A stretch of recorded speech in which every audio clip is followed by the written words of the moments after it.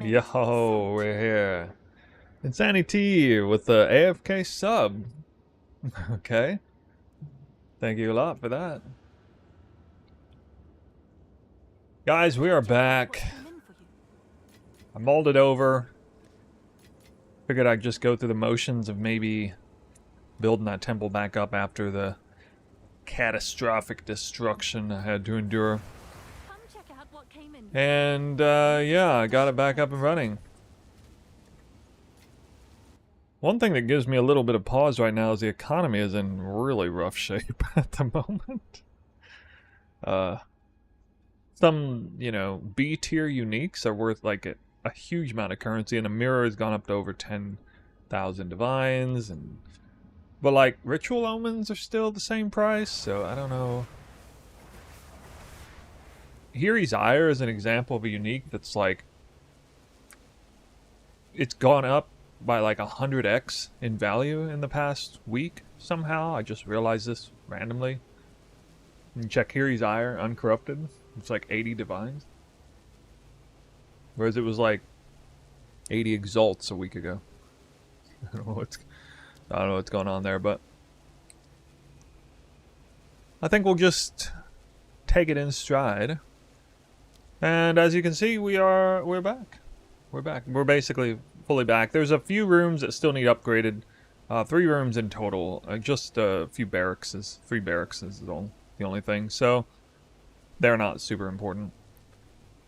Still don't have the golem works here. We got 6 locks in place.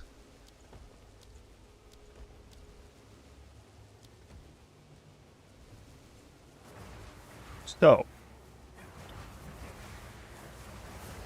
I don't know exactly how many temples it took to get this fixed. It was probably like,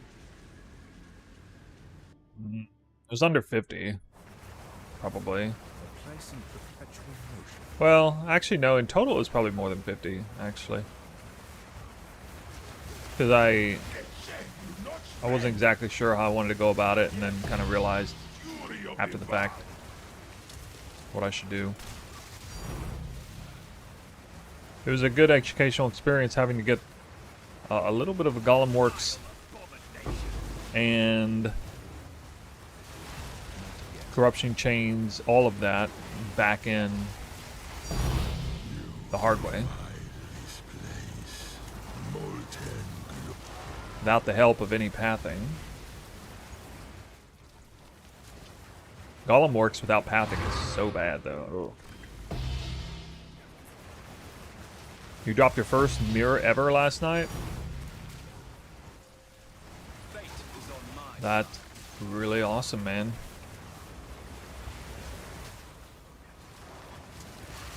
I'm trying to get mine now.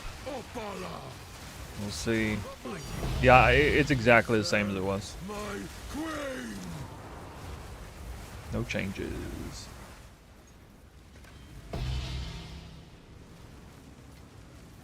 Wait, what? Is this the delayed drop? Oh no. Nope.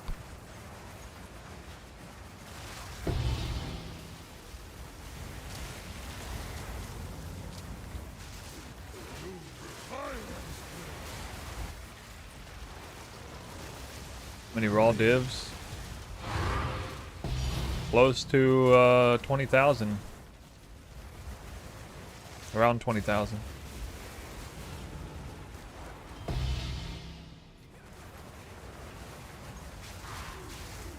So 9 Hina locks. Yeah, no mirror yet.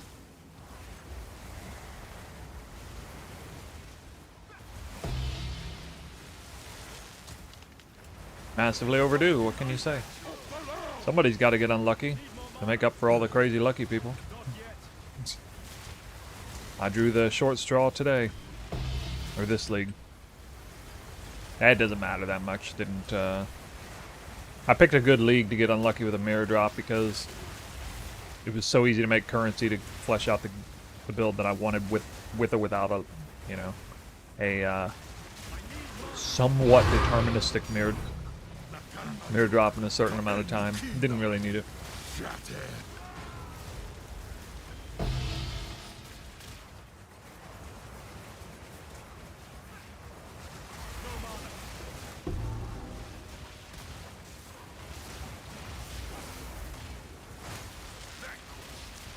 Still need the upgrade room, so that is nice.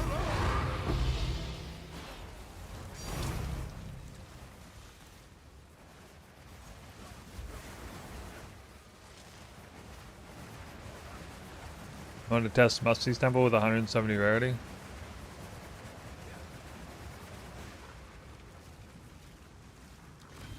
Wow. That's like Powerball RNG there. 3 mirrors and 45 runs. What the hell? That's just stupid lucky. No matter what temple it is.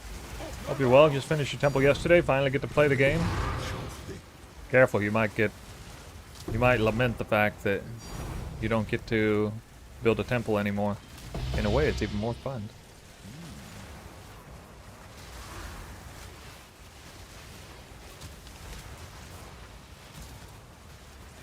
Not yet.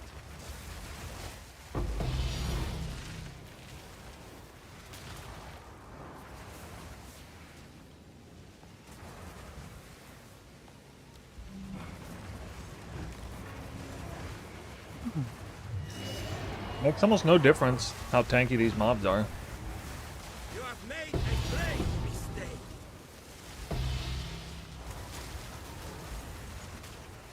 They'd die real quick and easy anyway. Question, no map mob test still planned? You might have me confused with somebody else. I don't... That doesn't sound like anything I've ever said. No map mob test. I don't know what that is. You have made a great No clue. energies.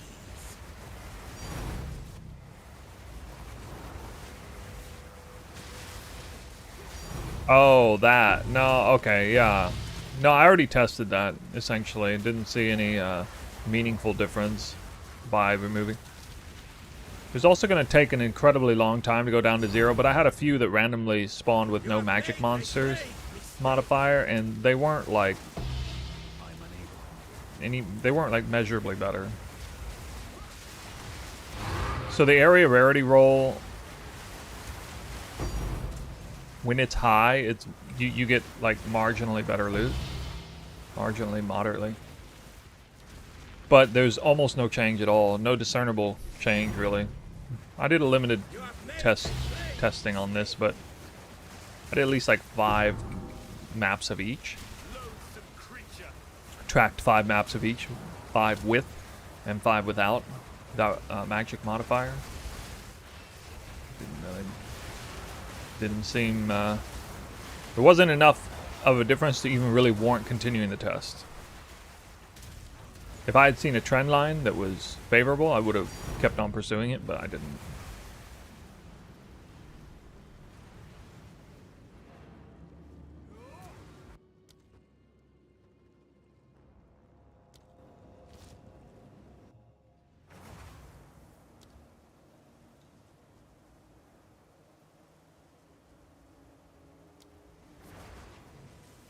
Only that one, 2 more to go.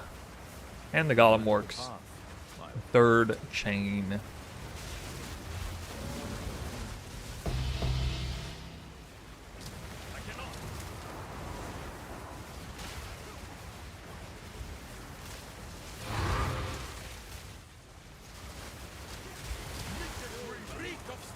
Yeah, I totally forgot about that test.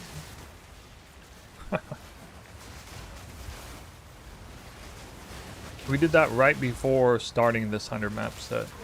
The only other thing that I suggested I might try to do before the end, or before next PoE1 League, is construct a temple, an ethical temple from start to finish, and give it like a huge time lapse of it. It could be really valuable for the community, so they can kind of grapple with and understand how much time it takes to build one, but 80 spirit. But I don't have enough time to do that and also do this. I kind of have to choose one or the other. Abyss tablets 2 div now? Yeah, they're about 2 div. Same with Vision. Daniel says, love the content. I'm only new to PoE 2. I've gotten to level 75 with the druid. Boring. Have very little currency, about 6 div. Want to restart? Just wanted to hear your suggestion. You have made a grave mistake. For somebody new to the game, I would honestly just objectively say find a build that looks fun online from a trusted creator. Somebody who, and you can tell if they're a trusted creator or not by just digging them up a little bit. See what people say. Or the more subscribers they have, the more likely they're trusted, generally. Or at least the easier it is to find out. When I started playing, that's what I did. And looking back on it, I think it's the best thing to do.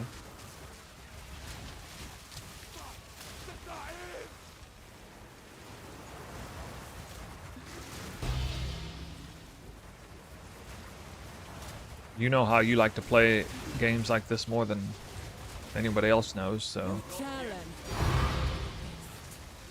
find a build that looks fun.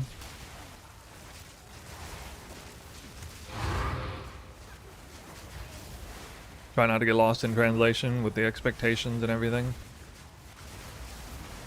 Like this build I'm using here, you can start this on a budget of under 6 divines, but it won't be anywhere near this strong at 6 divines, so... But it'll be functional.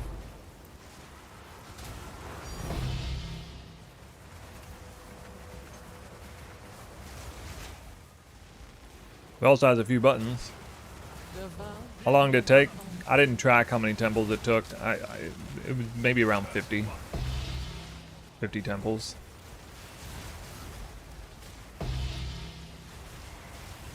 Maybe a little more to get it back up to like fully done. Probably about 50 temples to fix the hard stuff. And then the rest is just kind of going through the motions.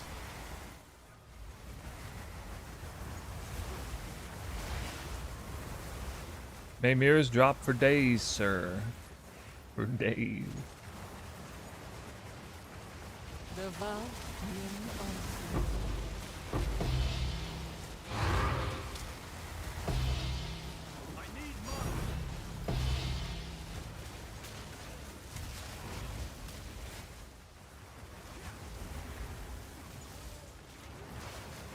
It's weird. I saw a post on Reddit by some random account that said finally dropped the last breath with a screenshot after they said hundreds of runs, which is what it takes on average, like 600 runs or something. So math checks out.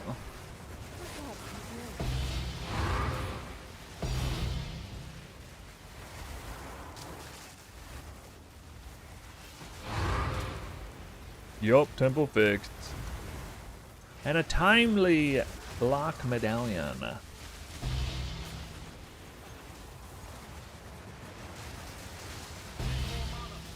I know a good topic of discussion. Let's see. Yesterday I did a little recording for Talkative Try's video. He does, I guess, starting every league now, or at the end of every league. Feedback video from numerous content creators. And I talked about the temple. Changes I would like to see done to the temple. What changes do you guys want to see done to the temple? I can only fit 3 suggestions, and I have like 5 or 6, but we'll see if any of them match up with what you guys say. Yeah, I'm still mirroring it. I've had a few more people come forward. I've had around 10 mirrors now, I think.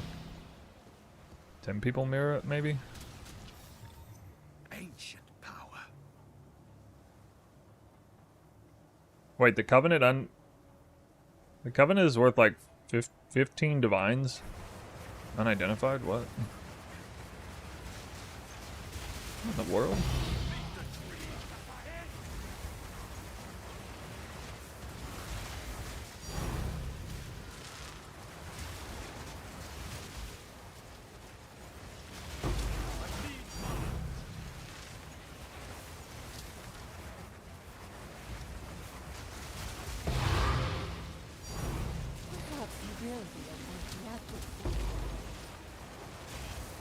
Shareable temple. Yeah, that's a tricky one. Because what if somebody doesn't want the shareable temple? What if they want to make a temple for XP and then like on one character and then make it for like something else on another character? What if they want to build like a really good ethical temple on one and then like an unethical one on the other? But they want to keep the ethical one, you know, to go back to if something goes wrong. If they brick the other one or something.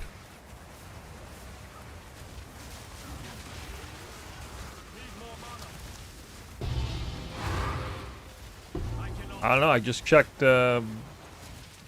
Exiled Exchange or whatever.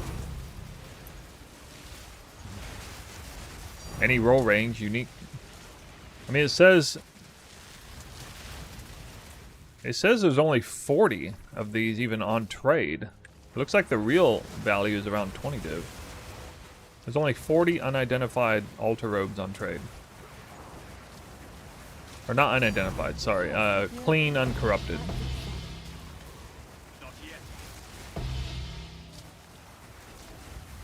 Oh yeah, one temple to farm at Siri, true. True.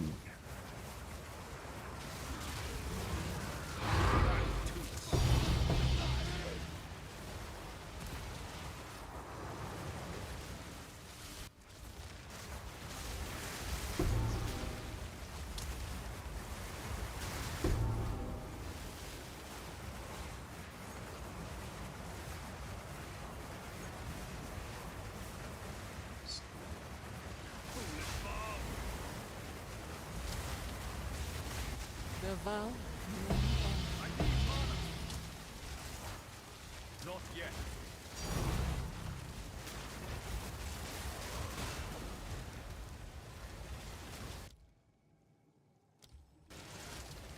Par.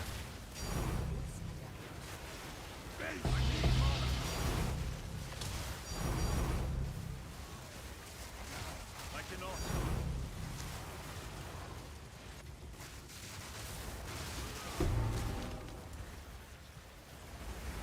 Bonus.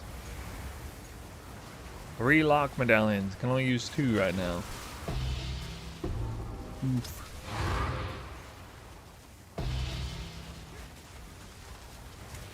Not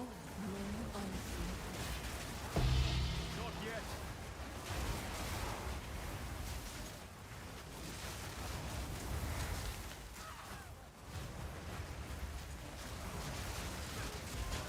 Best way to scale damage on twisters. Increase the number of twisters. Frenzy charges, salvo support, barrage. That's the best way. God, I can't see anything. Alright, don't tell me this is valuable right now. Reveal your worth. It's still like 2 divines.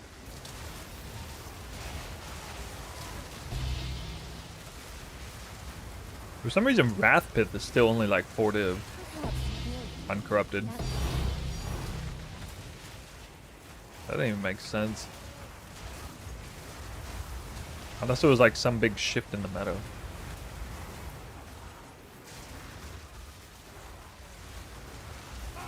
It says they're like 14. Well, I don't know. Maybe I gotta check again. Yeah, it's 3 or 4 div.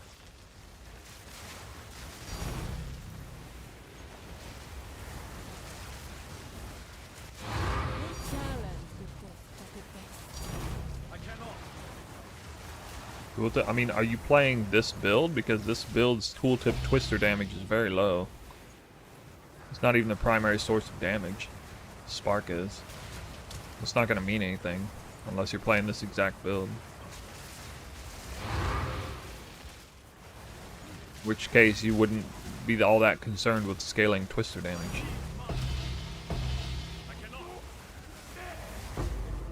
My Deadeye last league was all about scaling twister damage. In combat, it capped out around 4 million sheet damage with like full headhunter buffs. I can't even remember what it was out of combat. Maybe like 500k in the very end. The mighty fall. Of course, it had the status surrounded, with no enemies nearby at that time.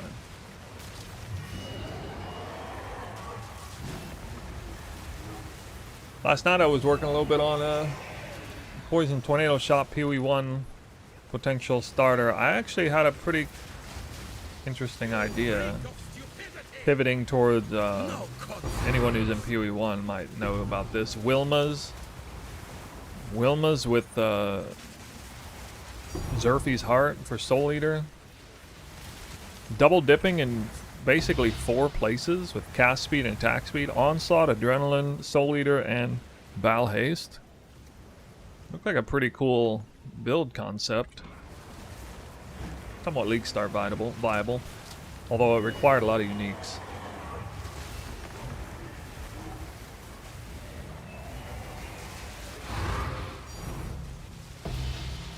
You can still use the Viper Cap. It's not like bad now. It's not that bad. Wow, 4th lock.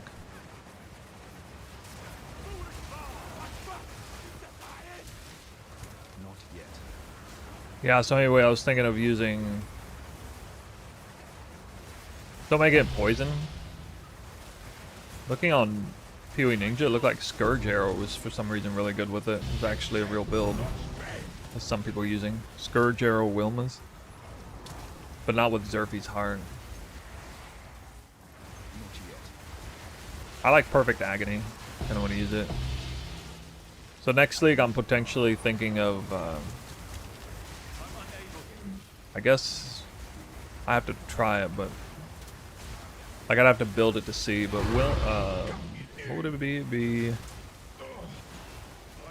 Poison Scourge Arrow Ballista. Poison Scourge Arrow Ballista Warden. Yeah.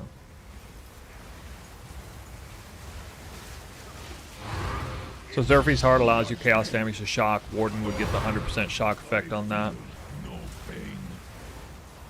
The genesis of returning the Poison Tornado Shot was revolved around tinctures, Warden tinctures, and the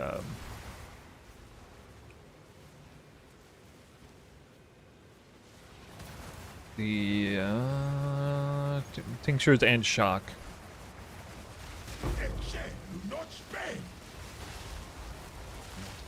You have a POB of that build?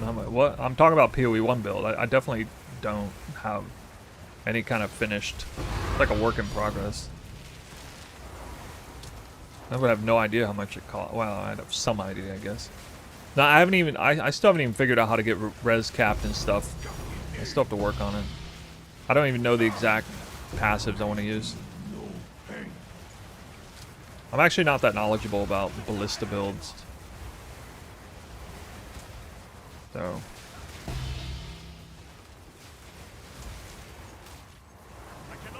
I have a pretty good idea about Poison Tornado Shot self-cast. I got something good set up with that, but it's a little squishier than I'd like. But the tinctures is interesting because there's a unique tincture that puts multiple stacks of withering debuffs. And God, what is it? Grasping Binds. So Grasping Binds is something I've never actually got to play with before, where you can like almost instantly 10 stack Grasping Binds at every enemy on the screen, which sounds truly amazing for a poison build. So I wonder how effective that would be in reducing incoming damage.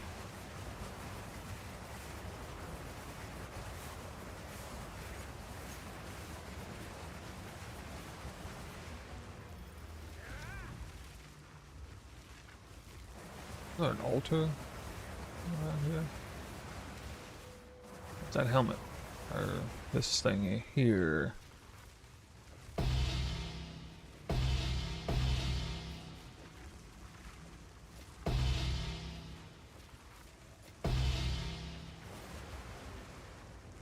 Yeah, I got my spirit from Invoker.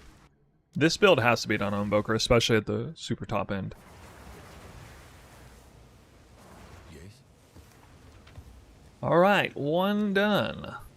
We got 10, 20, 30, 40, 50, 60, 8. I've seen better, but... okay. It's a start.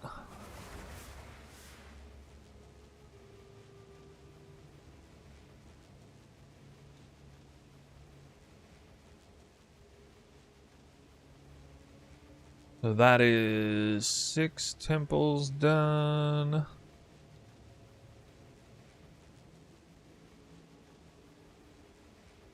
$429.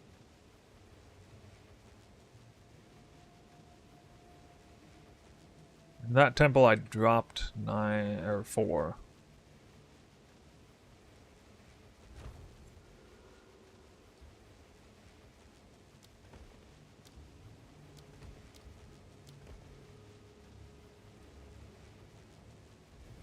I dropped 4 locks, could only pick up 2.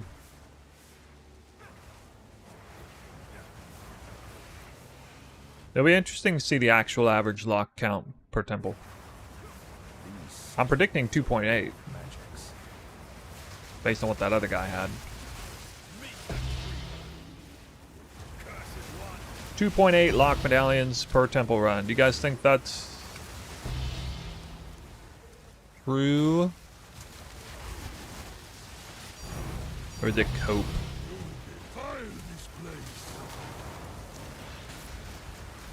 Character rarity fine? We got 179. 179. Could be a little higher, but a respectable number.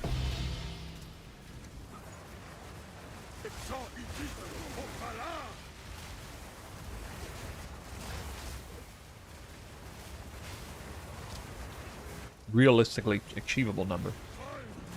I'll take a Golem Works, not Spy Master, man. So as far as improving the temple, and you're gonna see this come on Talkative Try's little collab video. I mentioned 3 things.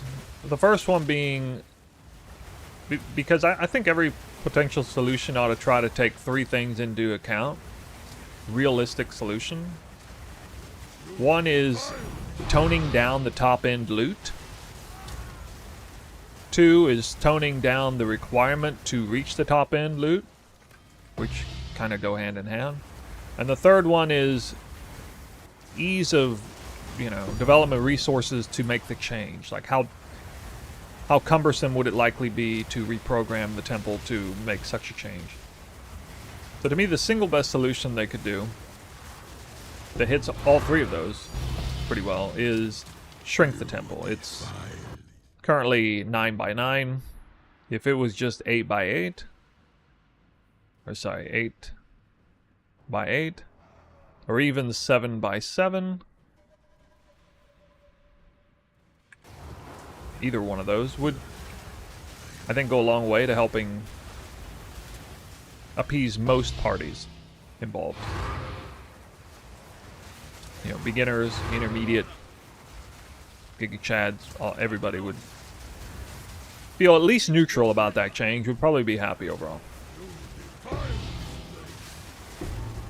The second solution I had that I've not actually talked about, kind of came to me recently, but you guys see how there's 3 tiers of the rooms that buff the other rooms? It's really only 2 reasons why there's 3 tiers, as opposed to just 2 tiers.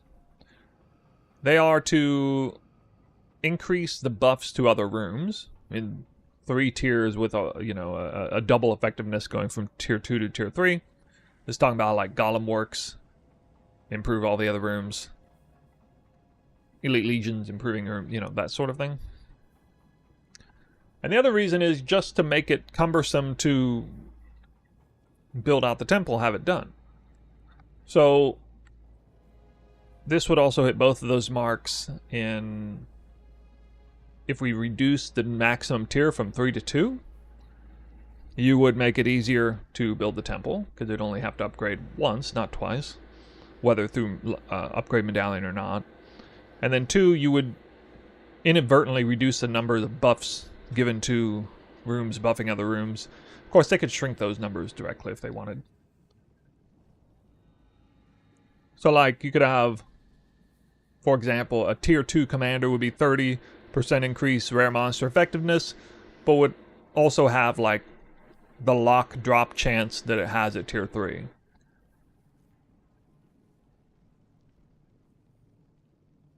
So, like, have a tier 2 corruption chamber. It would be 30% increased chance of monsters to have an additional modifier, but it would still give you the currency item, right? It would still have the interactable thing. So it would take longer to fully upgrade rooms, and then like the exalt benches and all that stuff would show up and stuff.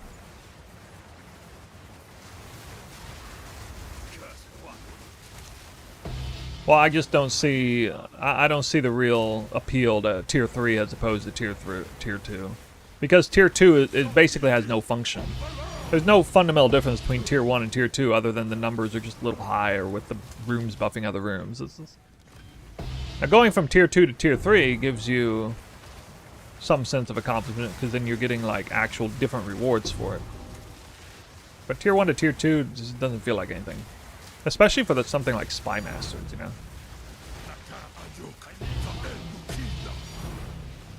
Extra medallion, max medallion count was another thing. That's a pet peeve of mine. I would like to see it be 9 or 12. I've been harping on that for a long time. The other major thing that I suggested was medallions. Medallions are a great candidate for itemization. It would help smooth out the craziness of the economy around the temple. It would make it a lot easier to complete a temple if medallions were itemizable. It would make people who maybe, you know, aren't going crazy hard on the temple get like really excited if they find a Spy Master medallion early on. They can sell it for like a lot of currency. You know, all things being equal, that would be like a nice payout. Just make the economy more robust and smooth it out for everybody. It would help close some of the gap between the temple and everything else.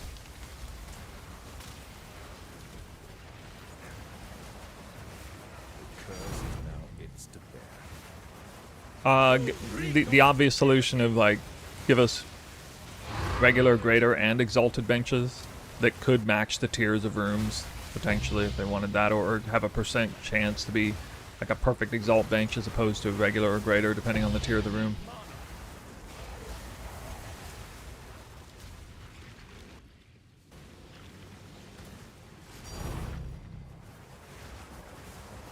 I'm going through a lot of different things that I think they should change with the temple.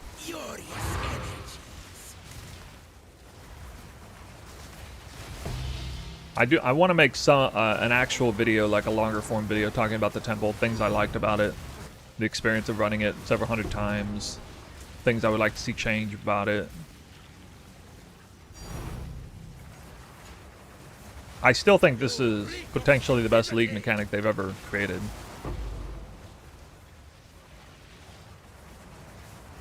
And of course, I mean that with the caveat of not necessarily in this exact form with these exact numbers, but just like conceptually how it was pulled off at its core. I think this is potentially the best league mechanic they ever made. It's certainly one of the most ambitious mechanics they've ever made. I mean, a lot of people think, well, not a lot, there's a certain segment of the PoE 1 community that feels like Alva Temples Incursion is the best mechanic GGG's ever made. Because of how it's all like interacts and stuff. This version of the Val Temple is so much more, has way more depth and rewards and scaling than PoE 1's Val Temple. Hey, Headhunter. But PoE 1's Val Temple is a pretty good league mechanic. All things considered.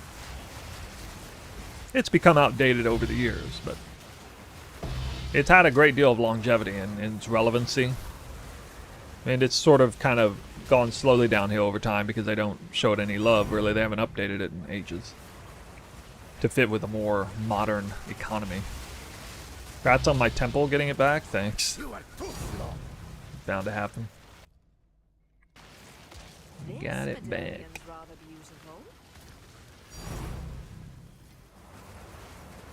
Instead of trading rooms, it would be nice if you could save a card from the cards you roll. Yeah, that was another suggestion.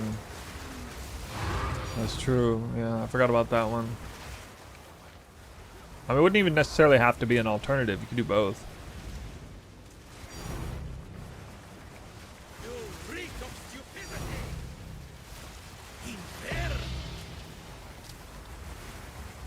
Like instead of the reroll medallion, you could have it, you know, force it into a card medallion. Yeah, that number is random every time. I got 41% on this. If you're using the Xantippe medallion,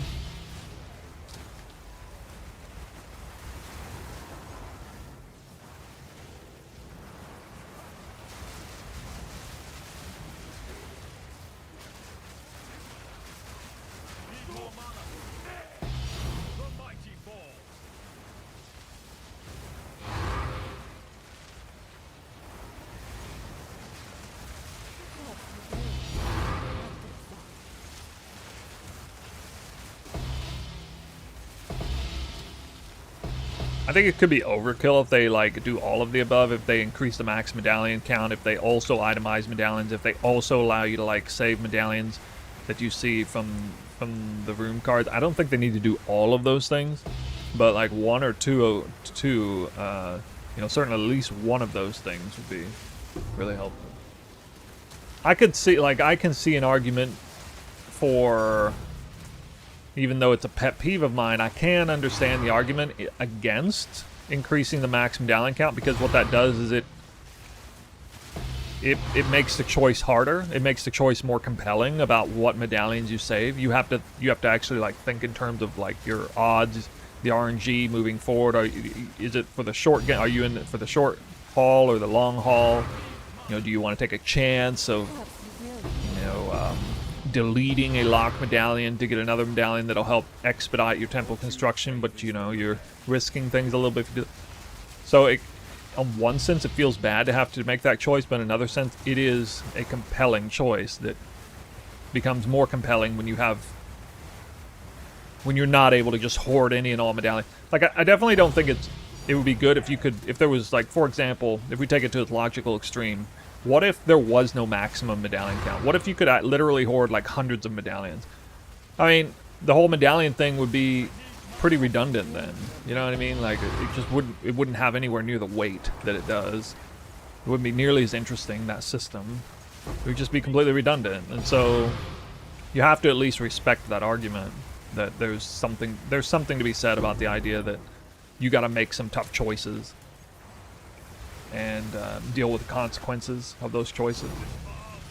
And it feels good when you pull it off. Like I've done some things where I, you know, didn't pick up lock medallions and picked up other medallions because I was like, well, you know, if I get this room to spawn and if I actually get like extra lock medallions in the following room, this is a good idea to do this. And I've had that pull off, and it's very satisfying when it does. You know, it's like, yes, all right, the following temple I didn't get screwed. But I've also had the opposite happen, where it's like, damn it, if I'd have gone the other way, I would have been better off. All that I find to be the hallmark of good game design. The fact that you know, I think so deeply about something so, you know, so rudimentary. It's just like, which lock are you picking up, bro? Like, it's not that big of a deal, but it actually is a big deal when the stakes are so high about, you know, bricking your temple or not. It becomes a big deal. But I definitely feel like it's a little bit overly restrictive, the max count of 6. I feel like 12 would be a nice number if they didn't itemize medallions or make them any easier to be acquired. I feel like 12 would have been a nice number to have. if we had a max lock medallion count of 12, and I had a fully finished temple, and I started with like 12 lock medallions, I would... It would be almost impossible for me to ever brick my temple at the current rates. Ironically, it would probably make me more ambitious, and maybe I would have went with like 3 or 4 snakes instead of 2. That would have actually probably been the more realistic result. Your drops are crazy, man. This is what a full max juiced completed temple looks like. We got it back.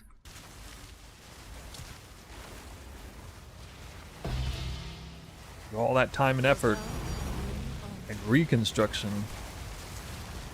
I haven't even dropped a lock medallion yet on this run.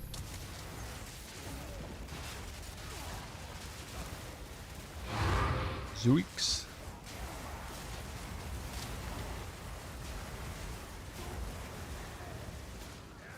Should upgrade that room.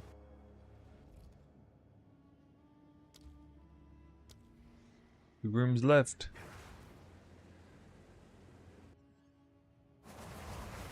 No matter the path, I'll walk it. Oh yeah, yeah. I would like to see. I should just write these down before I forget them all. I should honestly like catalog these changes, or things that I might talk about.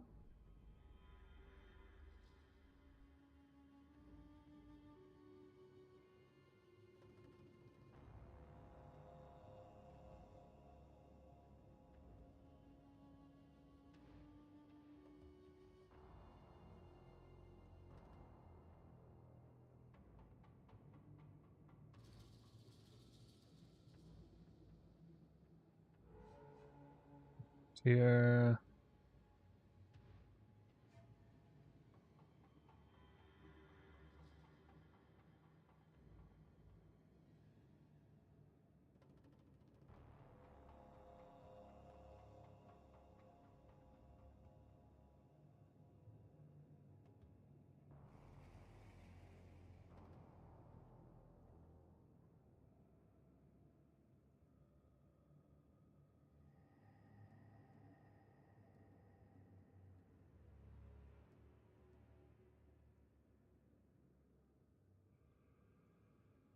Crystals, alright. Precursor.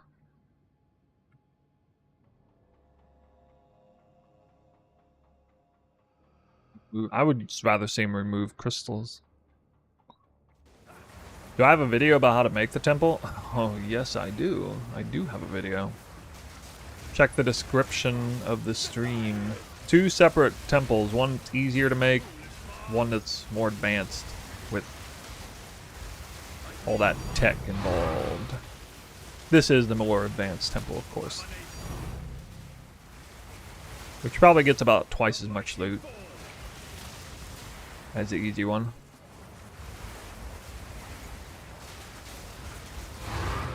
Perhaps you will regret this. Still waiting for a mirror drop. Still waiting. Oh, I got a lock medallion in the meantime. Woohoo!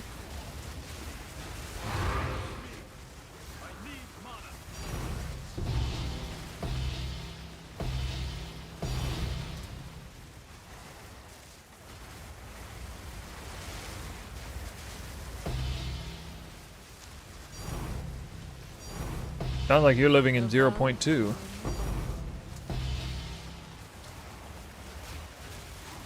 Mirror drop, it feels so good. Yeah.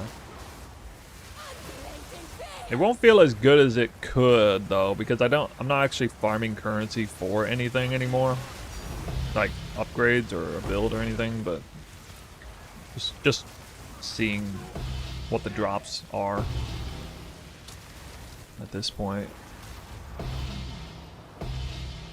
I mean, I could remake the ring and try to corrupt it into rarity, but I don't really want to do it in the middle of a test either. And then I don't really plan to play PoE 2 after this 100 map set. I mean, this is the last hurrah of my PoE 2. You challenge. kind of doing a soft calculation in my head. It's going to take me like 2 weeks at least to do this, I think. Given that I'm not playing every single day. I only run like 10 to 15 temples a day in one stream. I could do like double streams, but they're not going to.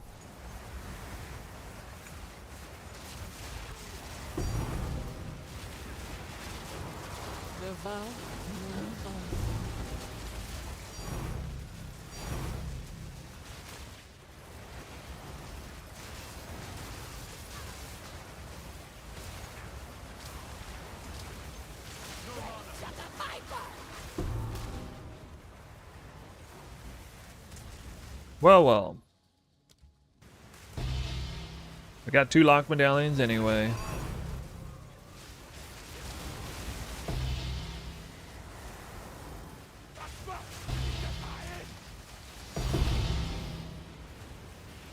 Ooh.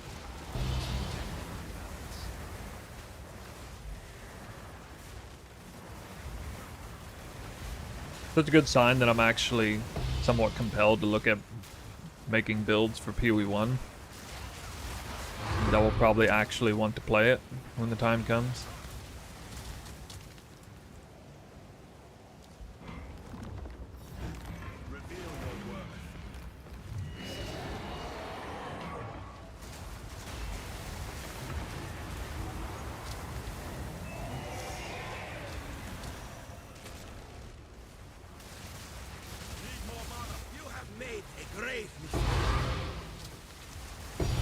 This thing is gonna be hard to price. There's only 2 of them on trade for like 500 div and then a mirror. No idea. I have no idea what this is worth now. It definitely used to be like 10 to 20 div a while back.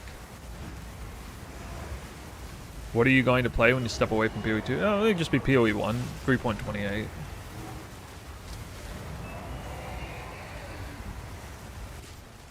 Alright, 3rd lock medallion that I cannot use.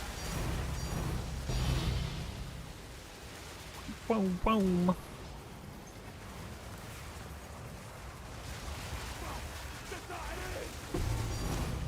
Next league won't have as much currency. Well, I hope it won't have as much because it's way too much right now. We don't even have proper currency sinks in the game yet.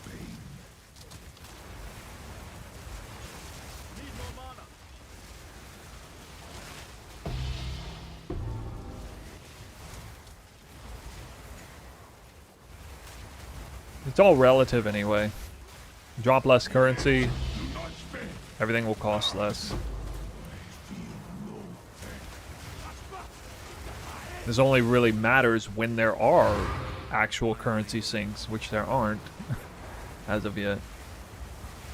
In the current state of the game, barely matters at all.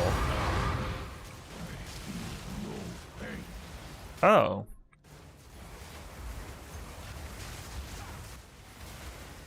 Well, I may regret this, but I'm tired of not having one.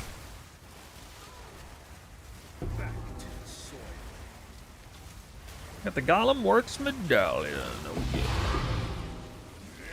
Do not spend. No pain.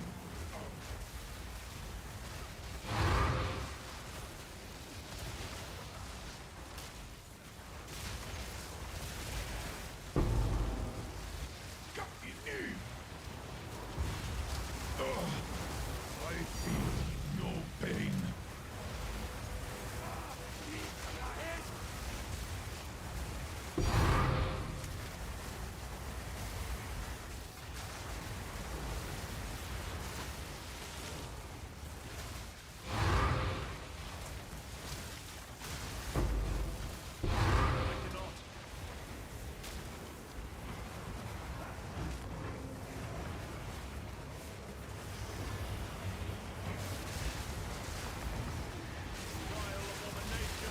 Elva's next patch? That seems redundant, man. Have a league mechanic like this to have the infinite atlas and then to also have delve? At a certain point, I'd be like, why?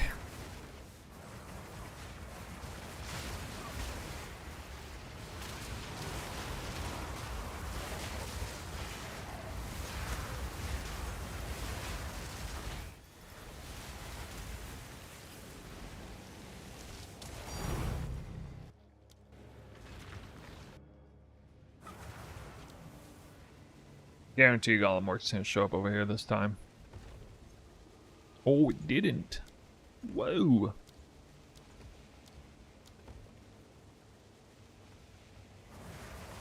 No way. What is it?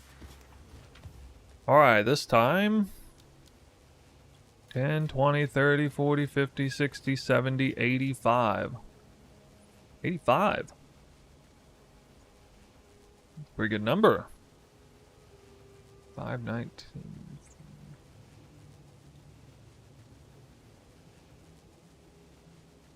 With 3 lock medallions. How long did it take me to fix my temple? It took me a couple days. 3 days, I think. I ran like 10 to 20 temples a day. 15 to 20? 15 to 25? I don't know. Hard to say exactly.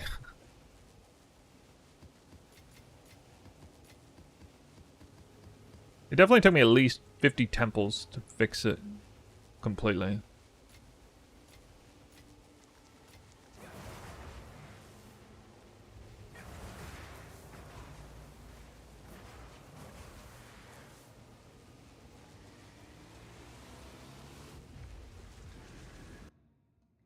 For a temple like this, it's maximum time investment.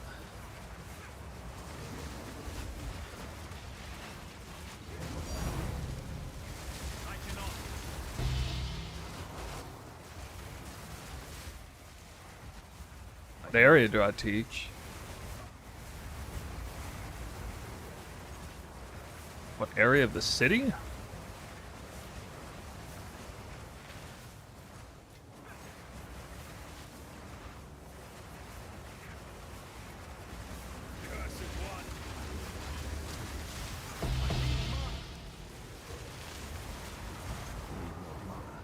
More important to upgrade tier 3 smithy or commander?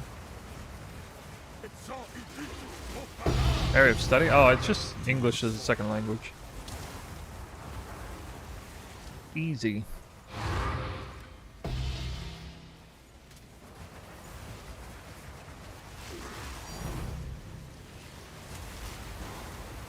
Yeah, probably smithy unless you're like desperate for room medallions.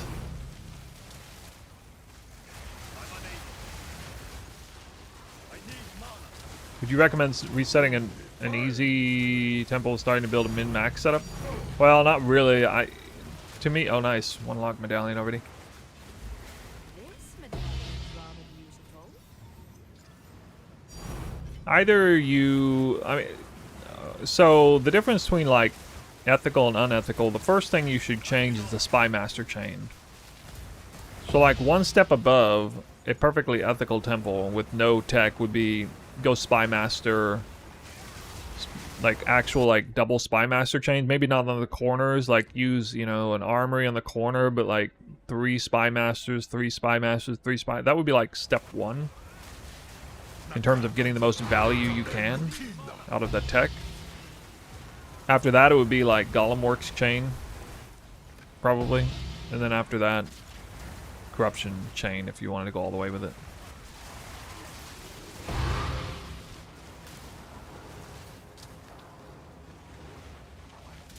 So this is 35 divines unidentified now, apparently.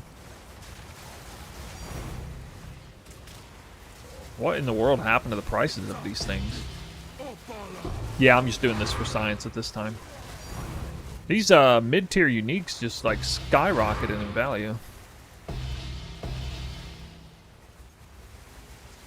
Like the market is dried up on these. Probably make more currency from uniques than I would from currency.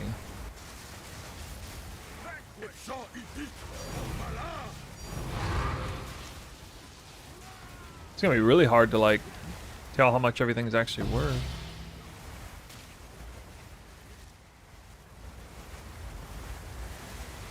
Oh yeah, actually should add that to the list. Remove Xantipi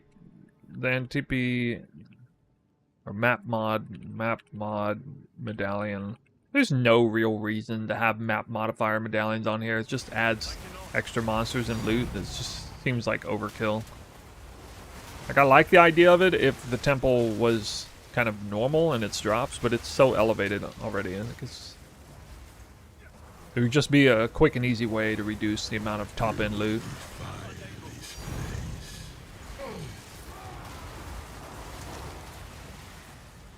What unique's worth 35 div? Adonia's Ego. The wand. That was worth not even 1 divine. At all, until suddenly today it's like 35. I don't know why.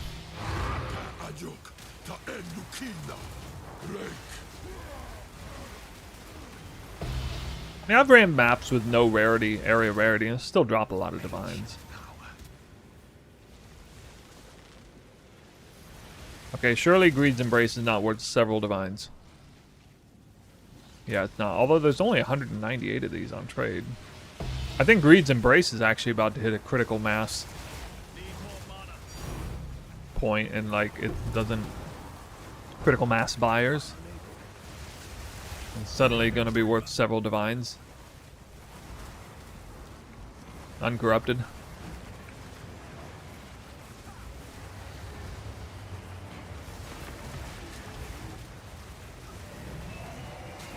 have made a grave mistake. Square.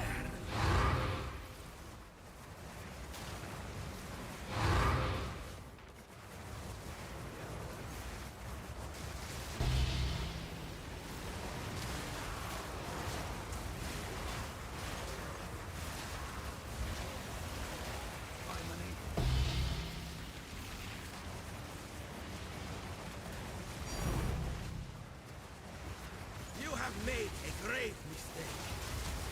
No consequence.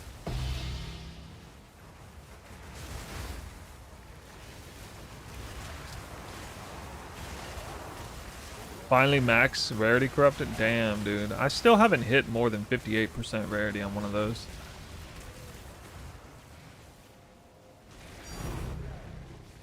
Imagine corrupting it and forgetting to socket it twice. A grave mistake.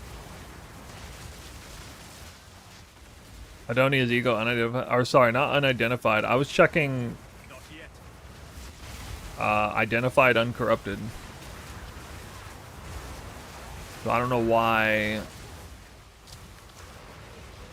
unidentified would be cheaper.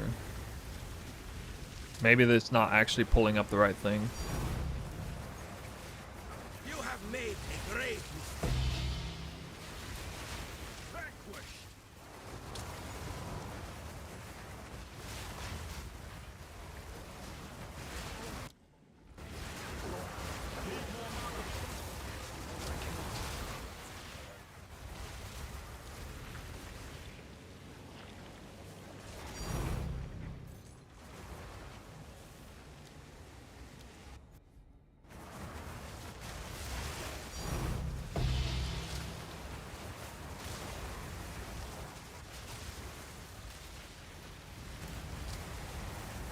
You reek of stupidity.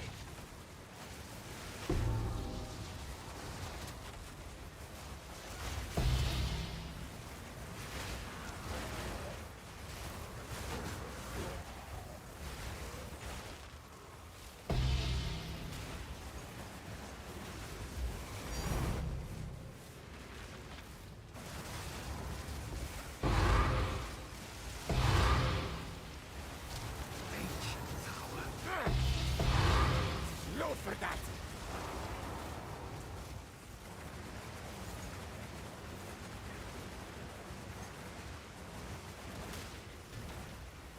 What?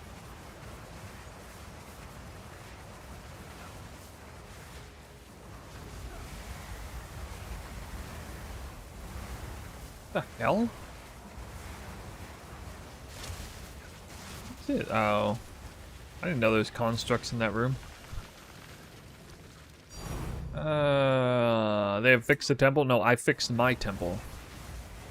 My temple got semi-bricked from a lack of locks 3 days ago. And now it's back. We're back.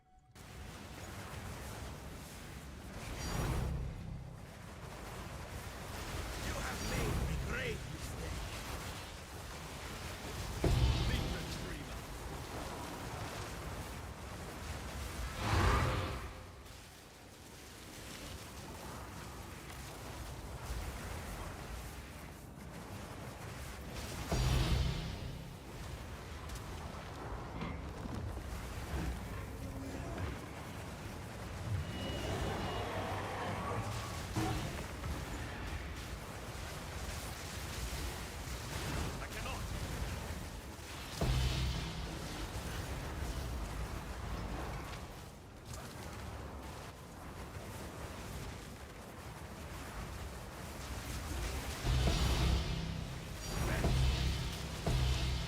A rarity roll anyway. 37.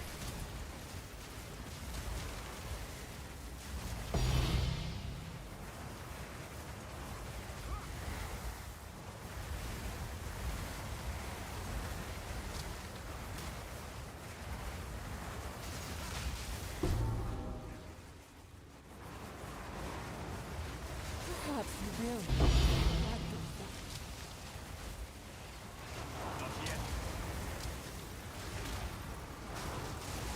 I just learned about this Ashes of Creation.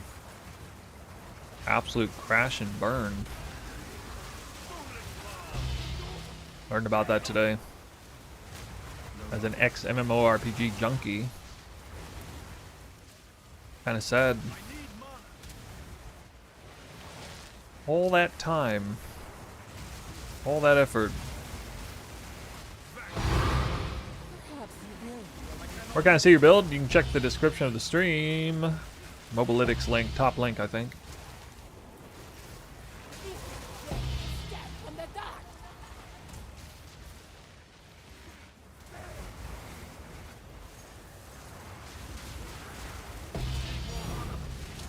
Do I think it's worth it to include a Ciri Architect? Not if I'm trying to maximize loot in the temple, no. Also not if I want to risk it bricking, which I still...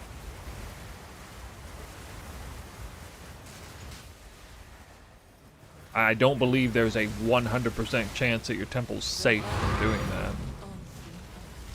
Maybe there is, but I don't know.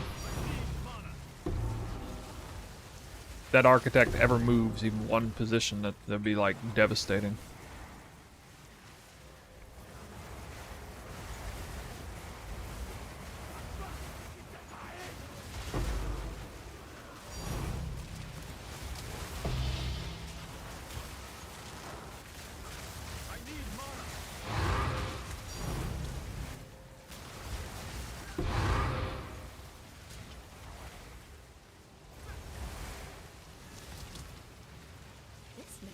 Rather beautiful.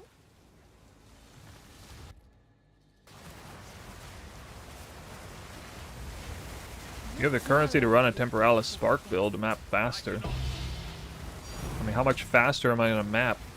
Meet the dreamer. Not yet. You know how fast this character maps?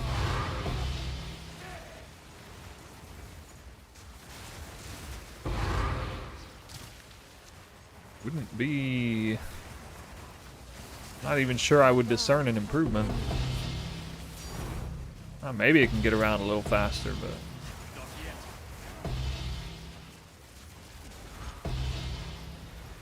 Lock medallion. Another medallion. Number 2.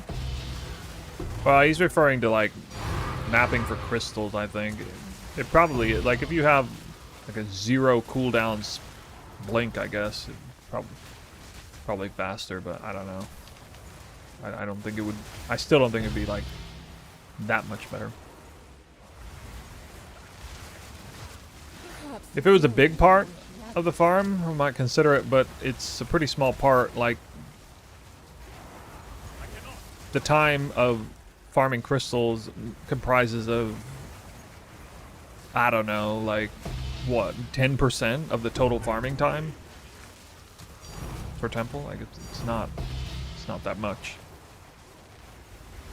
If it was like 50%, maybe I would look into that.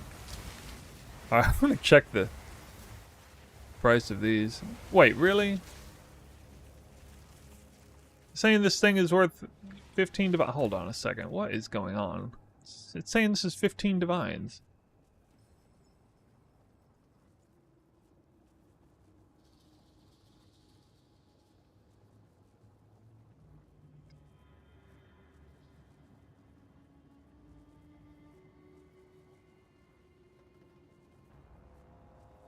Oh, you're right. It is set to standard. Oh god. Alright, thank you guys. We've fixed it. Alright, now this is what I have you guys for. It's because I started using the app today. That is the reason. Okay. Alright, that fixes everything then. Jesus Christ.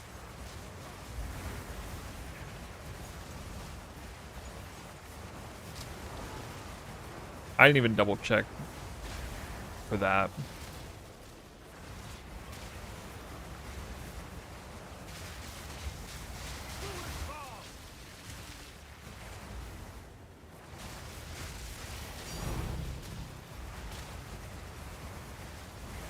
No, the wand is not worth that.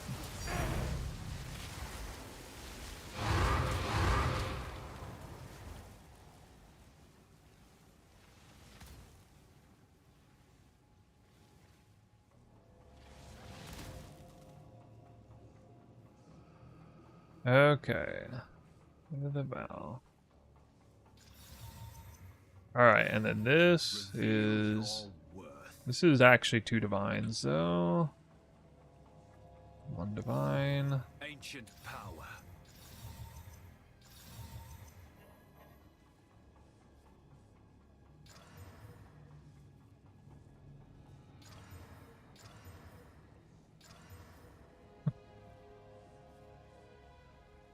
Oh, that was easy.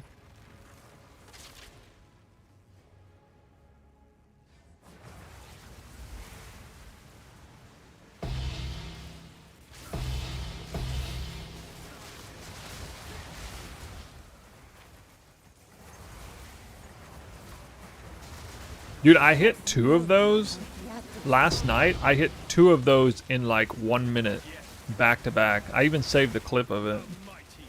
I actually hit 2. I hit 2 of these, Palm of the Dreamer, back to back, like 2 rooms apart. Last night. I've hit like 20 of these this league, maybe, in total. But I definitely never imagined that I would hit 2 in a row.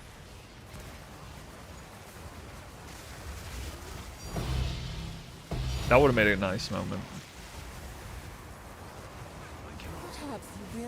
Yeah, you gotta carry Valorbs, IDs, and sockets.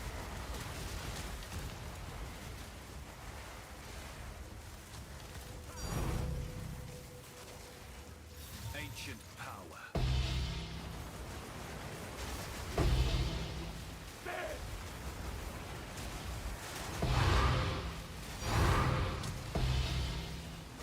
Is it that? Yeah, I'll save that as a highlight, I guess. I'll timestamp that.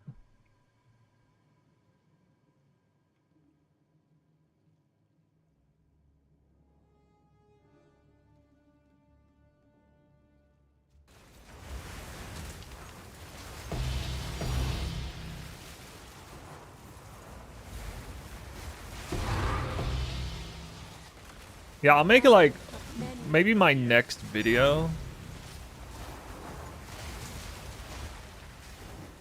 In the background, I'll just have myself casually hitting 2 palms of the Dreamer, even though that won't be what the video's about. I'll just put that clip in there.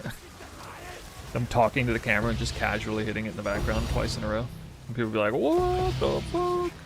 Dude. Oh, dang. I'm not sure what I want to do with these.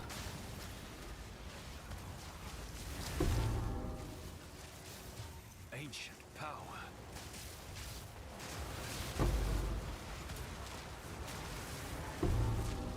Wait, so Wrathpith was still only worth 4 div. Wait, what is it worth actually?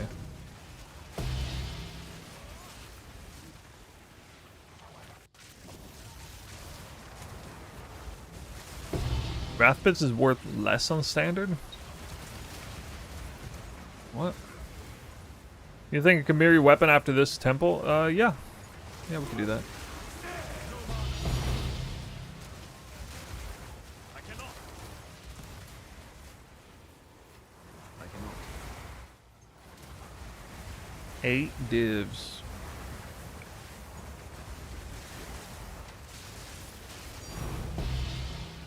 Yeah, why are they doing that? Why don't they sell it in Divine Orbs?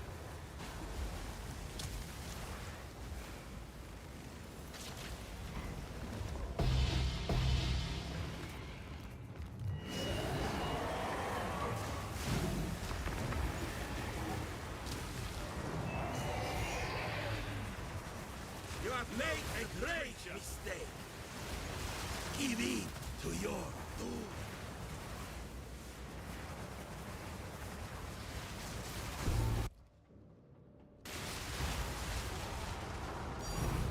Really?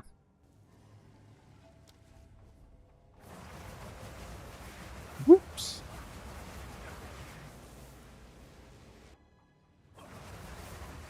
Go on.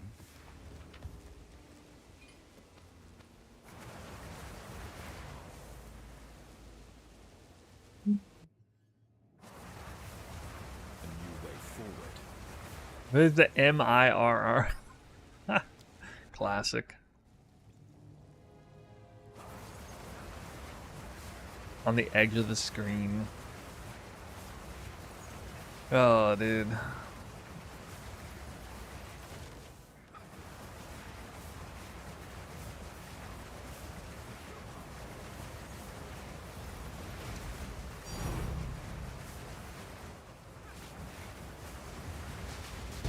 Back to the source.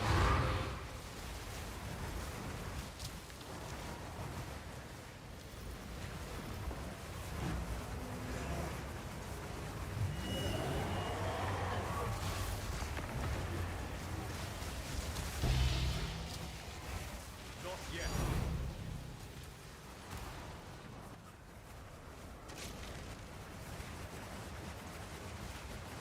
Face me. Do you guys think next league in 3.28 will even drop enough currency to drop mirrors? Do not faint. I feel no pain.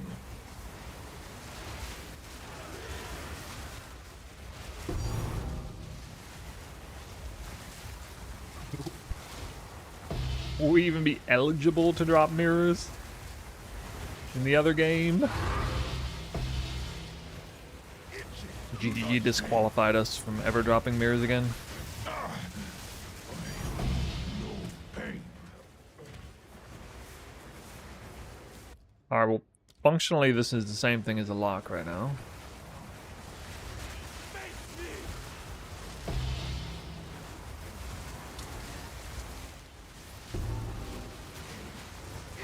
Do not faint. I cannot. I feel no pain. I don't know. Did anybody see a bunch of mirrors dropping in Legacy of Frisia? I mean, I'm unable. the only thing I heard coming out of Legacy of Frisia is everybody quit. Need more mana. Do not faint. I feel no pain.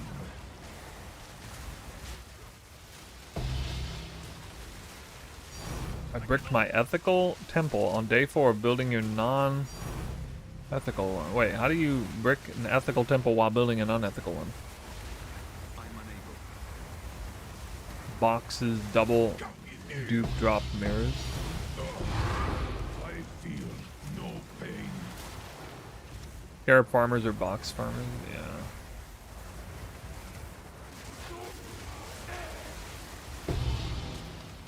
Fun times. Actually, Wilma's... A poison scourge arrow Wilma's Zerfie's heart build would be pretty strong against boxes. It'd still be decent on bosses.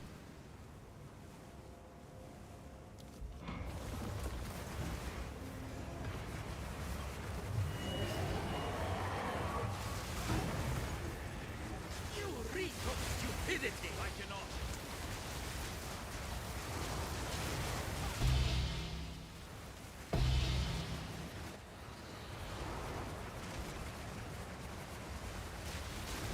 Oh, you're on day 4 now because you bricked the other one. Okay. Oh my god. Imagine being like a professional idol farmer in Legacy of Priesthood. That is truly the degen of all degen strats. You've gone into limbo in Inception if you're resorting to that strat.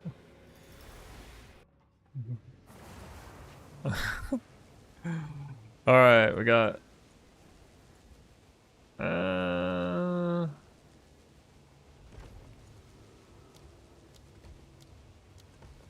got 2 locks. Yes. 10, 20, 30, 40, 50, 67. Not so many.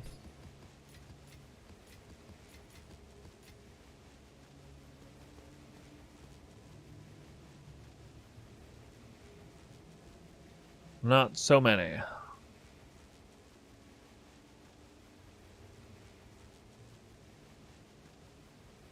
That one had the golem works.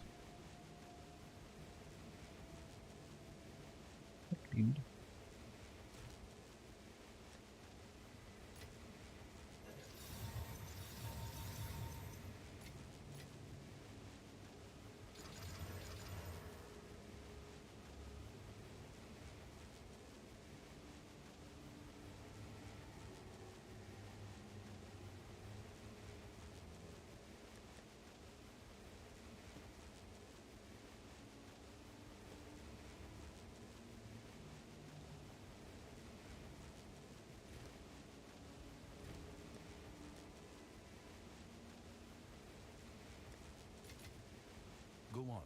Hello there. Bye.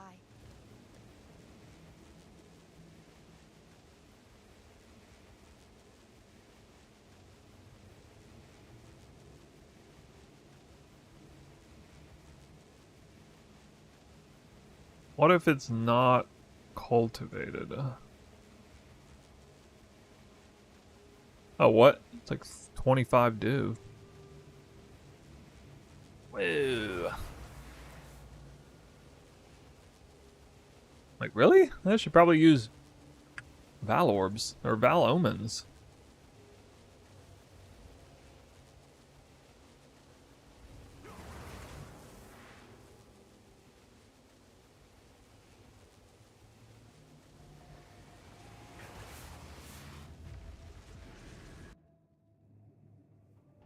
A place in perpetual motion. Oh, sorry, I just remembered somebody wanted to fracture. Yeah, or wanted to mirror the spear. Sorry, can you wait one more? My bad. If I invite you, it might auto-close my temple too.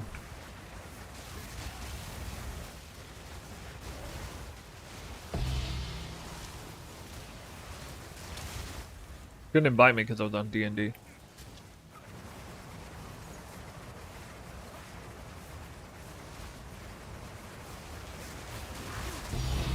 Why do I run solo? I mean, generally speaking, I'm a solo player only. I don't do group play. I mean, one, I don't really find it to be all that fun to do group play, and two, generally speaking, viewers also don't find group play to be as enjoyable to watch as solo.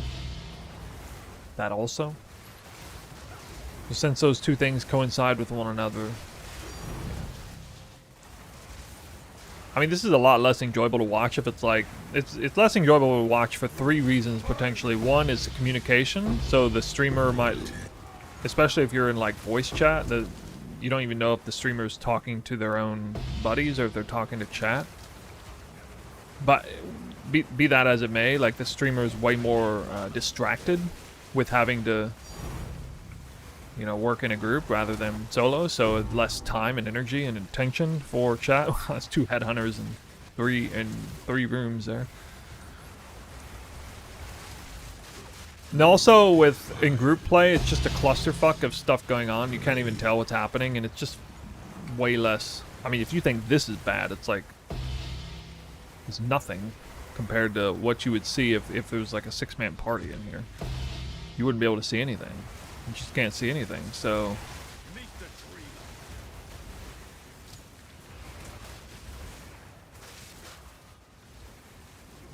I mean, I'll be honest, I've never been the least bit compelled to watch group play streams.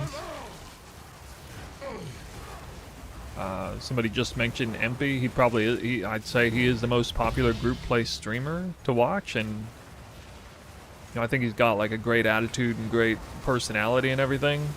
But in my opinion, like my desire to watch him as a content creator is greatly offset by the fact that he's always doing stuff in group play, and I'm just not interested in watching that, like trying to navigate through all that and even tell what the hell is going on. Like, just not.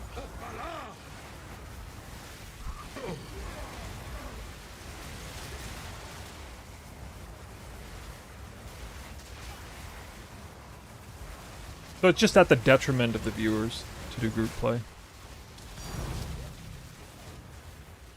This is one of the big reasons why, like, MMO streams, raiding streams are so, like why, like, World of Warcraft streams are so unbelievably unpopular. Broadly speaking, obviously there'll be some of them that are popular, but, like, who wants to watch a Mythic Plus stream? Who wants to watch a raiding stream? Like, nobody cares about that. Like, it's just... because there's no engagement with it at all. The engagement is the big one. The fact that I at least have the attention span to be able to actually chat with you guys. Anything that literally anything I say into the mic has to do with you guys. It doesn't have to do with anybody else. Like, there's nobody else I'm communicating with. There's nobody else my attention is divided to.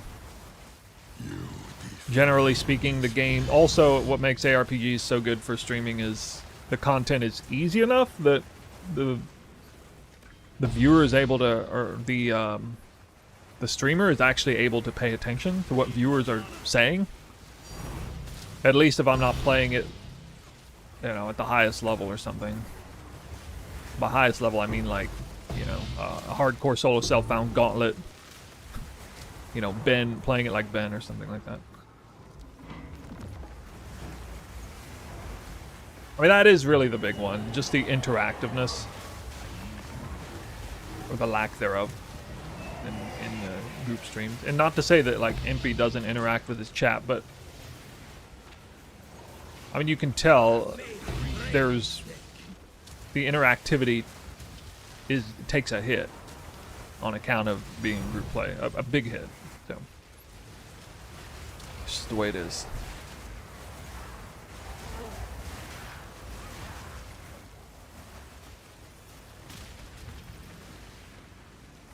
Solo play, yeah, that was another reason. I kind of forgot to mention that one. Solo play is more relatable to viewers, yes. So, viewers who are watching somebody because they're wanting to model their build or their gameplay off of what the content creator is doing, they say, oh, wow, I like that. I wonder if I can do that too. Well, the answer is obviously yes. If the person is soloing and you're somebody who's just soloing, you have the capacity to do the same thing I'm doing. Unless, for some reason, you just... well, usually it's like time investment is the only thing that would be stopping somebody. It's not that the content is so rigorously hard at a skill level that, you know, people can't follow.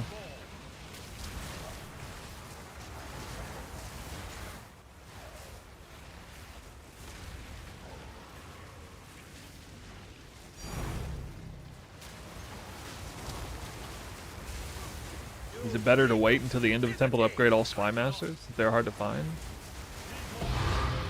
No, there's some conjecture right now in the community about leaving a spy master at rank 1 at all times. It helps spawn extra rooms of spy masters moving forward. Not something I've tested, but I've heard that. So you would either want to try to level every spy master up as much as you can, or maybe leave one of them at level 1. Assuming that works. You reek of stupidity! Arcing suffocation!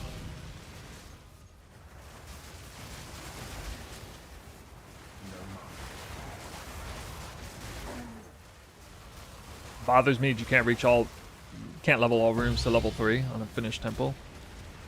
Well, it's just these stupid thaumaturges, which in my opinion should auto-level next to corruption chambers, not the sacrificial chamber with one only room. It is kind of dumb.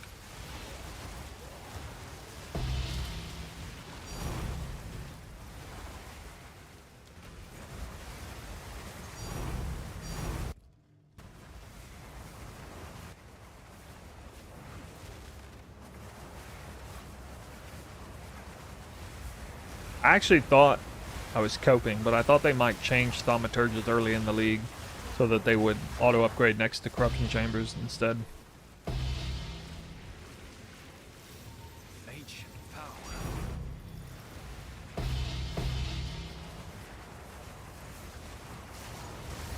You have made a grave mistake.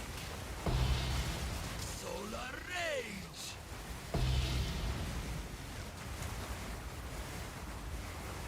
You missing something to get as many twisters as I am?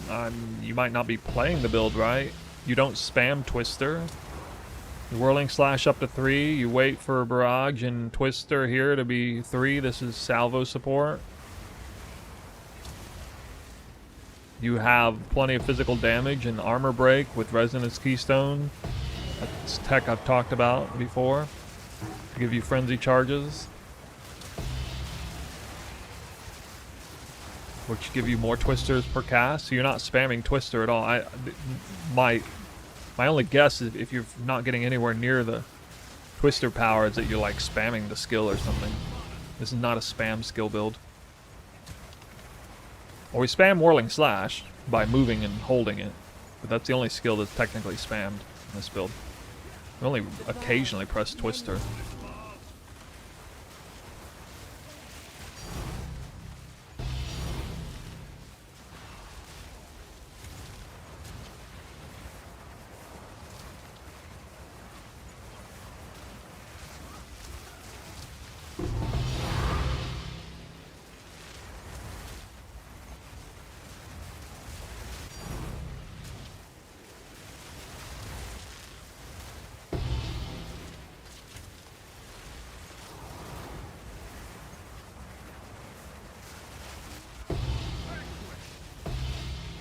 $57 rarity. Not bad. I would love to make this helmet viable.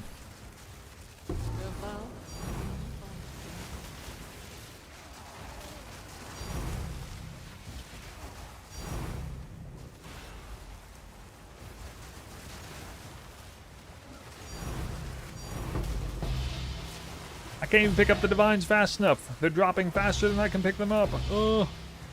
First world problems.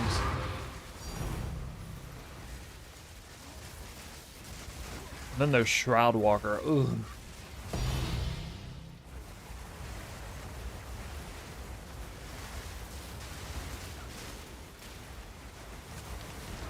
Is there a huge reason you put life leech on your twisters? Yes, there is a huge reason, because the only source of leech for Sanctus Sanguis, which means anytime I take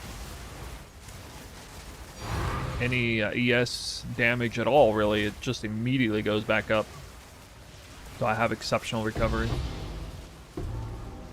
And since it's Life Leech 3, it even counts for like over leech, which means that I don't have to wait for a new instance of leech to kick in. It's already leeching in the middle of doing it. I mean, so long as I'm attacking enemies.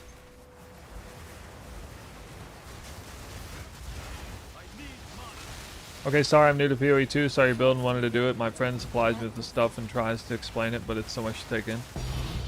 Yeah, that's fine. If you haven't already seen the Mobalytics guide in the description of the video, you should definitely look at that, read everything thoroughly on the early endgame build, since you're at that point, I guess.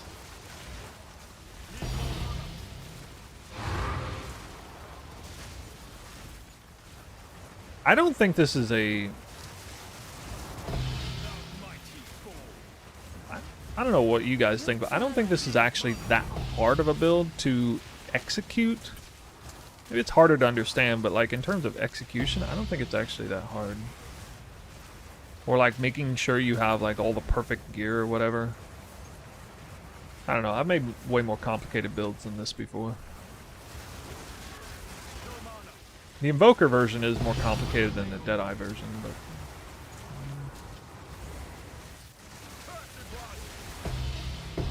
At its core, it's still just whirling slash to move, press barrage followed by twister every 3 to 5 seconds. As long as you have stuff set up right.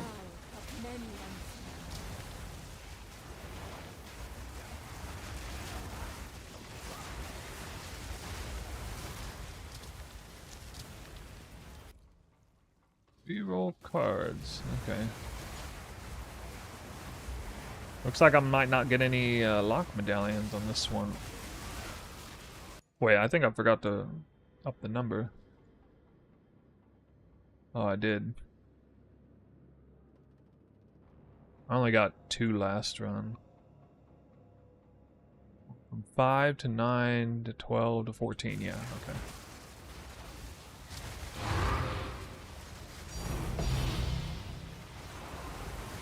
I know, thanks for reading YouTube. Yeah, you're welcome. It is kind of annoying. There's not that much integration with YouTube multi-chat, but since the program I'm using with I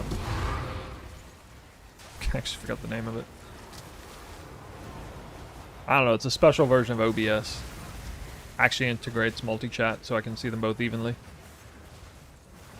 It's nice. I think the age of streamers only paying attention to Twitch chat is kind of ending now.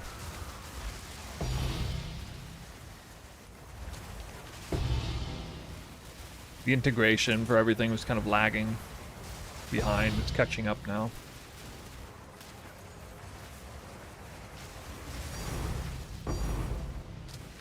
The only pain was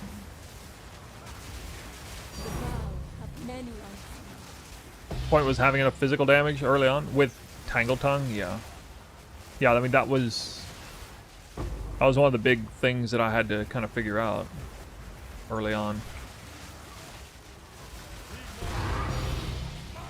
That armor break wheel was the solution overall, as well as one decent flat fizz roll. All right, we got 1 lock medallion. Woo! You ever get stuck on the tier 3 room? Yeah. Yeah, that happens when a mob spawns. That happens when a monster spawns and then like slips out the gate as you go in.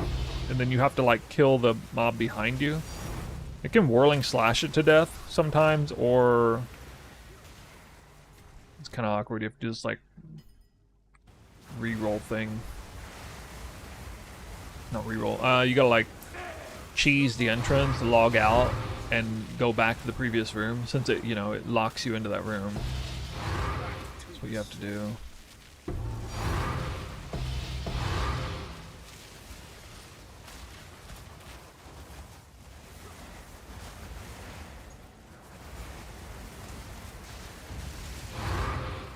Your talent.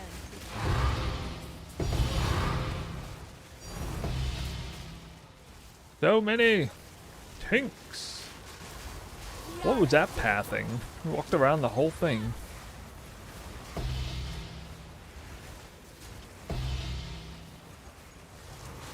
Oh, that was weird.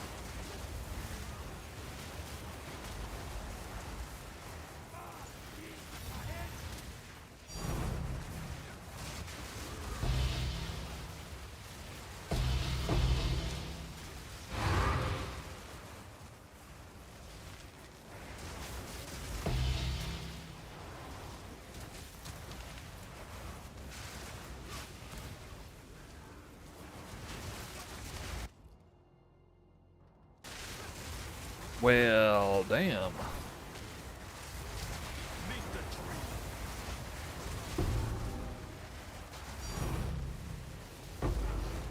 Did not sustain locks on this one. I think only one lock so far.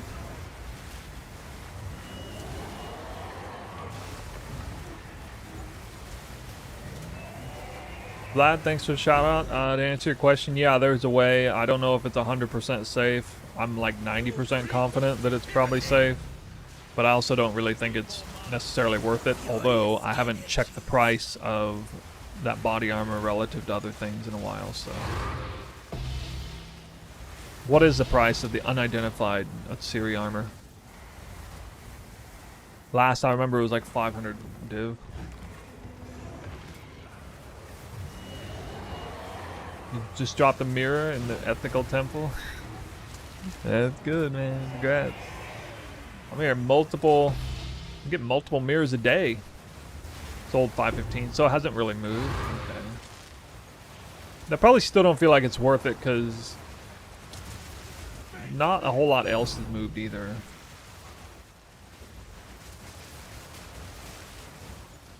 I think it's worth doing if you just want to do it. And you're not that scared of bricking your temple. If the off chance of the architect were to move. If he can move.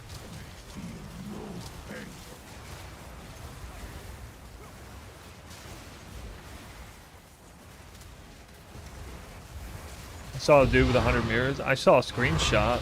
I mean, assuming it's real, I guess. Who knows how he got him. Yeah, that is a bit excessive though, 100. Could have been like part of a big party, consolidating things at the end. I mean, hell, it could have been Impy's account. Might have just been Impy.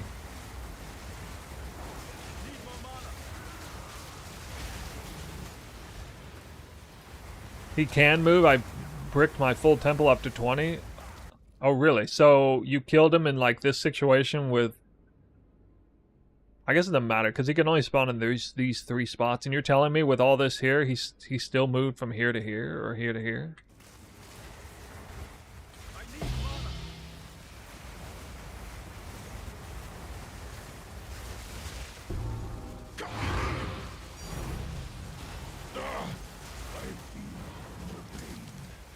I wonder what the odds are, like, or if there's.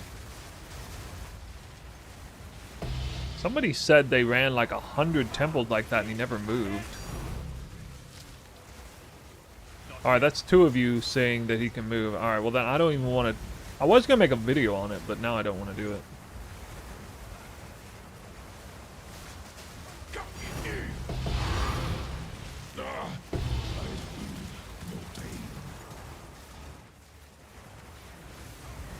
Oh, it's absolutely not worth it. Does it only brick the remaining part of the center chain, or does it like screw your entire temple over? I think it would only screw over like the forward sections. You could maybe make an argument it's worth it.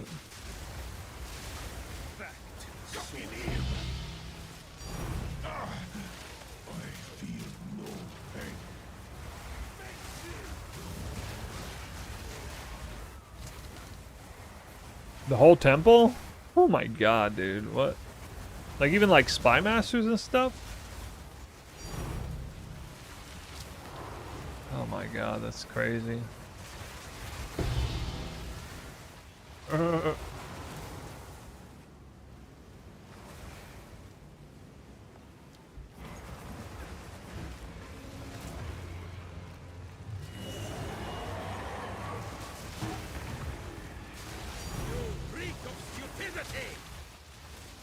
I'd have been so mad if y'all had convinced me to do that and I did it and then it destroyed my temple.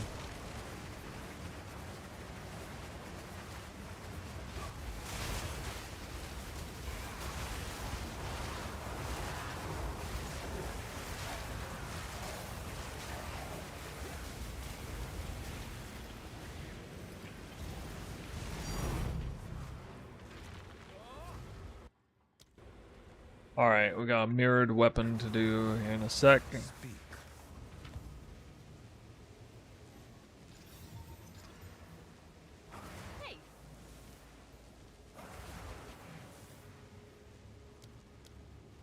10, 20, 30, 40, 50, 60, 71.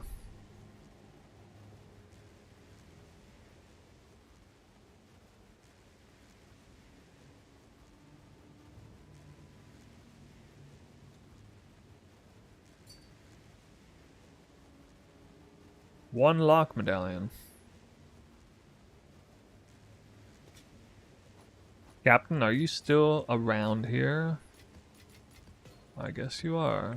Okay.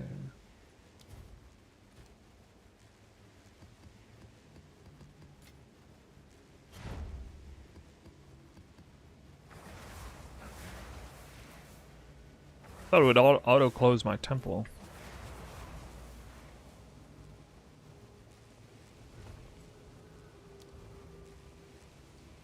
Really?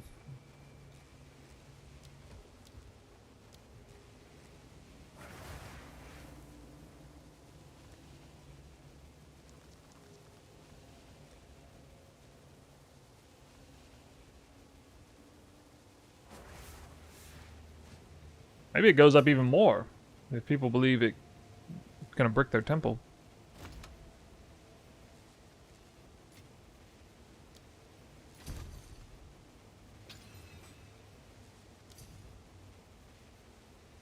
Mirrored Twister Spear.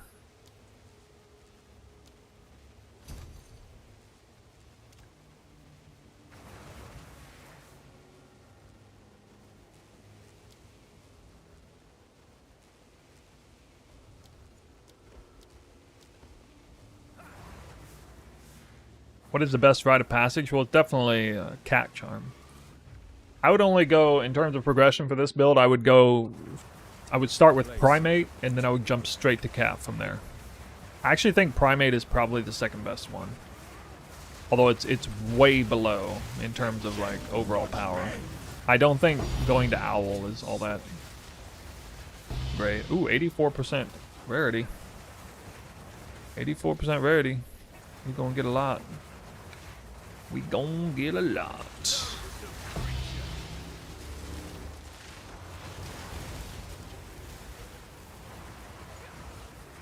Everything's fully upgraded now, except having the Golem works.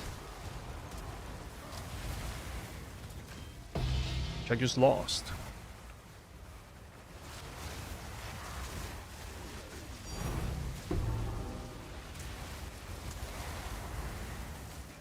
I can help with your mirror spear by giving you mirrors and copying it for people and put it in your shop.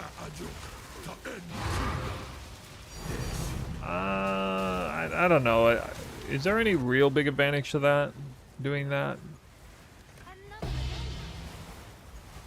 I think in order for that to make sense, I'd have to make a lot of them. To the point where people can't flip them. But then, like, mirrors would get wasted. Because they would have too much supply.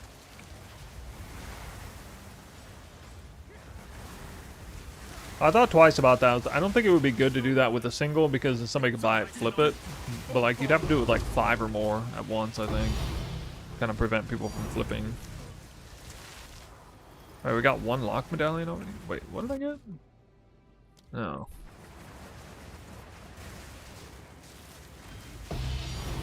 I don't really want to take mirrors for that reason though. Like there's 3 mirrors that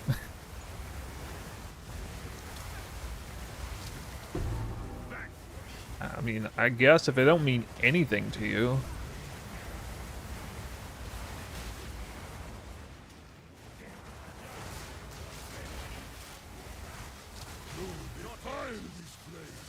I mean, they don't really mean anything to me either at this point.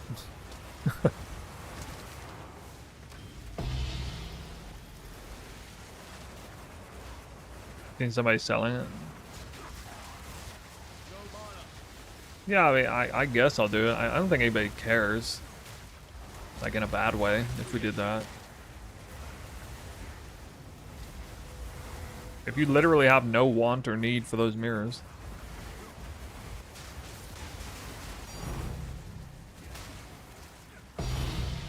I guess 3 would be enough. Probably.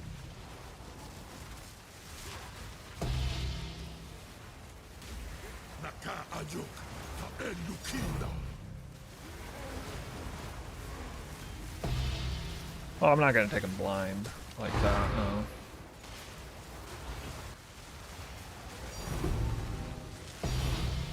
Now, if you give 3 mirrors, I'll mirror 3 and just throw them up in the shop for a mirror each.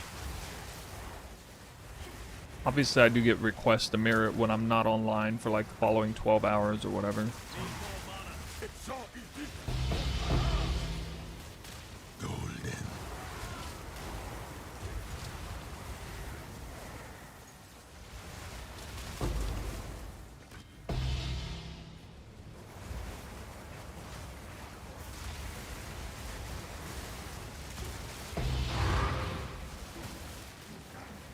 Saw people flipping his bow.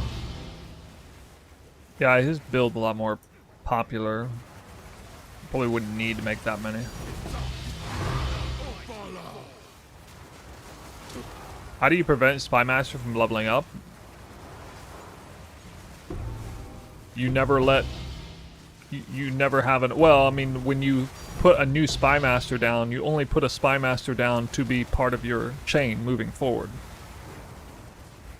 So you would always have like one level 1 Spymaster at all times, basically.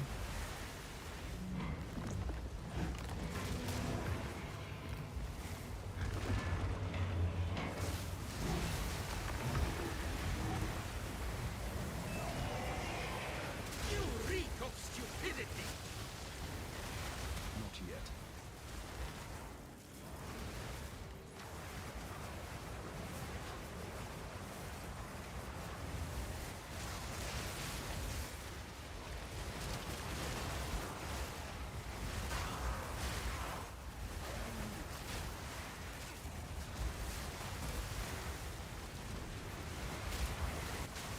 You have made a grave mistake. Furious energies.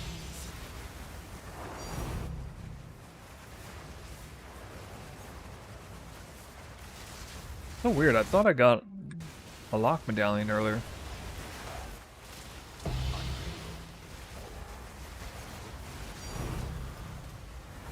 How many of you guys think that the level 1 Spymaster thing works? You reek of stupidity. Give in to your doom.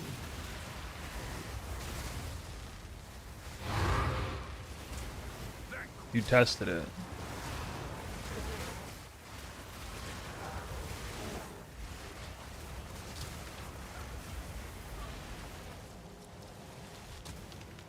Are you all in agreement that it works? And if it works, to what extent does it work? Does it double? You think it doubles the chance for it to show up? Triples? Quadruples? Quintuples? The odds for a Spymaster medallion? Well, you say the temple is designed to give you cards to upgrade your chain. I mean, what happens when your chain starts getting longer? Then, you know, you got a wide variety of different cards. I know, like, once you have, like, almost one of every room, like, it doesn't really mean anything anymore, does it? I'm unable. X5.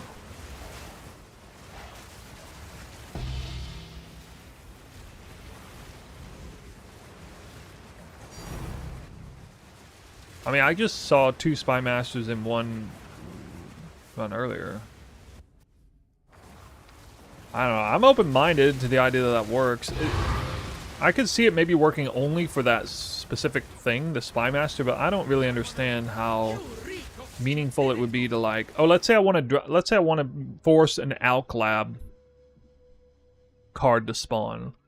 It's not like just having a Thaumaturge is going to do anything when I have, like, every other room on the board already. You know, it's still going to think that I can connect this chain here, here, here, here, here, here, here, here, you know, here, here, here. No consequence. It's just going to start feeding me every single room. It's going to think that every single room is going to be a useful room. Like, the programming won't be able to determine that I don't want to go sideways from a chain that I have.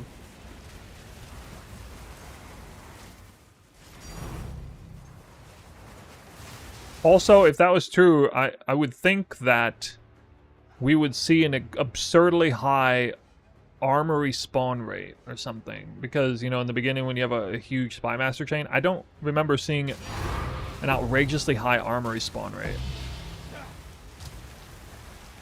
Means nothing. Maybe I'm cooked. I don't know.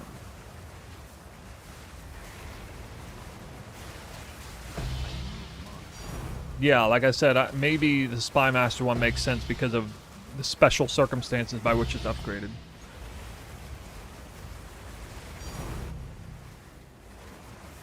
You have made a great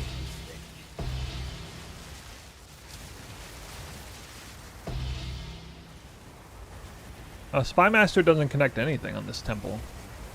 If I get a Spy Master rune medallion, I mean, it wouldn't connect to anything except it goes right here.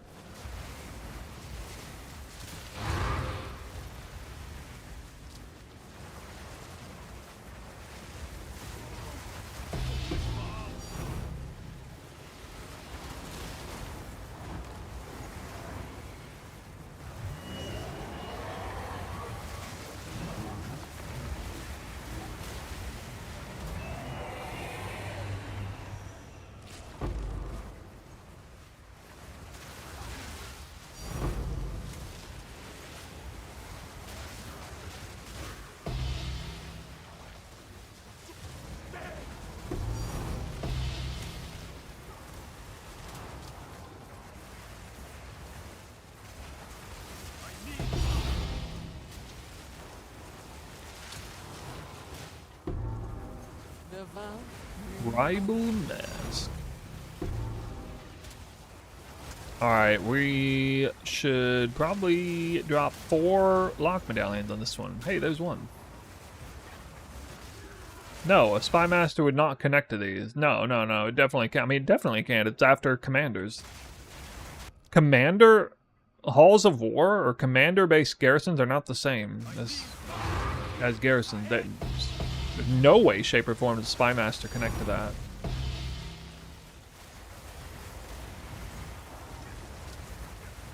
The Spy Master wouldn't connect to these, obviously, either. There are no garrisons that it would connect to.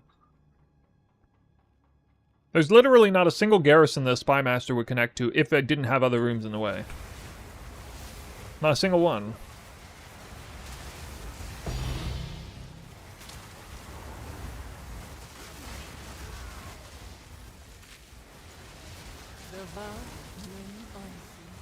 You got 2 level 1 Spy Masters in your chain. It took you 40 plus temples to get another Spy Master? Well, that goes directly against what all the other guys are saying. So.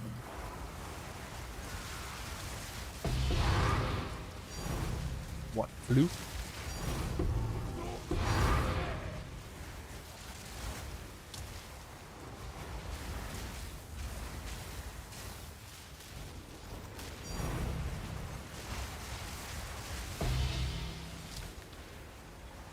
Ooh, second lock medallion. Because you can only have one level 1 Spy Master? What do you mean you can only have one level 1 Spy Master? That doesn't even make any sense.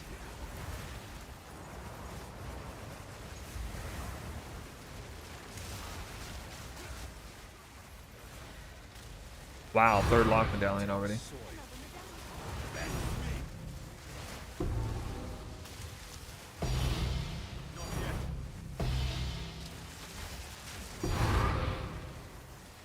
Yeah, I'm just trying to get a conceptual understanding of how that programming would even work.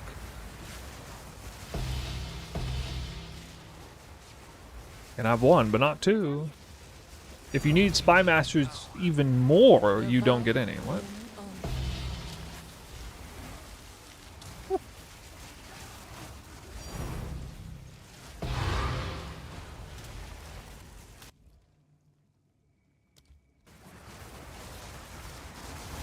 Can to be refreshed.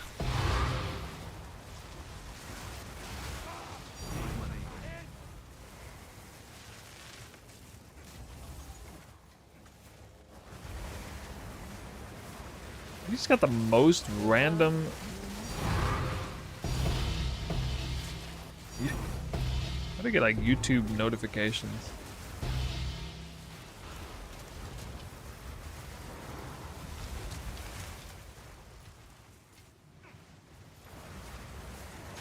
$15 locks in 9 runs.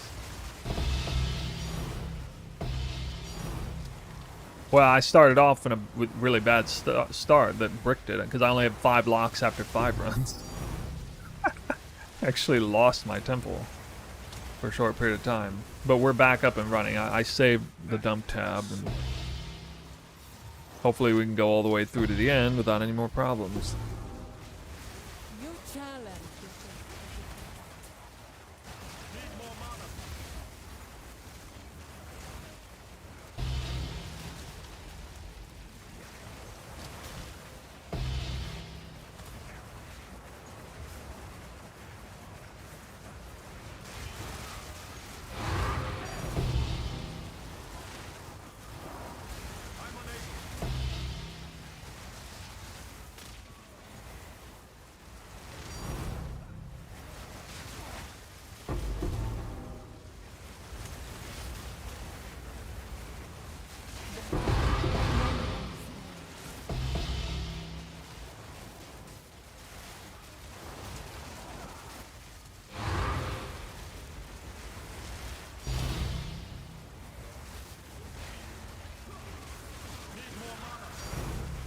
Good old 80% rarity.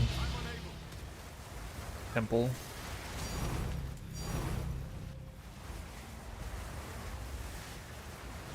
Spammed with divines.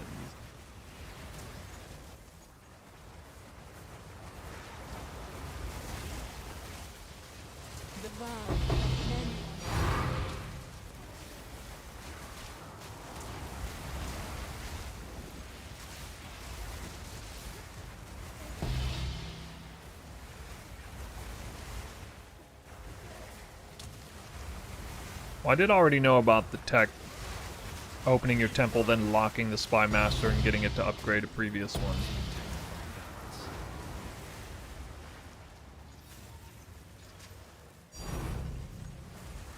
That one's actually been known for a while.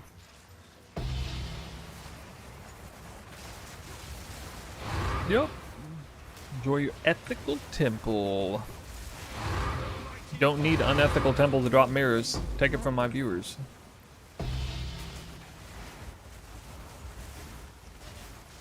How's your luck with overstock at high value uniques in the temple? I suppose it's not bad. Earlier today, I got a 2-socketed clean gloves that I'm wearing. So Essentia Sanguis. That's the best over-socketed or exceptional one I've gotten in a while. You see a lot of them showing up here. I don't know what this is. Reveal your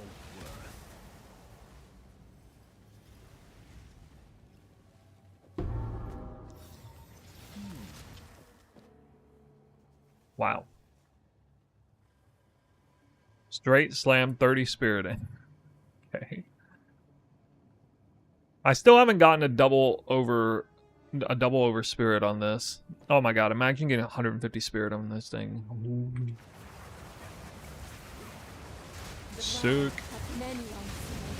Nah, that was only like 10 div. You gotta hit the double spirit to score huge.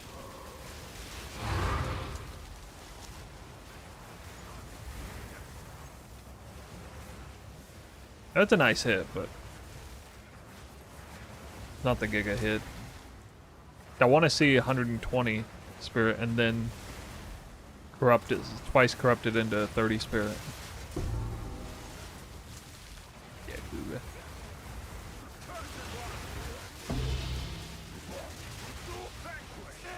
This temple is most definitely not ethical. I got all the tech.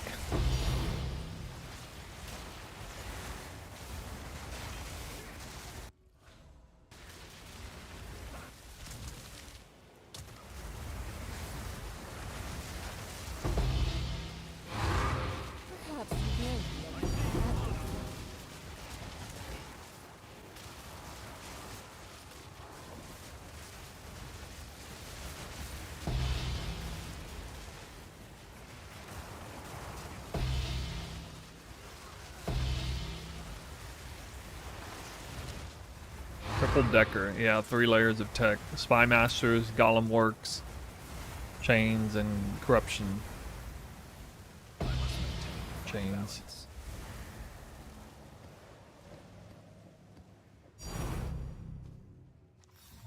Reveal your worth.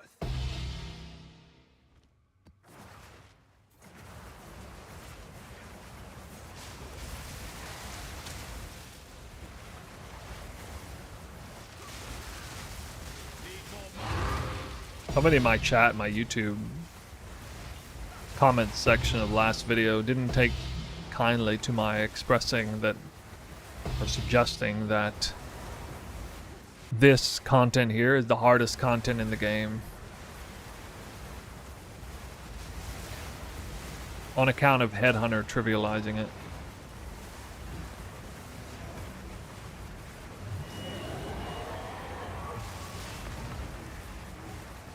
You have made a grave mistake. Furious. You guys think it's dishonest? Is it dishonest to call this the hardest content in the game?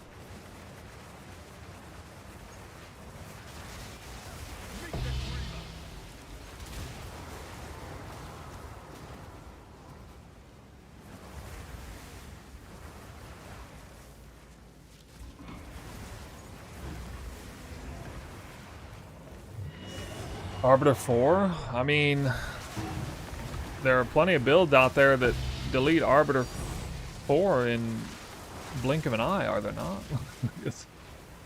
I mean, even this build would probably do that. Maybe not in the blink of an eye, but...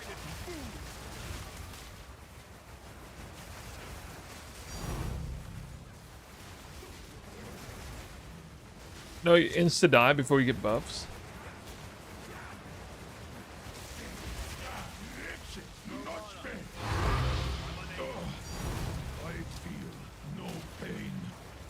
Yeah, I think the contending content that's harder than this is Overran Abyss map with increased difficulty, which honestly was not very hard last league on Amazon. I haven't done it on the super in-game version of this build, but it was not.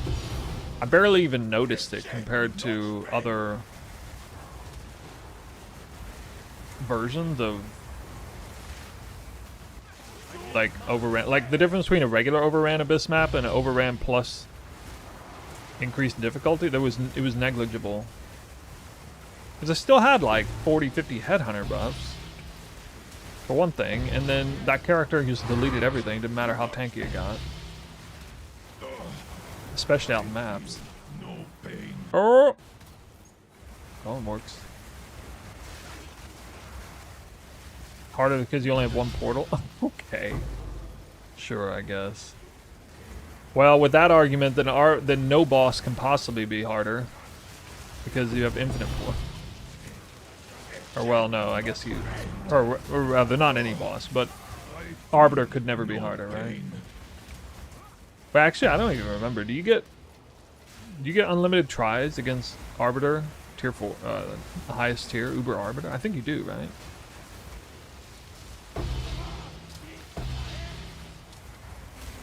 Anyway, I don't judge the difficulty of the content based on precisely what type of character or gear that you're wearing. And I also wouldn't judge the content based on how many attempts you get at it. I mean, that's at least a little more honest, but like to me, the only fair criteria of judging it would be like, how difficult would it be, hypothetically, to take a level 1 character from the riverbank and engage with this content on that character? Because that's the only like real apples to apples comparison. That's the closest apples to apples comparison you can have, because every character is like tailor-made for whatever content they're doing.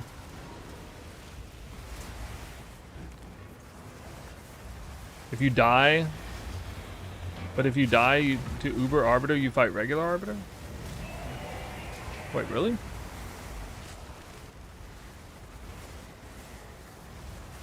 I didn't know that. What?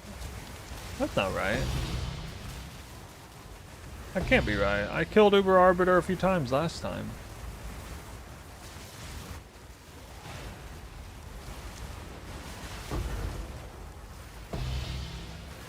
think you guys are out of your minds. I definitely killed Uber Arbiter a few times, like dying or whatever, and then killed him and then got the Uber fragments. Oh, it's the same anyway.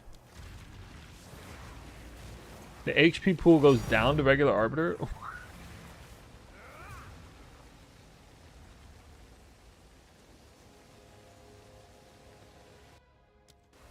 Well, I'm just looking at the fragment. Are you saying you get an Uber fragment from regular Arbiter? What?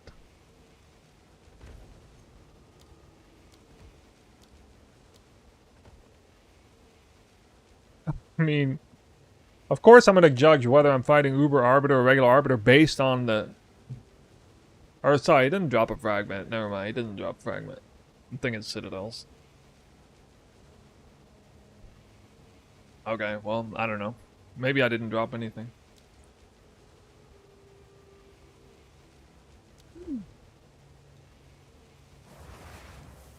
So, 3 locks. Speak.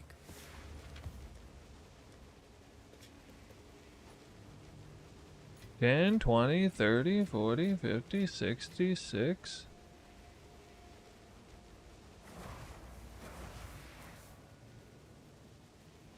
Wait, I only got 66. I did all of the balance fuses. How did I only get 66?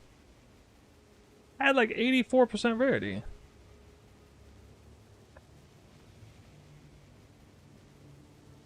The Vine Orb numbers. So wacky sometimes.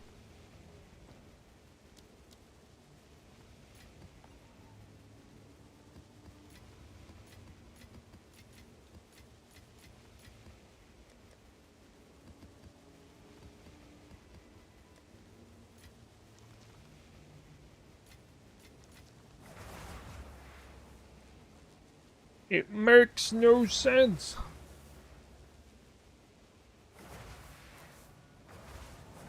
You think that if they Mega Nerf Temple to the ground, they should just remove it? No, they're not going to remove it. They're going to keep the temple, dude. A place and It's not going to get nerfed so hard that it becomes obsolete. There's no world where that happens. Not after, like, one patch. Not this kind of content, because there's such a huge, like, time investment to do it.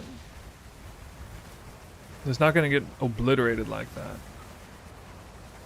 The only way the temple gets nerfed so hard that it's not worth doing is if they also simultaneously nerf, like, all of the time investment, so that you can imagine they just, like, itemize temple creation completely or something.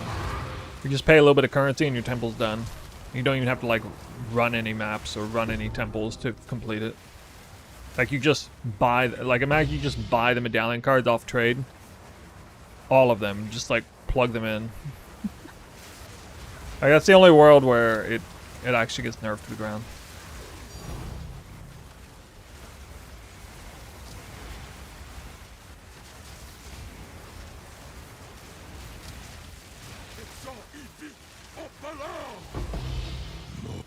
Yeah, my confidence level is like sky high that the temple is good, and it's probably only going to get better.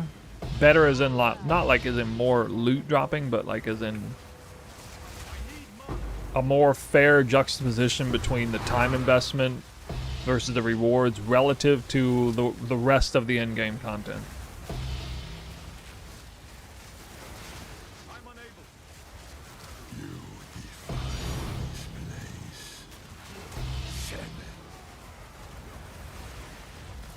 Medallion farmers. Yeah, there could be an entire economy around that.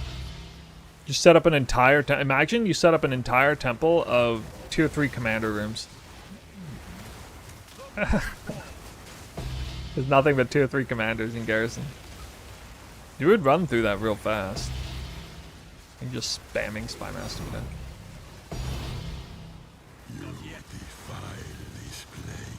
I might honestly do that.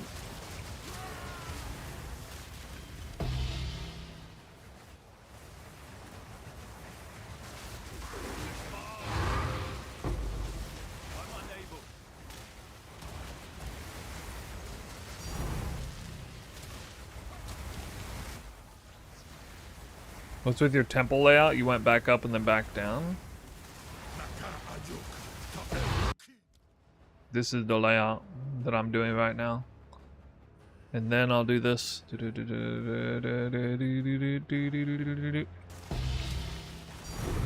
It's called snaking. I'm snaking it.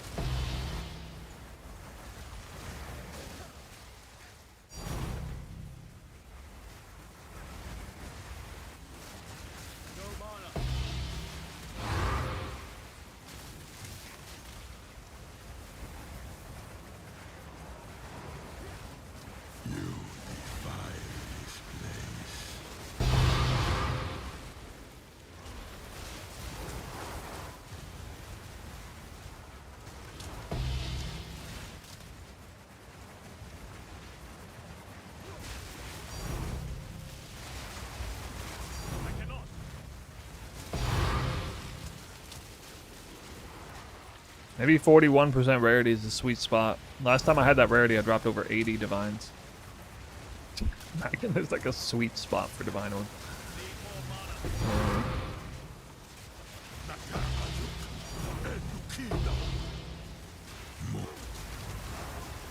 Yeah, I could see them itemizing. Itemize medallion. I could definitely see them doing that. I actually think there's a better chance than not that medallions will be itemized next league. At the start of your first snake, why did you go up then back down? Because I had to make the whole because of the entire temple layout to make it airtight. I had to do this because this is a starting location, so it wraps around the other snake that's right here. It's all part of the entire temple design.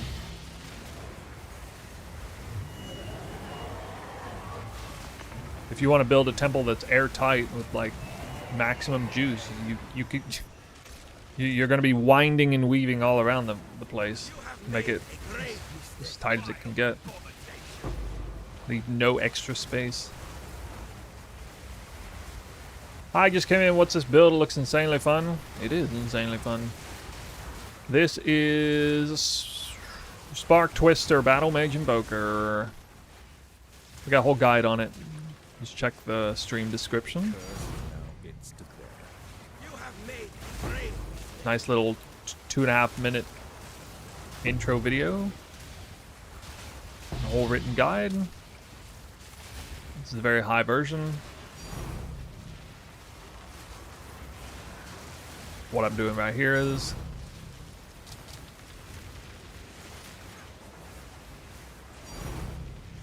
we use Twister to proc Spark, level 38 Spark, almost max. Trinity, fully active between Twister and Spark. Mostly Spark.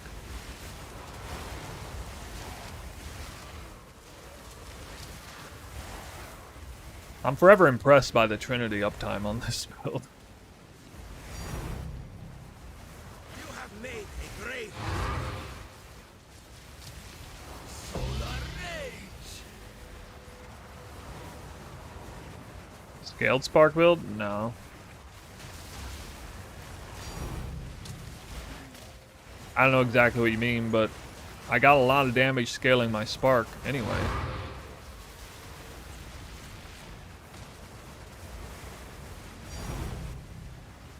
Level 38 Spark.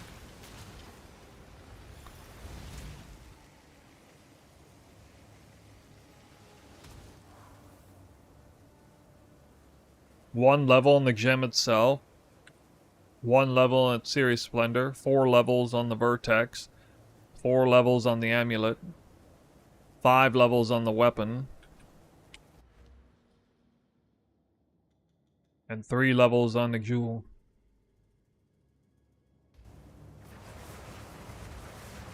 I could get 1 more level on the weapons. Sanctified, but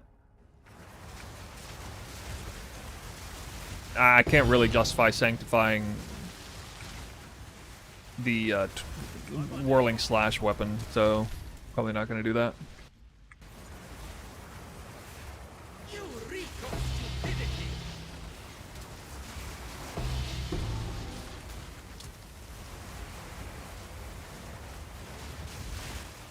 I get extra scalars that a lot of players don't get too, because I get blindside. This is fully active because Twister and Whirling Slash auto blind. I get retreat 3, 30% more barrage damage at all times. And I'm using Zenith as well. And Zenith works pretty well because I have such extreme amount of mana leech. The Calandra's Touch double tier 1 mana leech is 15% physical damage leech this mana.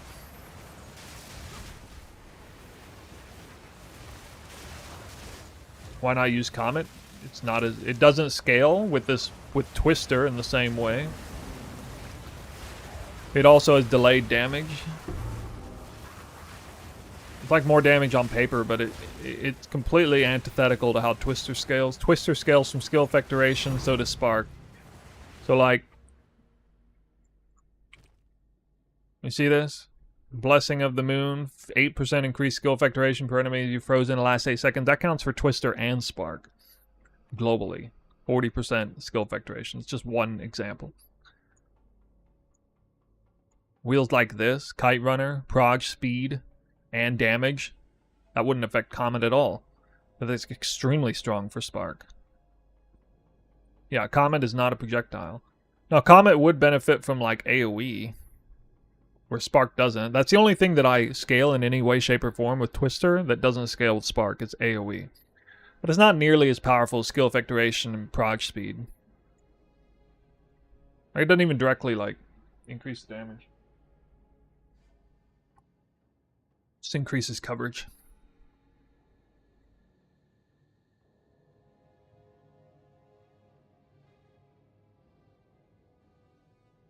Comet would probably be fire infused more than... Comet would be fire infused more than Spark is cold infused, but...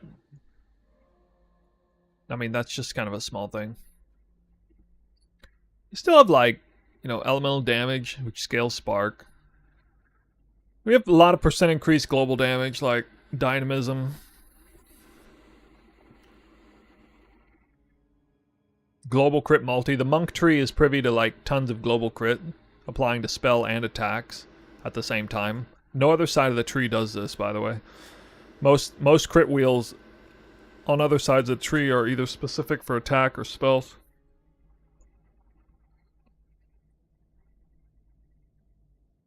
Increased damage against dazed enemies, that applies either way. Increased damage per type of elemental ailment on the enemy. Even more reason to care about freeze. There's so many synergies with freeze, it's actually stupid. Like, there's the anoint. There's this.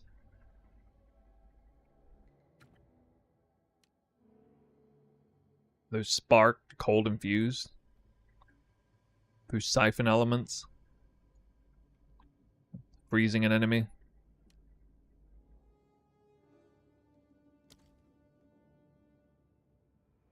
There's thin ice, 50% increased damage against frozen enemies.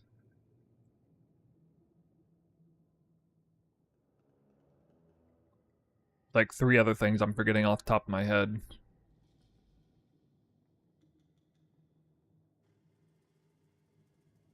There's one other big one. I don't know why I'm forgetting it.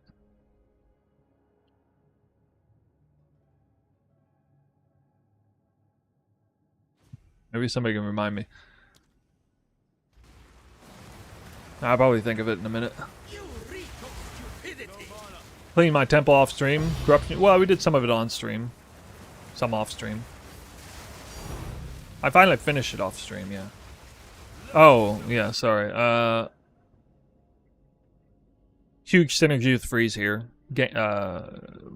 Freeze enemies, create chilled ground. This isn't for Spark, but it's for Twister. Create chilled ground, then that's the way Twister works. Chilled ground makes freeze Twisters, makes it you're even more likely to freeze.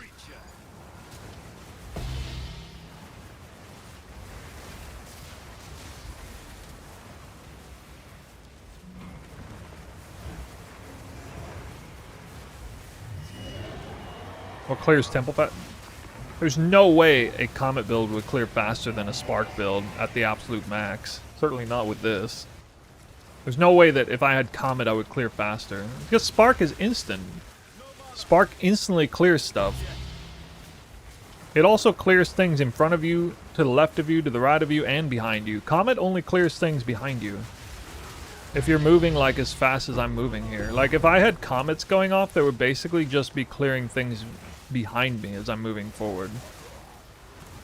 So I would have to like constantly backtrack and stuff. If Twister wasn't already taking care of it. Like this right here, I just cleared this room already. Like there's no world where a comet would have cleared that instantly. Like that.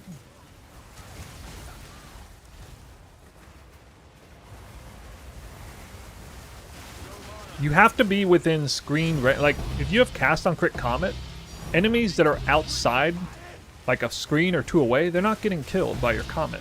Comet doesn't hit things that are... It only hits things that are off screen if you've already ran through there and you're running past it. I mean, it might hit things, it might clip things on the very edge of the corner, but it's not, like, way off screen. I drop divine orbs that are like over a screen away, like over 2 screens away. It's like, where did that even drop? I have to like go look for it.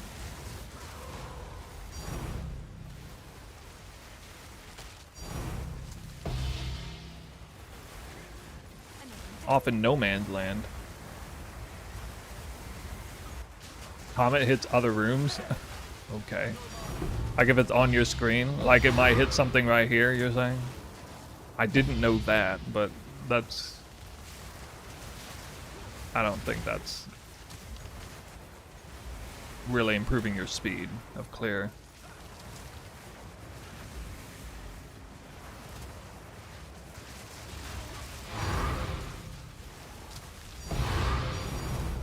Since it doesn't get caught stuck like Spark. What do you mean Spark? Insofar as Spark getting stuck, that's a good thing. That's one of the advantages to Spark, especially a room like this. Sparks are getting stuck and wrapping around and just absolutely drilling an enemy that's stuck in some corner that's annoying to reach otherwise. Well, you can see it in real time. You can see what the Twisters are doing. The Twisters and the Spark behave the same. It's not a detriment, that's a benefit that it does that.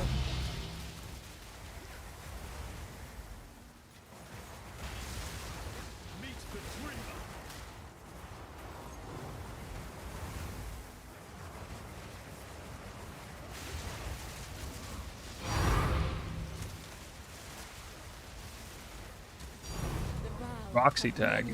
Proximity shield?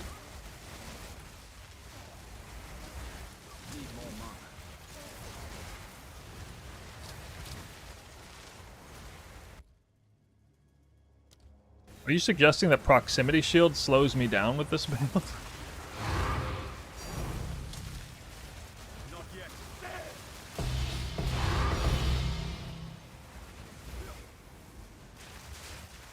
The only thing I find slowing me down with this build is stealth. Monsters that are stealth. Sometimes I don't see them and don't catch them. You have to walk up to them if you miss it. Proximity shield is obvious when it's there. Like, here's a proximity shield. That was just right in the way of where I was already going. Oh.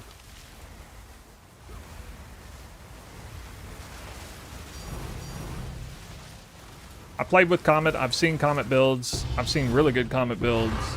They look fine, they look fun, but I'm not.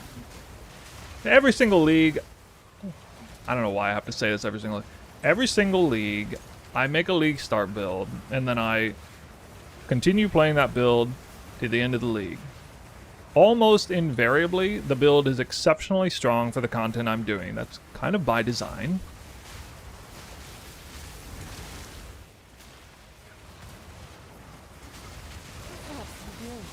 Because I tend to tailor the build towards whatever the content I'm doing anyway. Plus, I always end up doing like clear mapping type content regardless. Like, I never make a bossing build because I'm not doing bossing.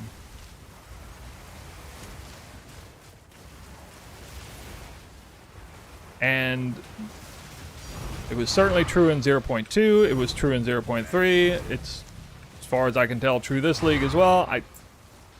When it comes to this content... Oh, look, I died. I don't see this build getting outperformed by really any other build, except like when we're talking about other content. Like, I can absolutely confirm that Temporalis Spark, infinite budget Temporalis Spark, outperforms this build on Trialis Achemis speed farming. I mean, one look at like glitched content, you can tell that for sure. And this build is still like S tier for that, but that build is like on a whole nother level for speed.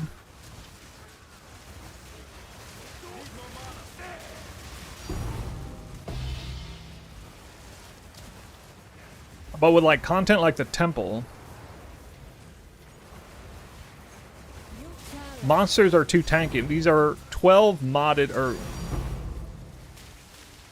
every monster has a minimum of 10 modifiers with 1400% increased effectiveness. Like, you can't just blow them over. Like, you actually have to have a lot of damage as well.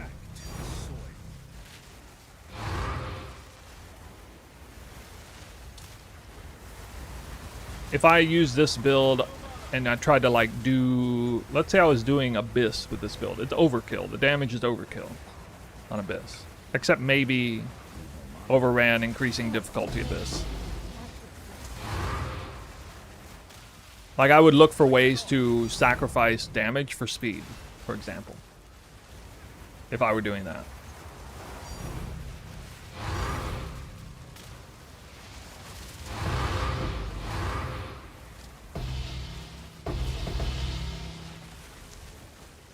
I have not tried 6-manning the build, no. I don't really see the big appeal of that, but I'm guessing it could be done, if not for lag.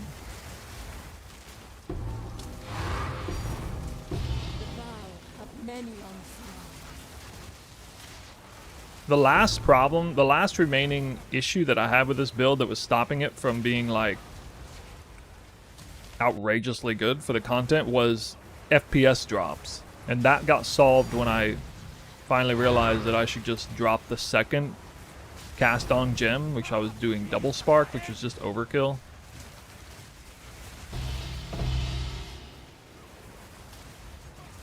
And my efficiency actually went up a lot. Because now I don't have FPS drop like I used to. With my DPS, I mean, I don't know, it just doesn't show up very high.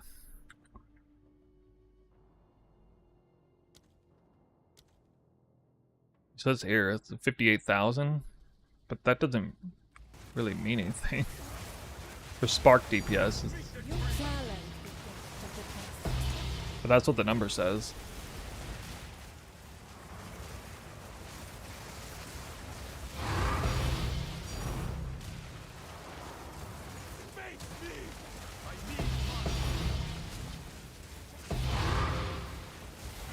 It's extremely misleading to try and read Spark DPS by the numbers. I guess to an apples-to-apples comparison it can mean something. But still then not really, because my supports are all conditional that don't show up. With like Blind Side and Retreat 3. And Zenith 2. None of those 3 supports even show up on the damage. Have I plugged my build to Path of Building? Yeah, but like there's no Path of Building can't even Path of Building in the current iteration of PoE 2 cannot even hope to give a proper representation of the damage of this build. Even if this build existed in PoE 1, it would do a really poor job of that. The PoE 1 already does a really poor job of calculating like real DPS of Spark. Well, people use it for apples-to-apples comparisons, but like if you try to like, oh, your Spark DPS is X, well, my DPS for, you know, this other build is Y. That comparison is just terrible. Yeah, and kinetic blast as well. Yeah, basically the more shotgunning potential, the more hits and moments where like the skill is doing things, like the extra projectiles, the randomness of it all. You can't really calculate the real DPS of that. The best you can do is actually just kind of watch it, feel the difference in real time. Like, I know the difference between level 36 Spark and level 38 Spark. I actually know what that feels like. There is a small difference there on this build. I know the difference between putting 2 Spark Links in versus 1 Spark Link and Trinity. That was a noticeable improvement doing that, especially to FPS. Even that was hard to really detect because it was such an improvement in FPS that it was kind of almost misleading. Like, did the build get stronger because I'm lagging less, or did it get stronger because I'm actually doing more damage? Even that was very hard to tell.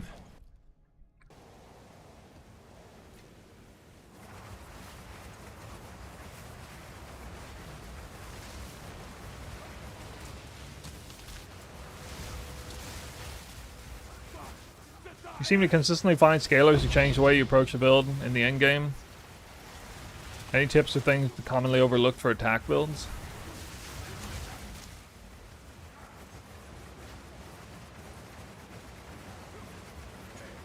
Well, that's a good question, but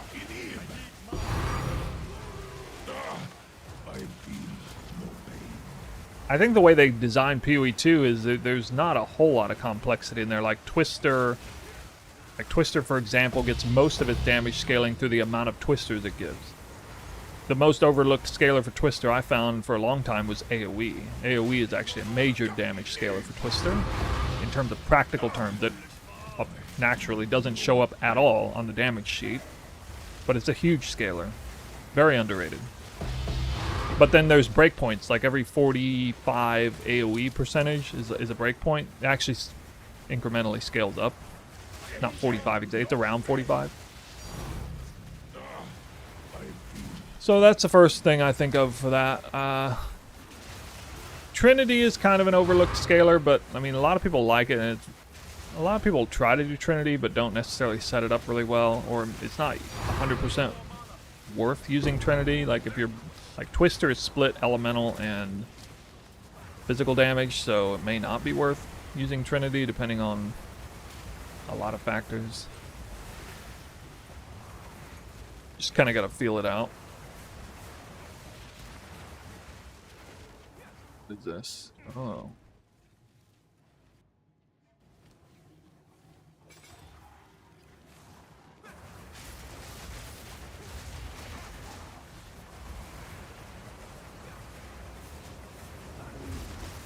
How do I discover these things? Oh, I mean, you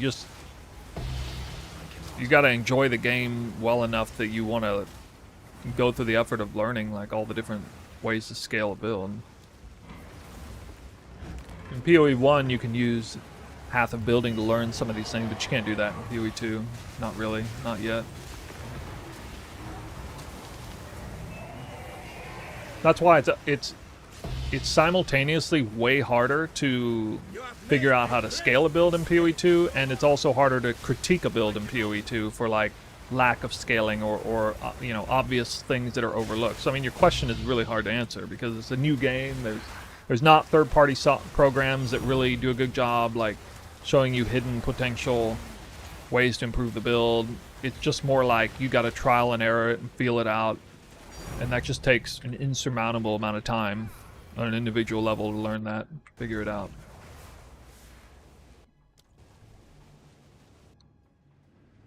I rarely look at PoE 2DB. I think people who make builds would be honestly very surprised at how little I actually check PoE Ninja, and PoE Ninja in particular. 10, 20, 30, 40, 50, 60, 70, 81. I'm telling you, that 41% rarity is a sweet spot.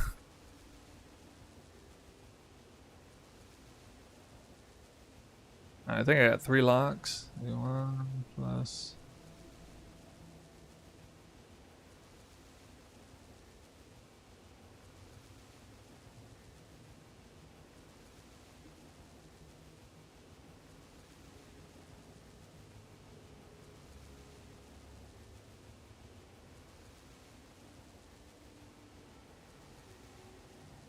out of all the things that I'm proud of as far as content creation, it's probably number one on the list is, at this point, is build making, creativity.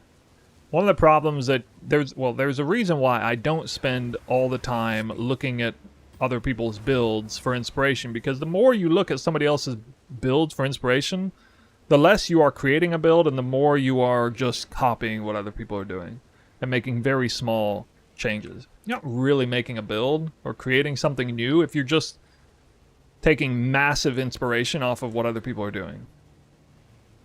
And there's nothing inherently wrong with checking those things. In fact, I would recommend any build creator before, at some point in the process from start to finish, you should probably at least look at what other people are doing relative to what you're doing, just in case you miss something. And that's what I use it for. That's primarily what I use PoE Ninja for when I'm looking at other builds, whether it's PoE 1 or PoE 2, especially PoE 1, is I'll typically check PoE Ninja initially just to see, just to get a sense of the viability and or the meta-ness of whatever build that I'm trying to think of off the top of my head. Like last night, I'm in the early stages of looking at potentially making a poison Scourge Arrow Wilma's or poison Tornado Shot with Wilma's, Zerfie's Heart, and a few other things. And then I went on PoE Ninja, and what I found is that there are some people using Wilma's Helmet and Zerfie's Heart combo, or Wilma's Helmet and Darkscorn combo for like poison. Boy, I discovered is everyone was using it with Scourge Arrow. No, it's like, oh, Scourge Arrow. I remember Scourge Arrow of Menace is like Tornado Shot, but no, they're using it with Scourge Arrow because apparently that skill works way better for poison. And I didn't know that, but now I know that. So that's a nice piece of information to know that, oh, okay, there's a decent chance that Scourge Arrow is actually the best poison variant of, you know, a Ballista Wilma build. Decent chance of it because that's what most people are doing with it. So that's kind of a starting point that I would go with. But I don't want to, like, get locked down and look and see...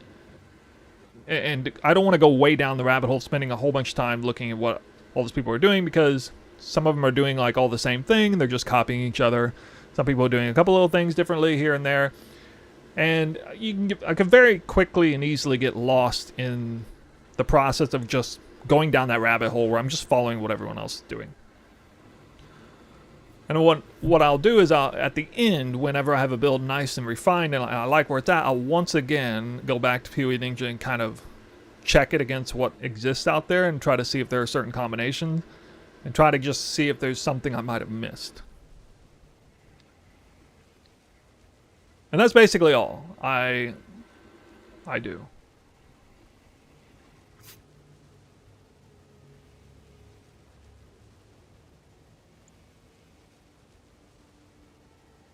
But no, like when I want to make a build, I think of an interaction that sounds interesting. When I started making this build, it revolved around... Last league, I was thinking, wouldn't it be cool to actually try to make Twister cast on crit? Because after win 0.2, I discovered that Twister is either 100% crit or 0% crit. So naturally, just for insofar as scaling Twister and making its damage relatively consistent, and all the synergies with, you know, a cast on crit quality of life support link with things like getting power charges through I can't remember the name of it. Getting power charges from the little purple circles, the firewall, the ice nova with cold infusion to get the chilled ground. It was just purely quality of life. Not for damage, not directly. But I did think to myself, you know, that cast on crit gem is going off a lot. And then I look at, I see other content of people using cast on crit builds, and I'm like, I think to myself, you know, their cast on crit gem's not going off as often as mine is, and I'm not even using it for damage. So what's up with that?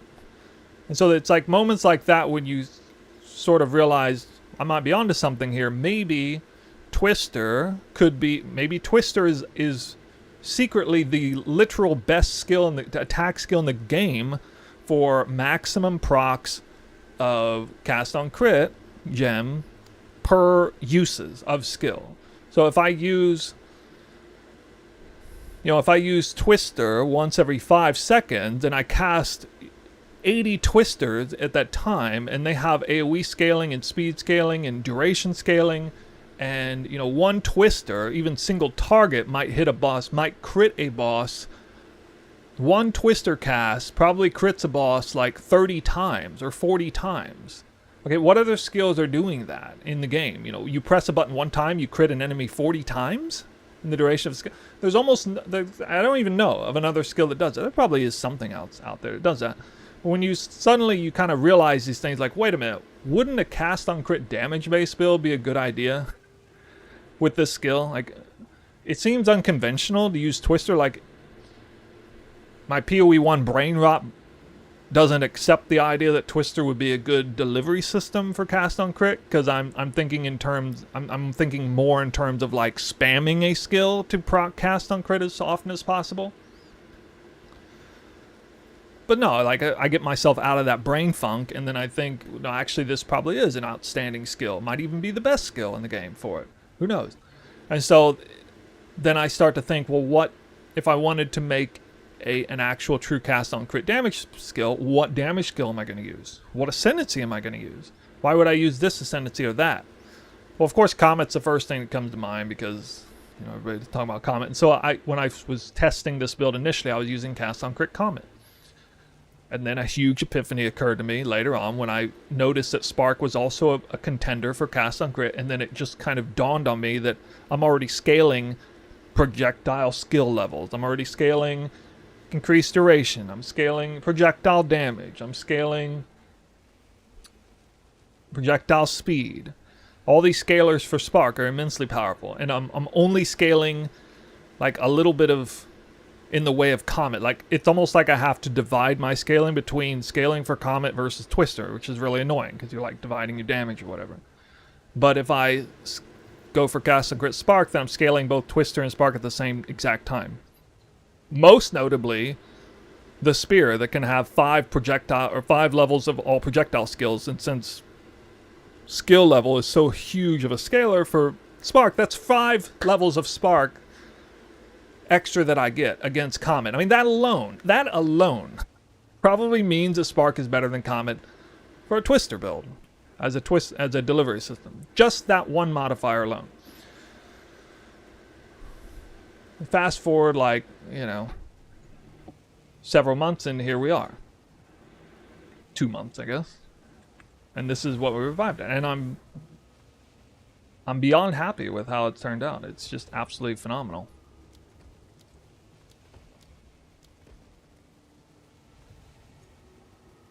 And it only seems to get better. Like, when I look back, I have to go back so far to recall a build that honestly underperformed in the end. Even when I tried to, like, I did my best to scale as much as I could and make it as good as I could, I was still unsatisfied without it. I have to go all the way back to, I think, Necropolis League, Reverse Chill, Elemental Hit. I have to go that far back to recall a build that was just not all that great. Like, I really wanted it to be good, it just really wasn't actually all that good. It was a really cool, unique build. It was regular Elemental Hit, not Elemental Hit of the Spectrum. It, like, turned off. I think it was like... I ended up scaling it in a really cool way, though. But it just didn't quite perform well enough. It had a Skin of the Loyal Avatar of Fire variant in the middle that was really badass, but yeah, it was... Didn't that Elemental Hit build still manage to farm it? Of course I still farmed Mirror. Like, I could brute force. When I say it didn't perform well, it doesn't mean the build failed. It just means, based on my own standards and what I'm used to seeing as far as how well a build performs, it just didn't quite meet my own standards. And I felt a little bit bad about it, because, like, other players were, you know, at the time following what build I was doing a lot, and... Like, what I mean is, like, a conventional lightning arrow build outperformed that build. But I was, like, trying to pull a lot of stops to make that build really, really cool. It did move faster, because it was a reverse chill build, but it just wasn't really worth it. in the context of like the game the way it was, especially with tier 7. That was also the league they introduced tier 17s, and so yeah, just especially because of that, it was a little problematic.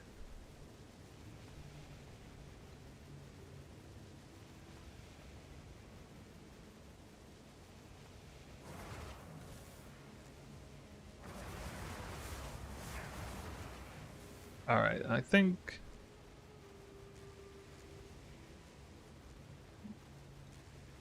Yeah, that's right.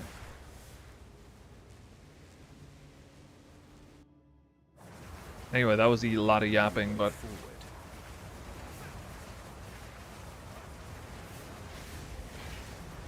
that's not really something I've talked about, but I've noticed that most people who are making builds test things way less than I do, and they ride on inspiration from what other people are doing way more than I do, just generally speaking.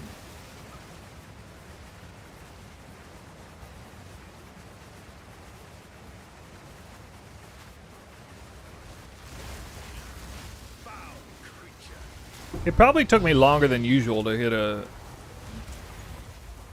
a mirror in that league, though. I don't even know. I was definitely behind the curve on that. That was the whole like ghosted wild divination curation farming that was going on that got removed mid-league that pissed everybody off. I was behind the curve on that too.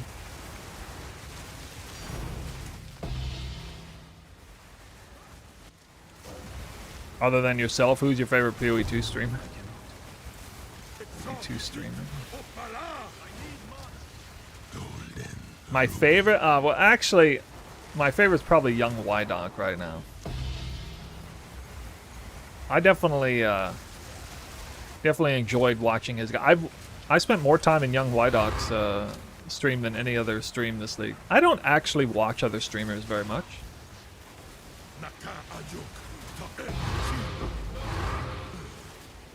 I will occasionally, but I mean, usually if I'm not playing, I'm out and about doing other things, or I'm like on YouTube or something, watching YouTube videos. I'm not actually watching other streamers.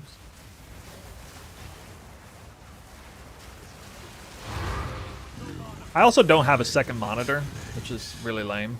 So I can't really... I could have them on the background, but... Like, I would probably do it more if I had an actual second monitor. I could put it on the side, you know, if I'm playing while not streaming. That's a weird comp. That's a weird to be sharing screen time with Belton. You must really enjoy my crafting videos as they come up occasionally. It's 2026. I don't really have room. I physically don't have room for another monitor.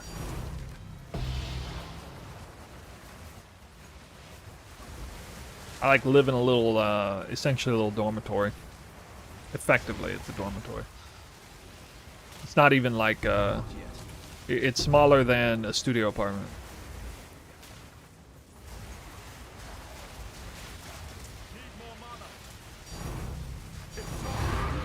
Now you sweat the game? Yeah. Well, that is the content I've always been known for, is, min-max content. Somebody said earlier, I think I'm probably more about the min-maxing. That's absolutely right. I made this...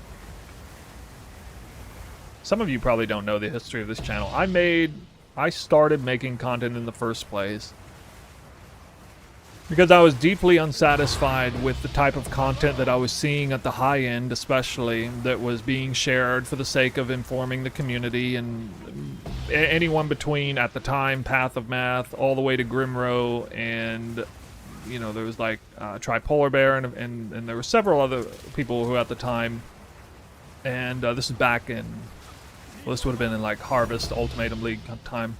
Ultimatum League, I guess.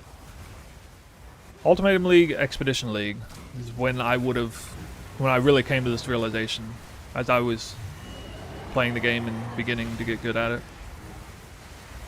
And there was a profound, deep mistrust between members of the community and content creation community, especially when it came to like how to make currency, farming, guides, Build guides less so.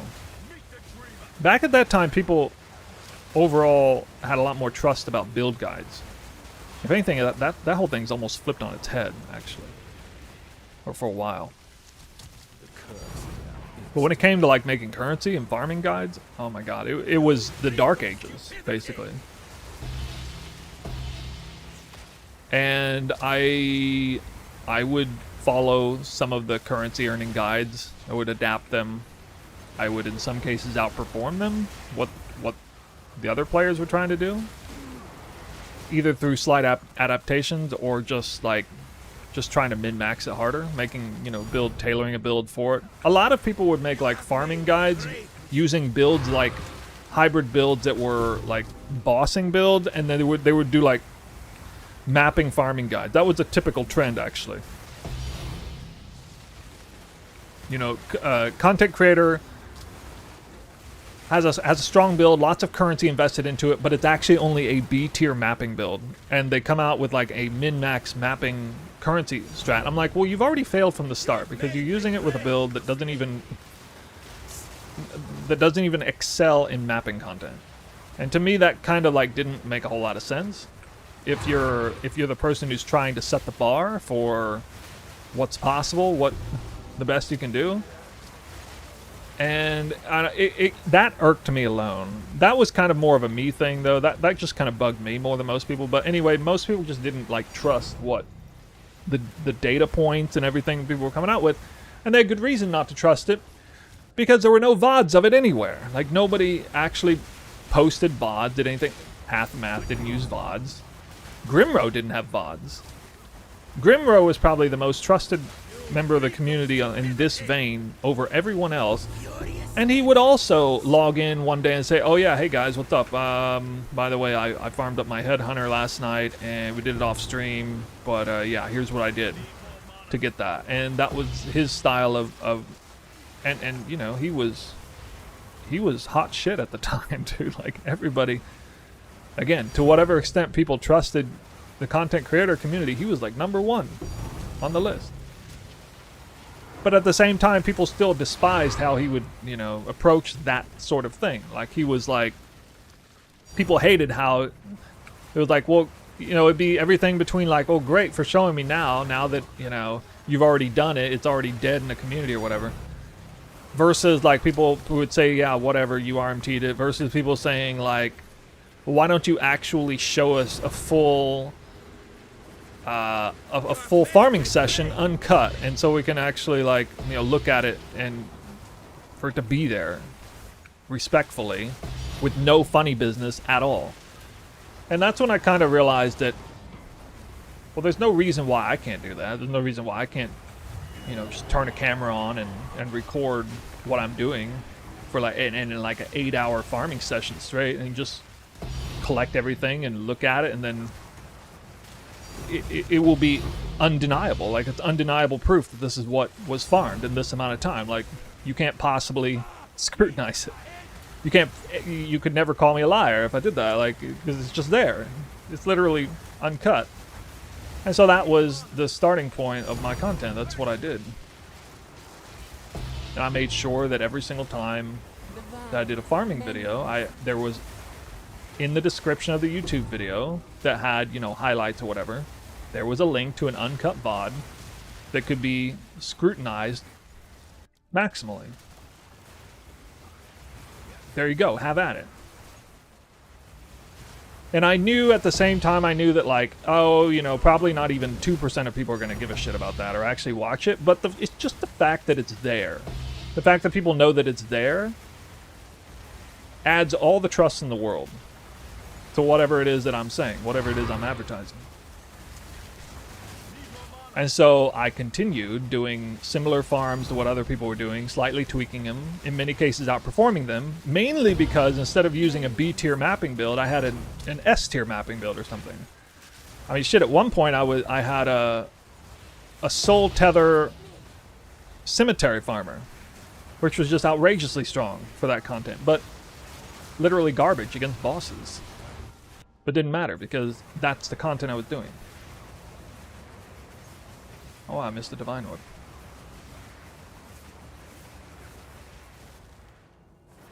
Have you ever thought about scaling number of frenzy charges? That only really makes sense for Deadeye.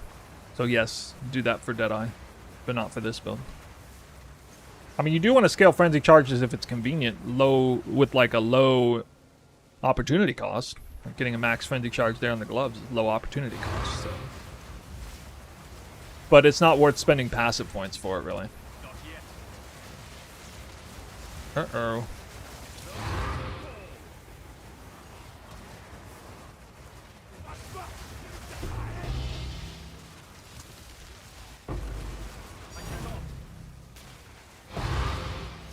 Yeah, it is pretty crazy though. People accuse even like the likes of Grimro for RMT.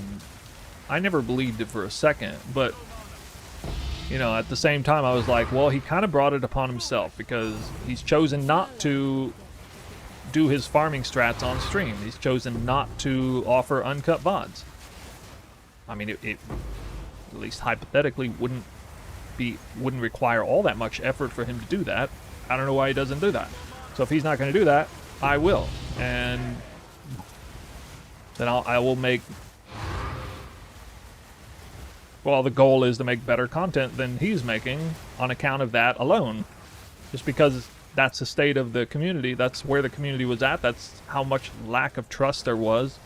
So that's what it took to become an authoritative voice in that for that type of content. It was a really interesting time because I mean you guys don't realize, especially if you weren't around back then. I mean, when I say it was the dark ages, I mean like if you were someone who put out any kind of farming video, you would immediately get flamed in the comments like, this is bullshit, you didn't actually do that. Oh, you're sure for the, like, you would just get flamed instantly because it was like just overwrought with distrust. And maybe for good reasons, I don't know, but I don't know what happened to result in the community having that low of trust. Yeah. We have not seen anything like that in PoE 2, by the way. We've never, up to this point, there is not any sort of like insane backlash from like farming strats that people are making. To me, it's been actually quite amicable. Both in terms of build creation and farming strats. No, it's Siri Chamber. No. Well, I'm definitely not doing a Siri Chamber now. I just got information that the architect can move, actually. People would just hide farming strats because you could get obscene margin to what you're doing. Yeah. Yeah, I mean, that's true. Of course.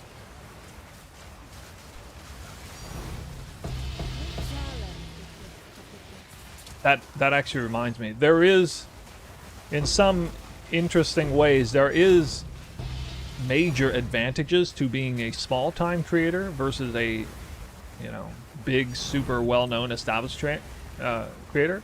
For example, you know, at the time, me with 1,000 subscribers on my channel was able to come out with a farming video for a strat that was, to whatever extent it was niche. I could get away with that far more easily than somebody else who had 50,000 subs. Because somebody with 50,000 subs would garner so many players to switch over to that strat, it would hit like a critical mass and disrupt the economy in a major way. And then everybody would be unhappy because suddenly, you know, the people who caught on quickly, they had their fun ruined immediately. The people who caught on late, the numbers didn't even check out at all. But you know, if I had 1,000 subs and I make a farming video, every single person who does it and does it right is going to be very happy because we're not like critical mass disrupting the economy with that. And to a certain extent, I do miss those times. I miss the times when I had very little sway in the economy because everybody was just beaming with joy. Like they were so happy. It's like, oh my God, this is such a, I mean, I've never gotten positive comments like I had back in the beginning. The most positive comments I ever got on the channel were those that were there at the beginning.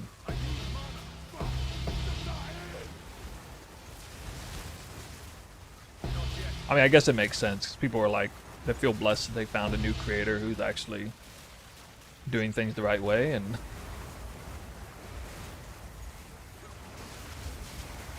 and they feel like they're in the know. They feel like they're part of a secret club kind of thing, you know? So they're like super happy about that. And express it as such. Your drop rate's insane. Watching this lets me know I suck at the game. Yeah, well. It took a lot to get here. We didn't just wake up one morning dropping loot like this.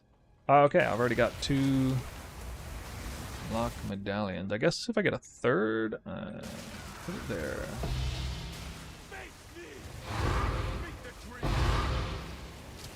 You ever switch back to Twister MTX? I did once for like a couple temples off stream. But I mean, this MTX is categorically better for visual clarity. So much so that it's hard to it's hard to deny.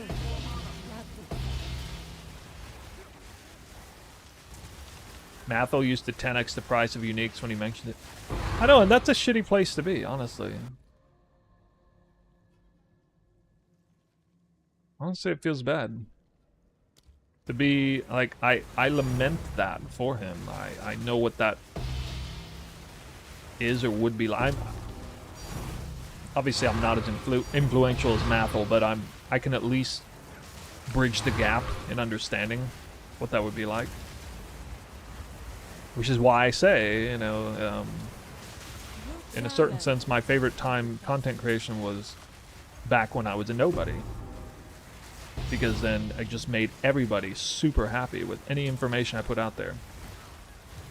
My videos were so bad back then. Like, I'd do a video, it'd be like 50 minutes long. And nobody complained. Nobody was like, dude, why don't you make... I mean, eventually people started complaining, but... I could have like a 50-minute video with like 10 minutes of valuable content. Nobody was mad. Just because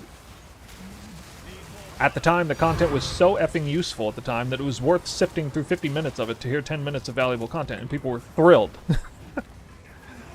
Yeah, that's what it was like back then.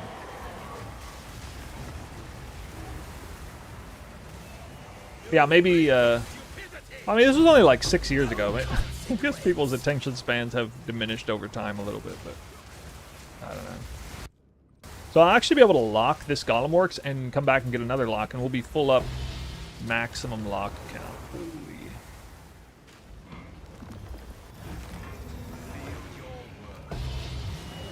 Exciting times. Buddy is begging me to play hardcore, but it cannot pick a class. Any insight? I'm a pretty awful person to ask about that, because I never do SSF and or hardcore, and I always make builds that are more glass cannon-like. You really don't want my opinion on that. All I'll say is, pick a build that has some tankiness to it. Whoa. See how close I came to dying, but how fast my energy shield repaired right there? That was actually insane. That's why I use these gloves with the life leech.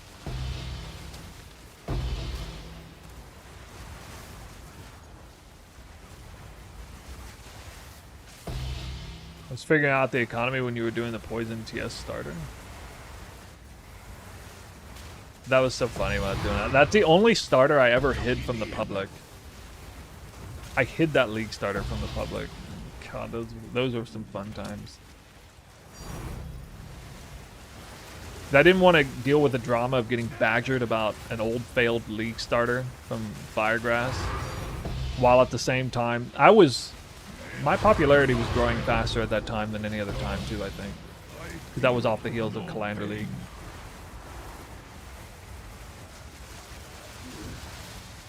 So that went into Sanctum League, maybe?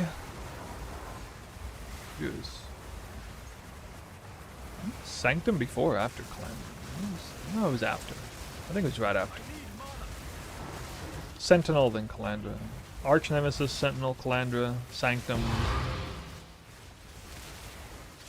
Crucible, Toda.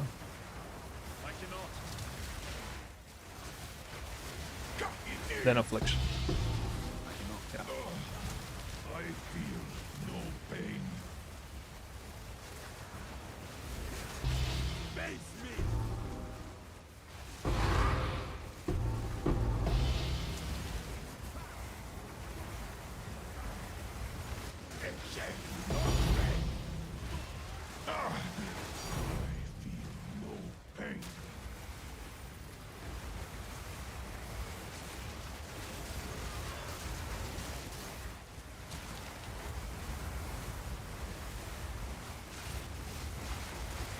Landra is the first league ever. It's all downhill from here.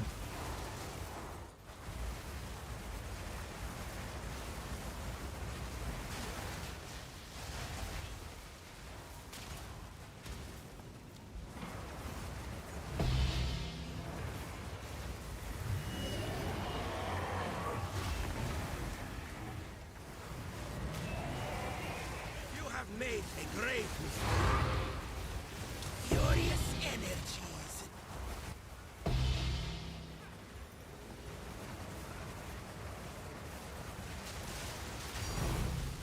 We got 4 locks.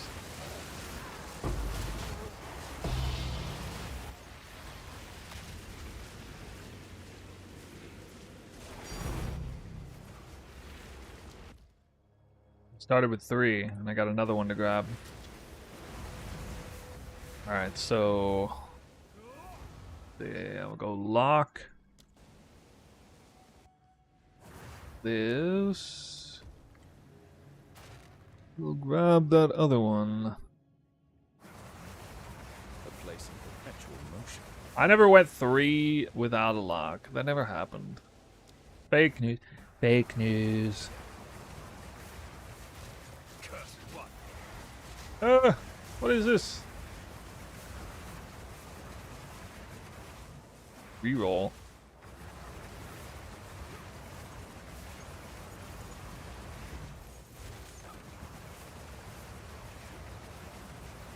Last Spy Master, I guess? Yeah, it always happened all at once. This medallion's It's always like that. Wow. Hey, Two-socketed Thunder Fist. Exceptional Thunder Fist. 1 divine. Whoa. Alright. 10, 20, 30, 40, 50, 60, 7.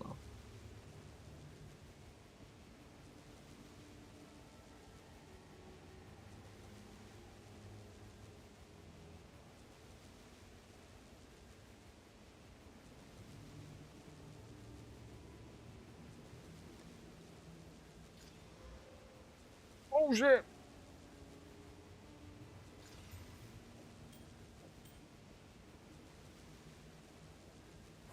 how can I help?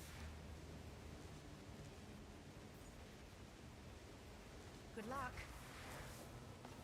I'm rich. I'm rich.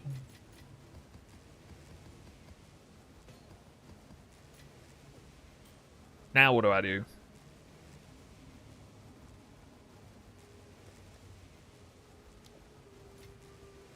YOLO. Oh my god. Ah! Hello. Fail.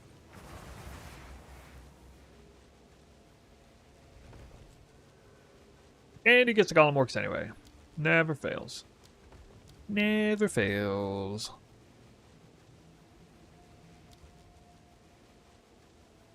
Good stuff. If I'm full on him.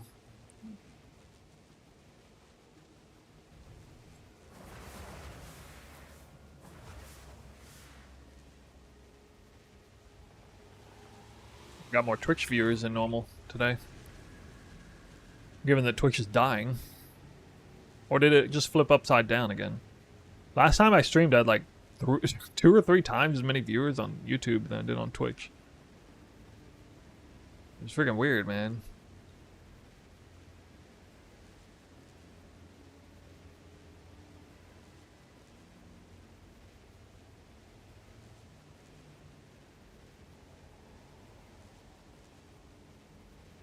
Oh, YouTube's winning barely though.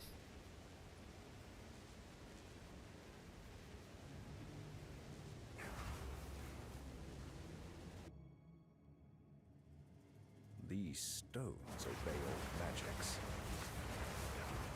Sorry, there's no clip of me fixing my temple. I RMT'd it. I have no proof. I have no proof that I did the temple myself. RMT'd. RMT.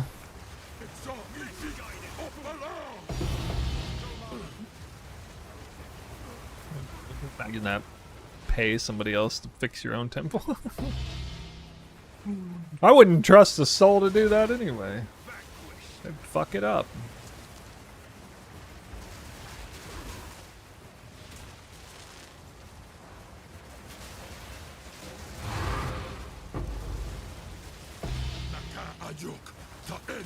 I actually have bad RNG, but you pay for like you RMT a service to fix your temple, but then the person just makes it worse and just like spirals out of control. It's like stuff of nightmares.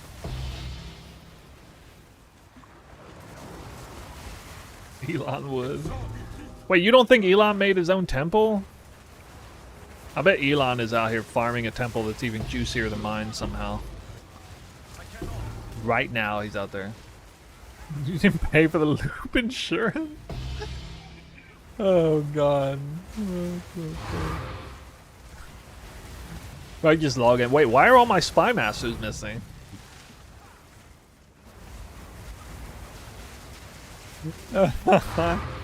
Wait, my contact won't. My contact blocked me. What the hell?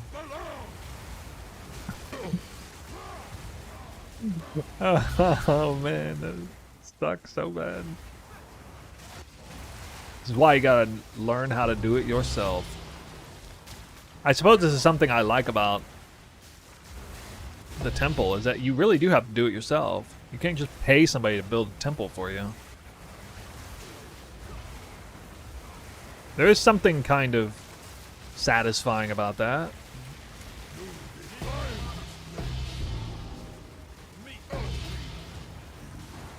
Dude, I would love it if Elon Musk came out with a temple guide video, like right now. Oh my god. Imagine the comedic value of that. Yeah, well, see this guy here. You always want to try to get to him. The best way to approach the temple is to build rooms straight to this guy. His loot's incredibly good.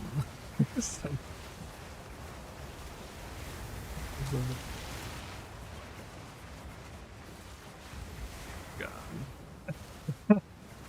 It'd be something that's that retarded. It'd be like so retarded and just be unbelievable. You wouldn't even believe what you're hearing.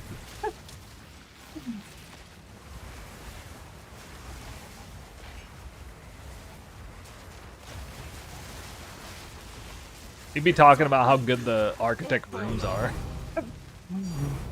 Like the architect specific rooms.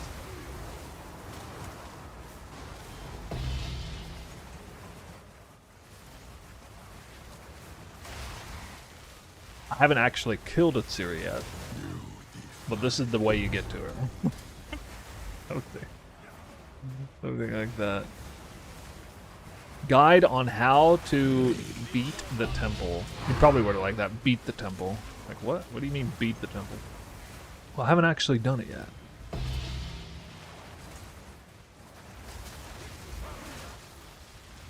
Thought it'd be nice to make a guide, show you guys all the things that you can do to beat the temple.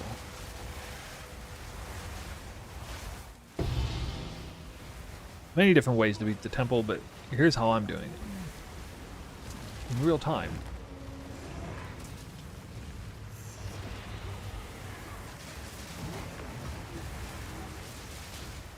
You have made a great mistake.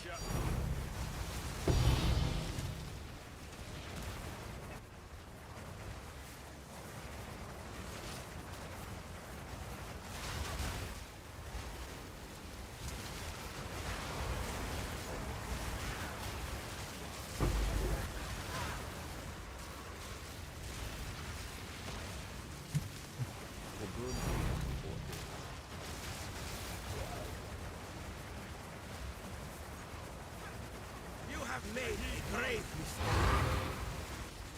Inferno! Out of all the rooms you can get, Spy Master is easily the worst one, because it just gets removed every time after you put it down.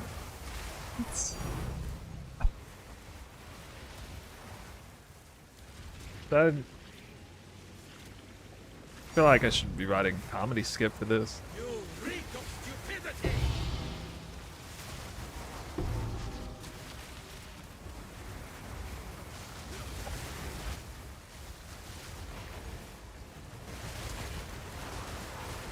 Actually, that's how I know Elon Musk will never actually be good at PoE. Too, because AI basically tells you the opposite of the truth. Every time you try to ask AI a question about Path of Exile, it tells you the opposite of what the right answer. Almost every time. Vanquish!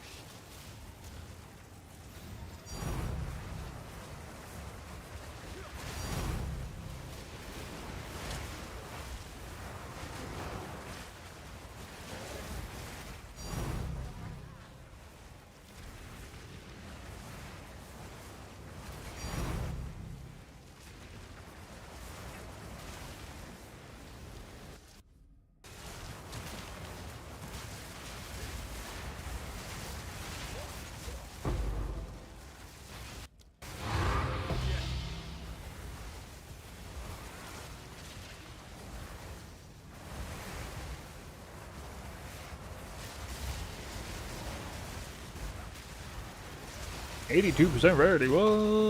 Not yet. Oh, that's too much rarity. I'm only gonna drop 70 divine. Dang it. Yeah, that's what it does. It mixes up those mechanics.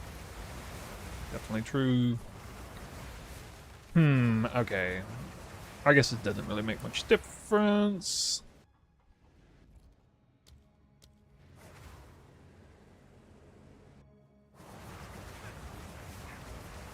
Some stains never wash away.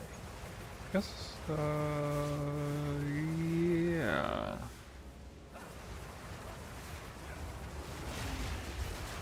Ow.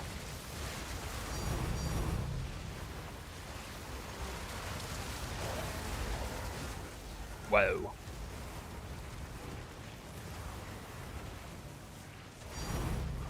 Alright guys, so let me explain this potential build idea. I don't know if anybody here knows what I'm talking about, but if Palstron's here, he will. Wilma's helmet, PoE 1. Think poison tornado shot, or scourge arrow, I guess in this case. Ballista with Wilma's Dark Scorn, You have made a great mistake. but instead of being on Pathfinder, you do it on Warden. You get Wither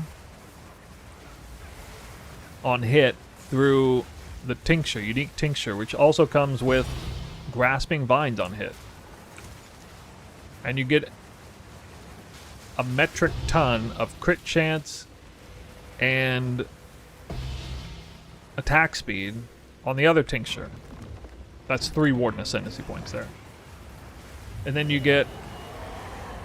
So, instead of going conventional poison, you go Perfect Agony, because you're already getting, like, an outrageous amount of crit chance off the tincture.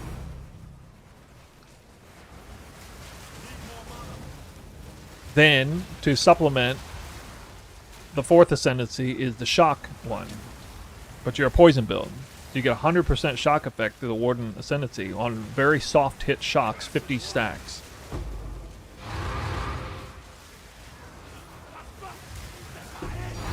So the way you get shock is by wearing Xerfe's Heart.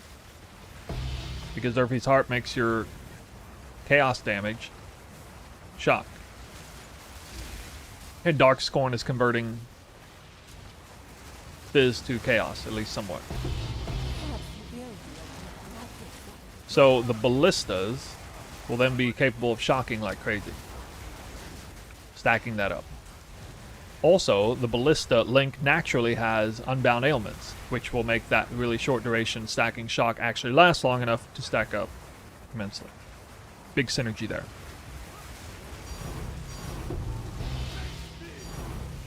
Xerfe's Heart is also a huge synergy with Wilma's because you get double effectiveness of the attack speed through the cast speed. Then instead of conventional... What's wrong with it being a ballista build? You just don't like ballistas? I don't either, but it sounds like such a good build idea I might actually do it. I also have the conventional self-cast version that's really good anyway. I mean, it is more damage, certainly on the paper. I'm imagining a break into tier 17s quickly, farmer. You get the idea. Boxes on Fortress map, they'd be very good at that. This build would also be able to use Tanu Ahi, which double dips again with both Onslaught and Adrenaline. Adrenaline is so freaking strong for a Wilma build because it's 25%, 100% increased damage, 25% attack and cast speed. Zerfie's Heart also makes it so Val Haste is probably the most sensible proc for that. Also big synergy with Wilma's. So you got Val Haste, Soul Eater, Adrenaline, and Onslaught. All four of which double dip for Wilma's attack speed and cast speed. Onslaught and Adrenaline is coming from the gloves. Haste and Soul Eater are essentially coming from the neck. The amulet, rather.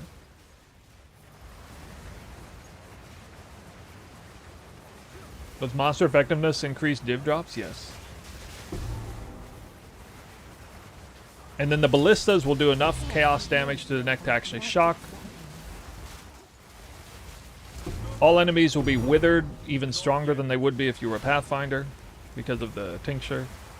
You'll have grasping vines, which you would normally never have, which should be extraordinarily good for a build like that. Instant full up grasping vines. Got the huge crit rolls, which unlocks Perfect Agony, which is also kind of required to go that route in order to have any chance to shock, because otherwise you have... I just crashed, I guess. Otherwise you have to deliberately spec into shock chance, which doesn't make any sense since it's like synergizes with elemental damage normally on the tree. But this way, if you go... So there's a big synergy between Perfect Agony poisons and shock poison. Or shock chaos... Well, shock anyway, because you get the 100% chance. If you're going Perfect Agony, you're going for 100% crit chance. So you would have a 100% chance to actually shock the enemy as well as poison them. So that's more or less the justification for going Perfect Agony and using the tincture that way. Now, there's one other issue, is that normally the poison... The poison wheels are very strong because they double dip on poison chance and dot multi, and if you go Perfect Agony you get no value from dot multi. So where do you get the poison and hit chance from? The body armor, forgetting the name of it. What's the body armor that automatically poisons on hit cursed enemies? A really underrated body armor if you can make use of that in a big way.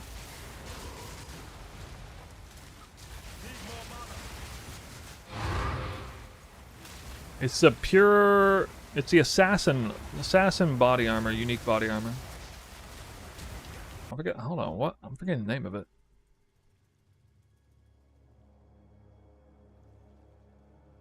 A huge evasion body armor.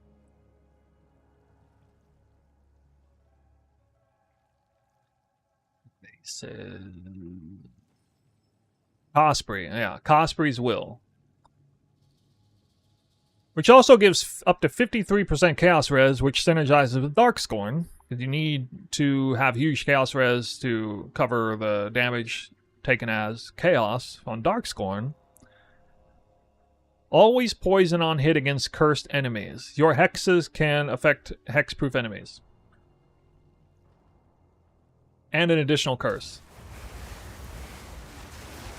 That combined with Whispers of Doom would allow me to do a self-cast, Rain of Arrows of Saturation, which would do no damage, but would hex touch 3 curses in, almost similar to what I did last league. So the body armor would have Rain of Arrows of Saturation connected to Temp Chains, Despair, Punishment, and Culling Strike. Which apparently that still works with Wilma's. Culling Strike on your own self-cast even though you don't do damage. Alright, I don't know why I'm not allowed to go. Oh, right here.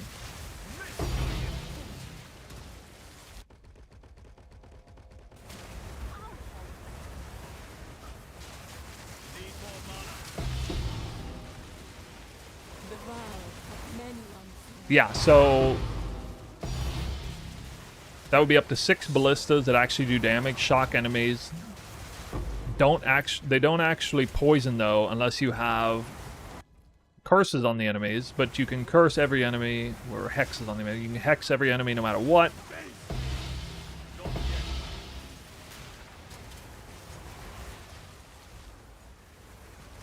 What works, really? You would just simply, like, open... Your opener would be...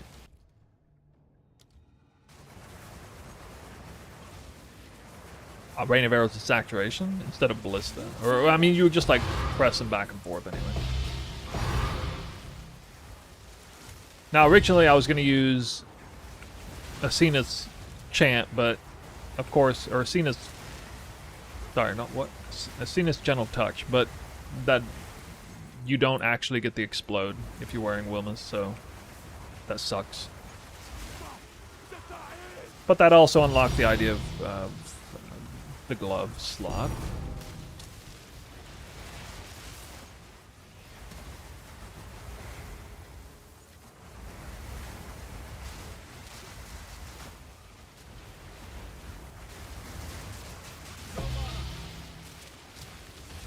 Do you sell items from Temple? Of many unseen. If they're worth only like 1 or 2 div, I'll usually like play with them, corrupt them, see what they're worth. Maybe it's worth Val Cultivation Orb if I get like an extra socket or something. If they're worth like 5 to 10 div or more, usually I'll just sell them. Or it depends on what mood I'm in. It's kind of what we're doing here. I'm actually tracking how much currency I'm making. So I'm holding the vertexes clean and the wrath piths clean, but I'm, as far as like, oh, and Headhunter, but as far as Covenant, I'm actually corrupting that one in advance.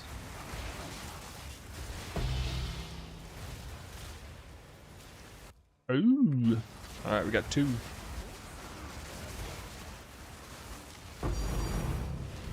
Yeah, so let me think if there's anything else about the build. Interesting. What do you mean I'm out of...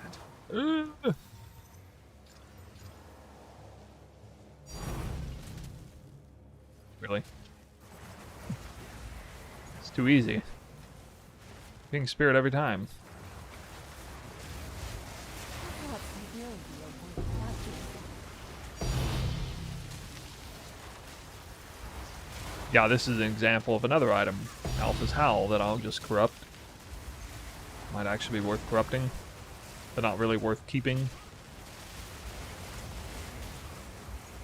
I still want to get the double spirit roll, though, before the league ends.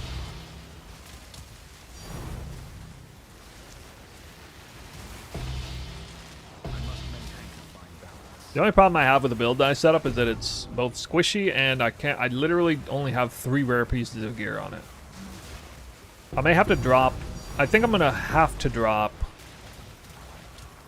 Ming's Heart, which is really sad. I really don't want to do that. That might actually create problems with my shock chance. Like I might not even have enough shock threshold without it. I'm sure I do with it, but without it, I don't know. That's a lot of damage lost too, but... Removing Ming's Heart would allow me to get more of the stats I need, because I have to get a lot of attributes for that. To go Wilma's plus Zerfi's Heart is like, it requires like 180... Wilma's plus Darkscorn plus Zerfi's Heart is like a minimum of like 185 int and 300 dex, 320 dex or something. On a league starter, that's kind of rough.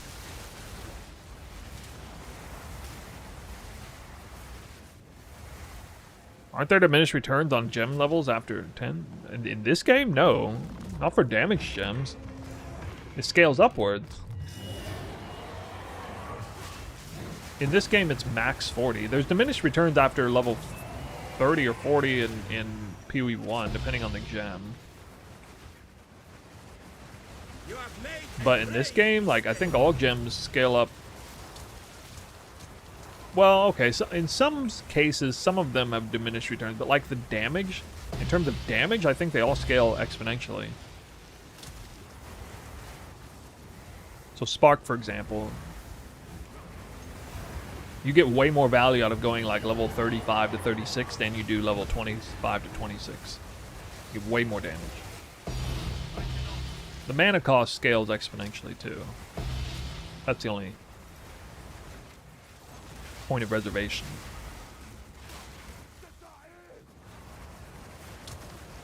Ooh.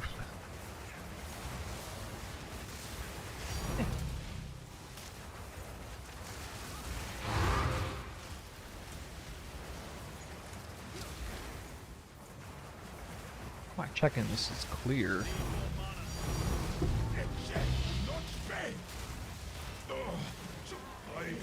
Kind of disappointed I haven't dropped a lock yet.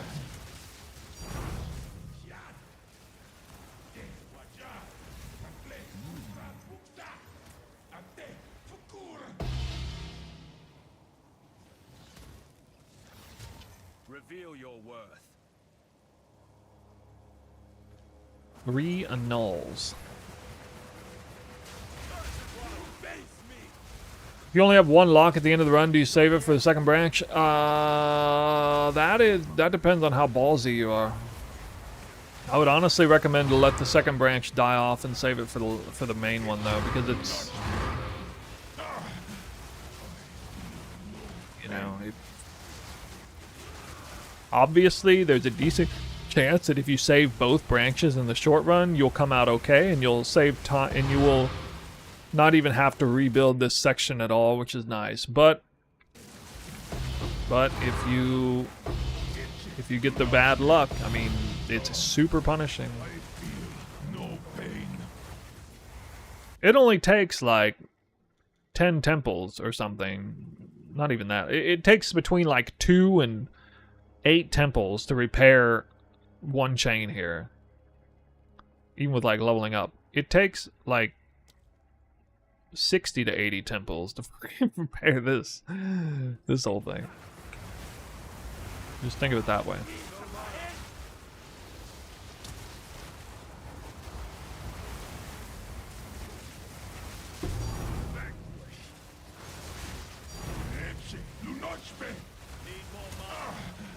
Saw A Knight of the Seven Kingdoms, episode 4. Dude, that show is freaking awesome. Got any fans in the chat? I haven't enjoyed a show this much in a long time.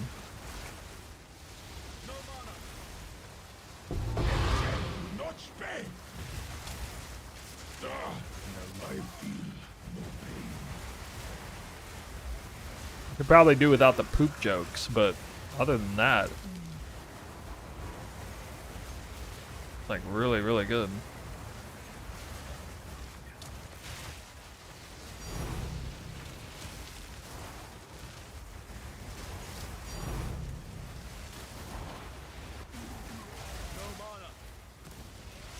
Oh dear.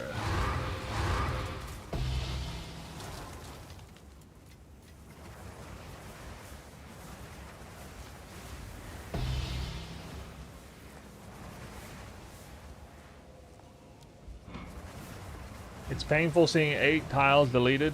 Well, yeah. By the way, for future reference, if you're gonna lose this tile, don't run the device on this, because you would only delete 7 tiles, but you delete 8 because this isn't locked and it's also auto-deleted.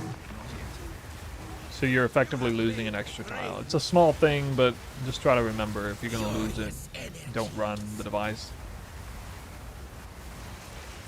at the end of the chain.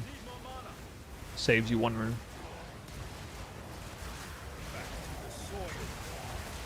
I think that's the case. Ancient power.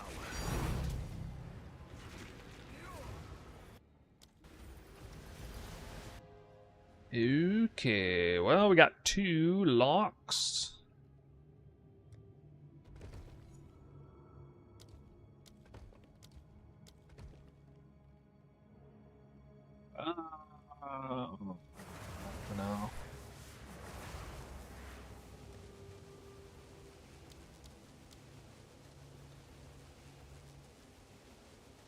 10, 20, 30, 40, 53.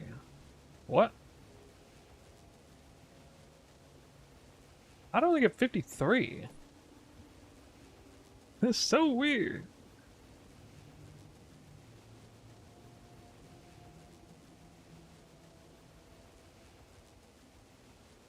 Like horrible.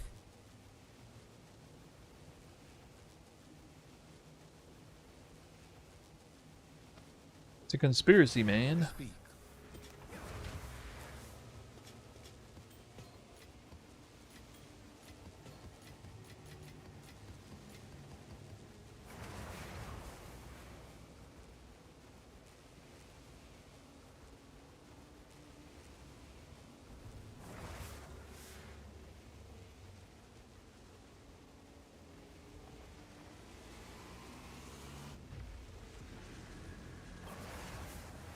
What happened to my previous temple? I ran out of locks on both chains at the same time. So it got ripperonied. Very painful. I cannot.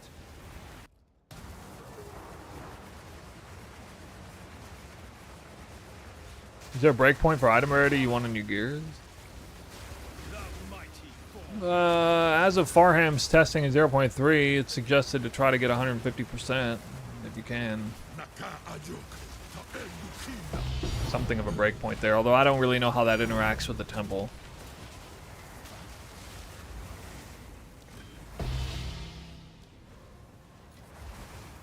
$61% item rarity. I'm unable. So it is. Hopala.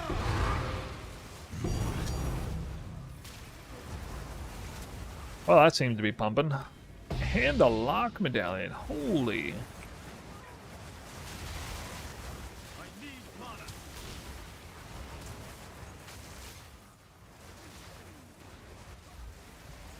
Big column work?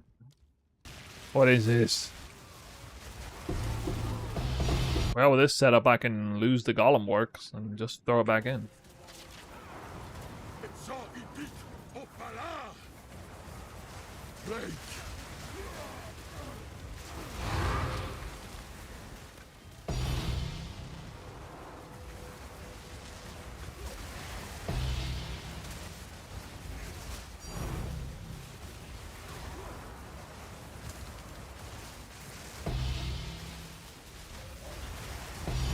You defile this place.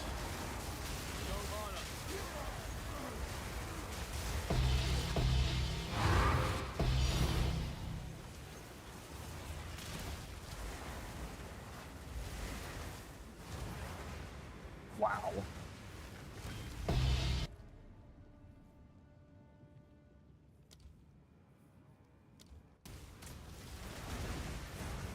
Well, I got 2 lock medallions already. I haven't even done the Spy Master chain.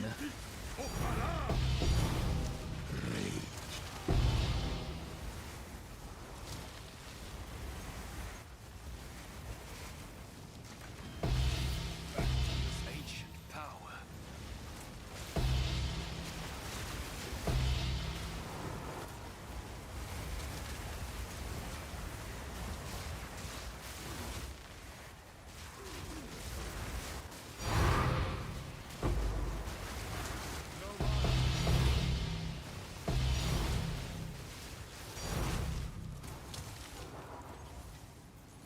You defile this place.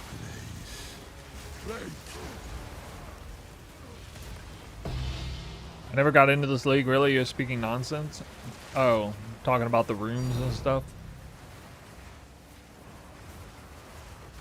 That sounds like a you problem. Missed out. The lightning in a bottle league mechanic might be the best league mechanic they've ever made. With a few tweaks around the edges.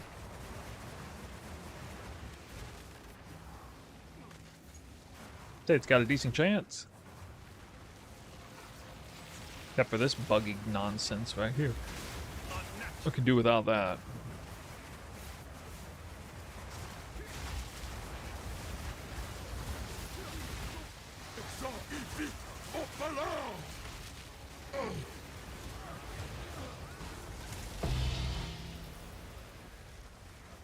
I got a third lock medallion.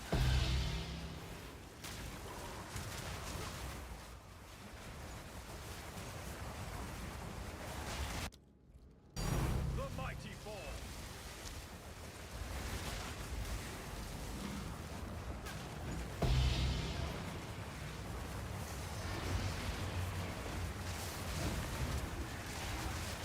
I need mana. You have made a grave mistake.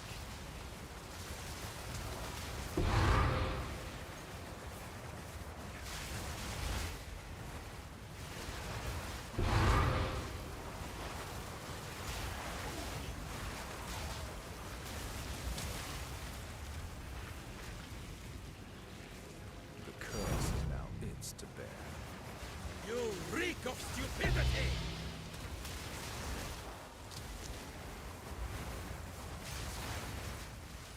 We've already dropped 23.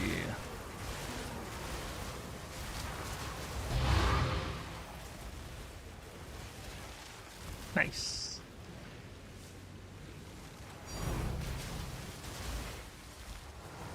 You reek of stupidity.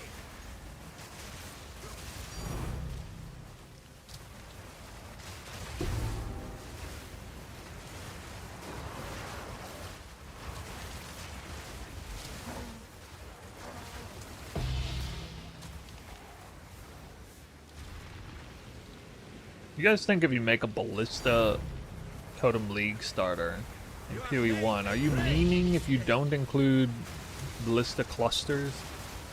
The mighty fall.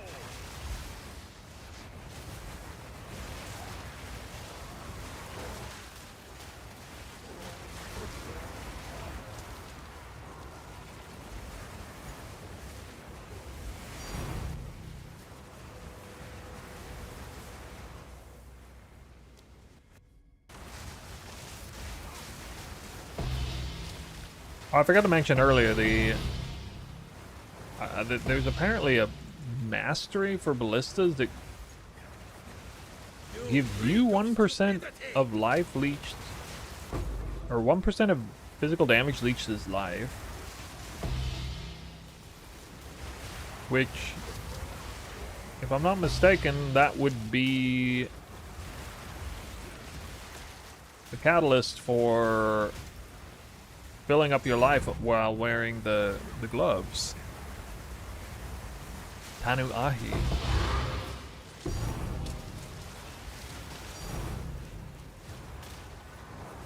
Because then the ballistas would be constantly feeding you leech at all times. Should be very reliable, actually, if I'm not mistaken, for making adrenaline and onslaught uptime.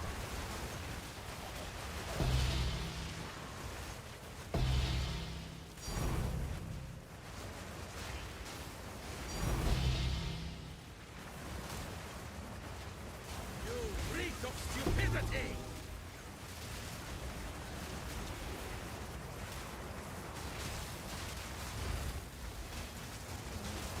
The mighty fall.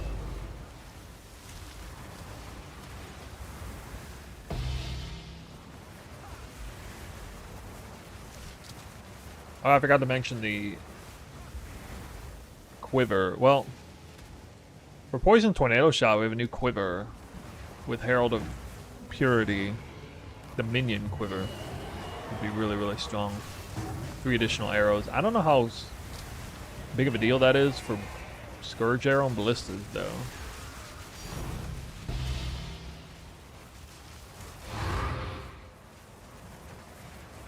They may know. How important is additional arrows for Scourge Arrow? Poison Scourge Arrow?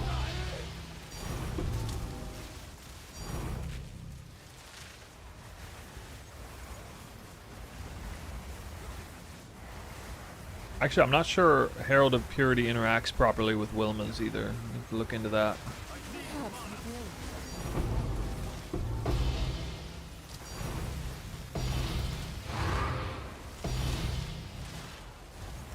Wow.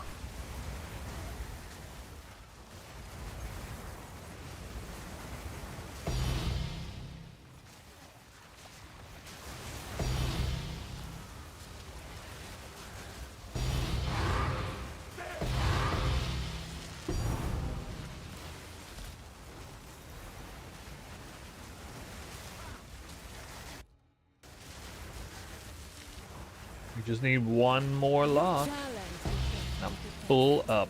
Max to the hilt. Max temple. Max locks. Spirit of the cat now? Grats. Now you'll never fail to crit.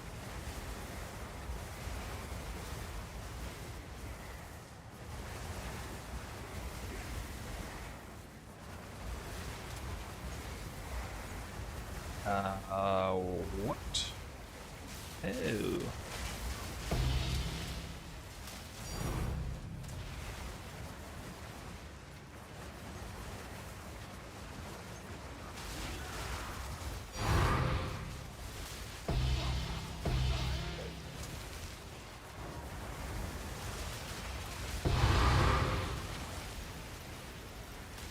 Daily dose of whirlwind.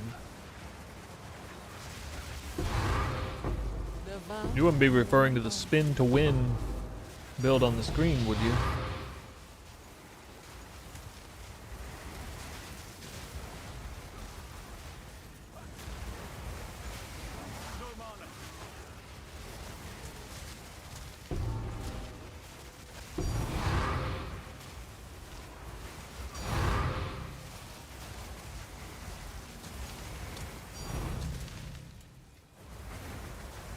Dropping so many divine, I'm disappointed when it's only a stack of one.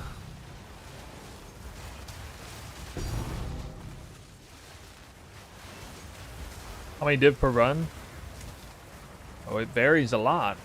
Last run I only had like 53. But this run is probably going to be in the 80s.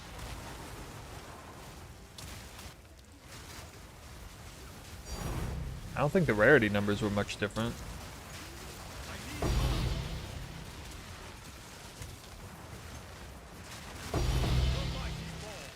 Yeah, this is tracking for 80 or 90, I think.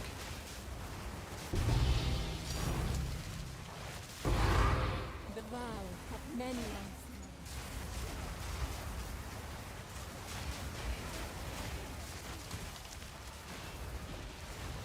There it is. That's the 4th lock medallion from this run. Maze balls. Pull up. Pull up.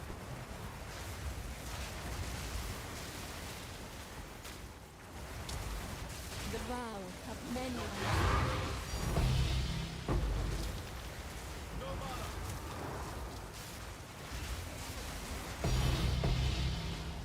How does your temple compare to the temples of other streamers? I'll just save you the trouble and tell you this is the best one in the game. If you have one criteria, and that criteria is maximum juice. Best layout. Factoring out difficulty of maintenance, difficulty of building. Best one. Yep.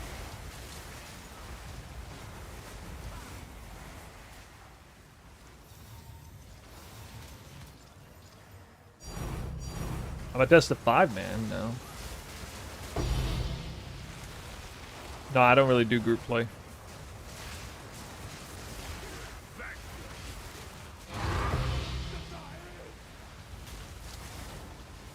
I guess I should be curious about that, but I'm not really. The vow of many honors.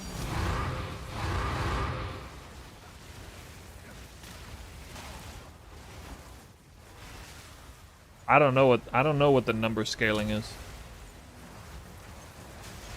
Like, I haven't even looked into it. 5th lock medallion. Can't even pick it up. Oh wait, wait, hold on, no. What? Wait, 1, 2, 3, 4. Oh, sorry, that's the 4th lock medallion, not 5th. I thought I already locked the Golem Works.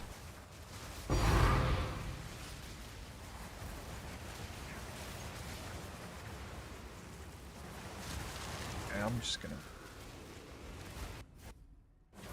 do that.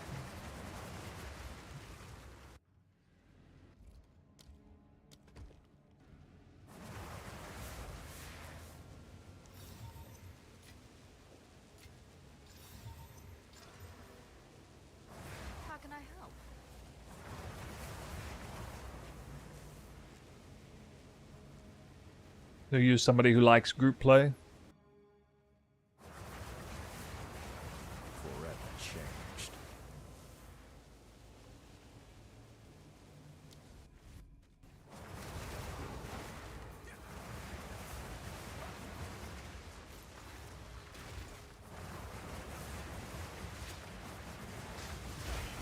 Devout many unseen. I cannot.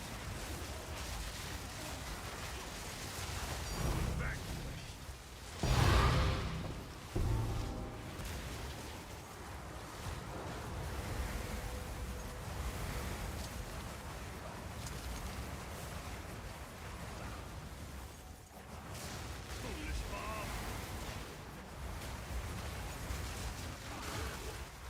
King Kong or...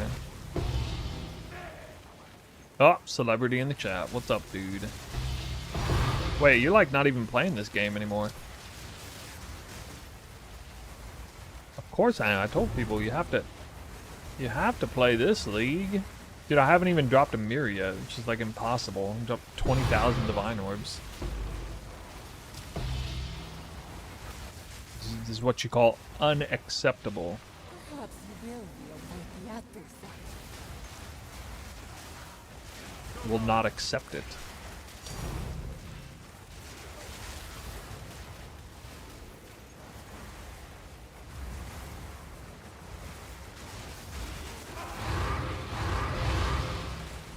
No mana.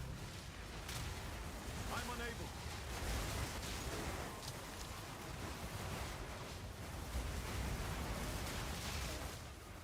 The shops, yeah, because the inflation, everything just still going up in value. Many unseen.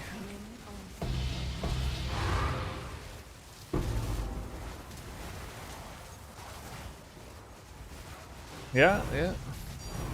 Oh, whoa! Need a core lock. First one of those. I'd say about on time. What was it, like 12? Yeah, thank you for your RNG, buddy. Much appreciated. I mean, you're not doing anything with it anyway, so...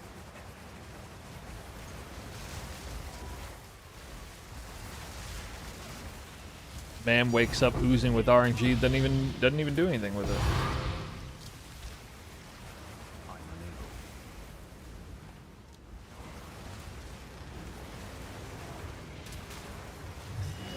Playing some WoW? Dude, I haven't logged into that game since BFA.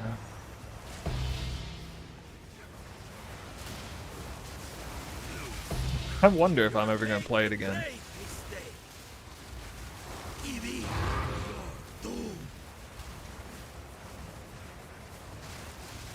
Skip next Freesia. Wait, what's next Freesia? What? You mean current Freesia? It's almost over?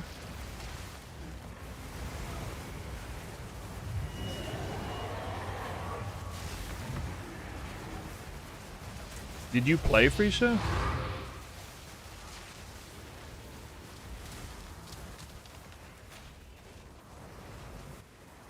Oh, are you suggesting that it was bad?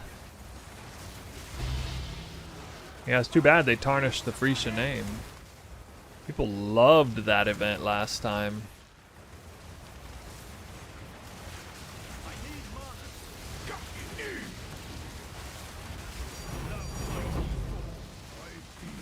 No pain. Bit too much even for the king. Ooh.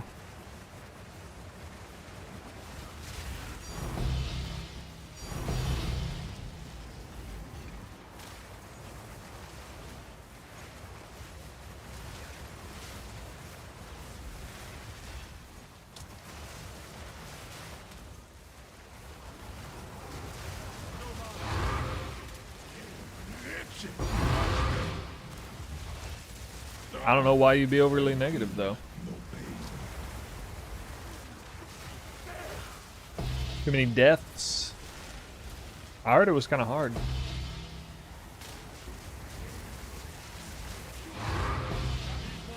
$400.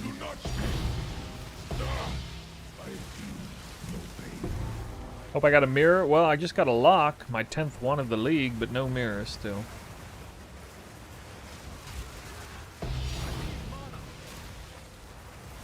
Tempo fix is in I lost my chain, the really important one last last time I was on running the temple for the session. It happened immediately. Like I start the 100 map session or 100 temple session, then like just instantly get screwed on locks and all the way down.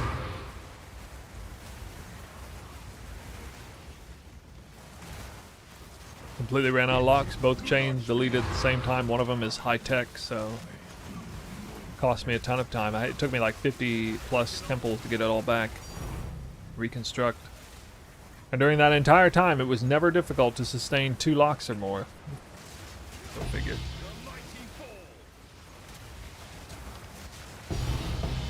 How do mirror drops get upgraded? I don't think anybody actually knows. If the highest tier currencies are considered a special category above, or if it's just like random 1 out of like 6,000 or something.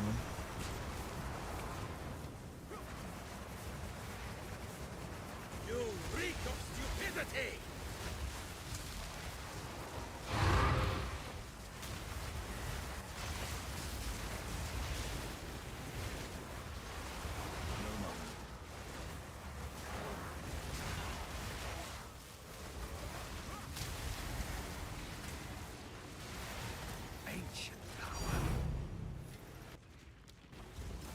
Well, this had a lot of divines. Let's see the number.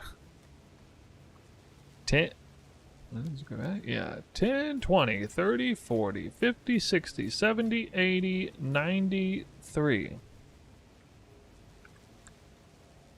I just went from like 53 to 93 without changing anything. Makes perfect sense.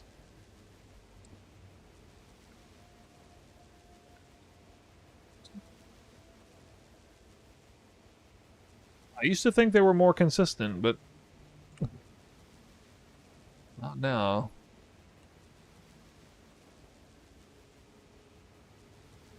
And a lock over here. One away from the on-stream record of 94. Off-stream, my record's 106, I think.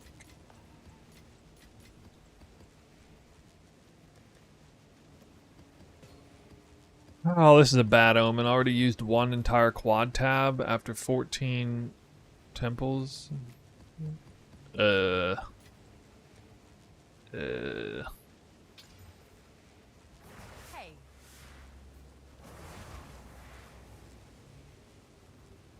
Ah. So that happened around 4 hours in.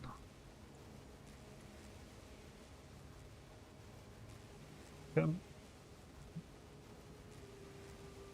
Alright. Thanks for stopping by, bro. Hope you're looking forward to Pewee 1 again.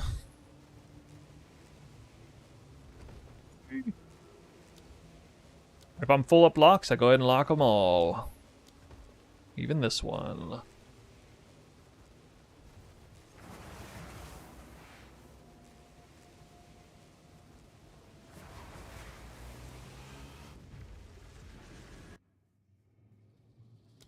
No matter. 53% rarity.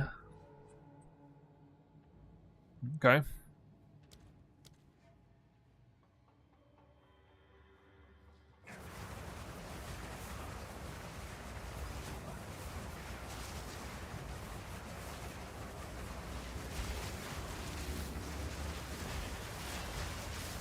Not yet.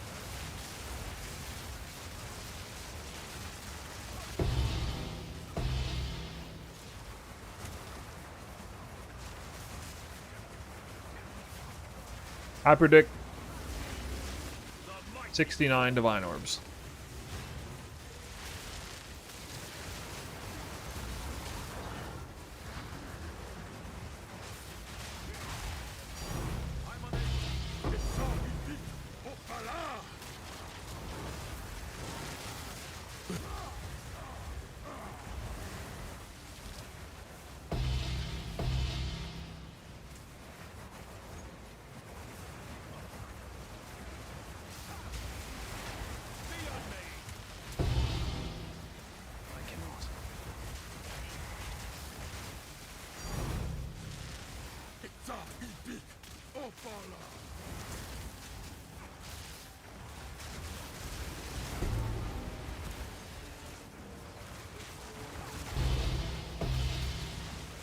Not yet. I'm unable.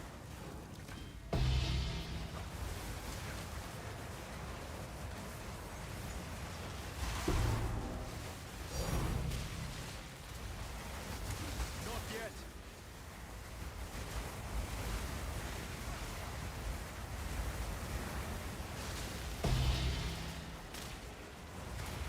I can.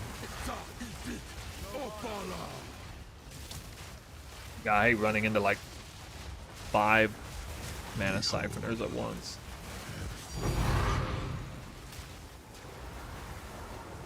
The Deadeye wouldn't have been stopped there from the cast.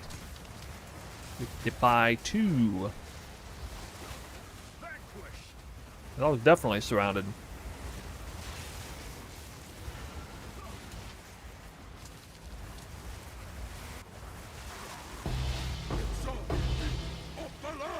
I cannot.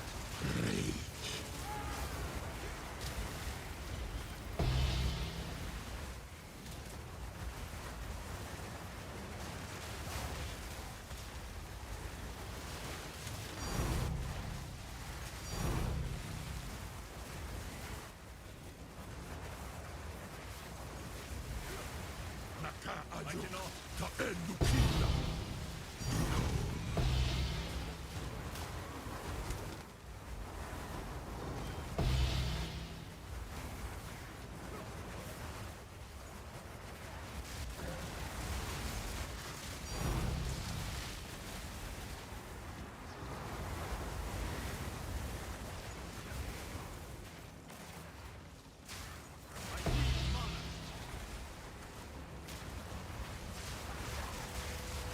yet.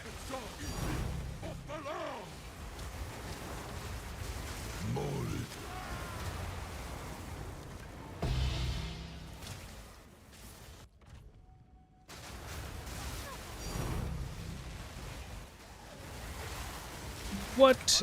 No lock medallions yet? Smithies. Smithies falling off.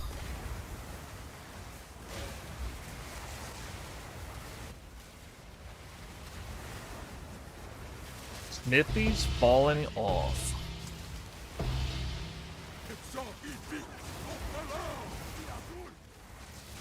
Not yet.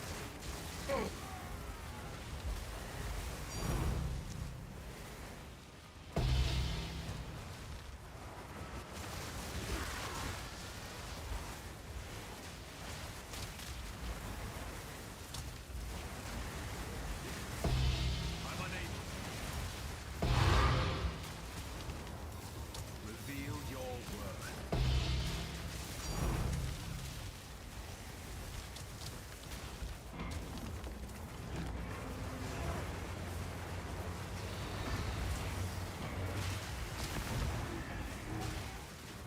You reek of stupidity. Arcing suffocation. It actually snowed in Tokyo this weekend. I think it's been like 2 years since I've seen it snow here.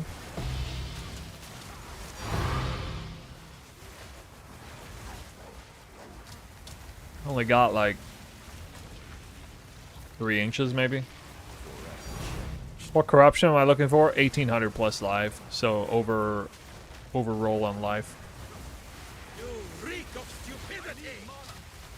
It's worth like 100 divines or something if it hits perfect. Ancient power. Similar story with Greed's Embrace, except for rarity. It's worth more. Than... Yeah, like Calm's Heart's probably the least valuable unique corruption that I'm aiming for out of all the uniques that I pick up. Alpha's Howl is also pretty low tier 1, but it can score crazy jackpot too. Double spirit roll.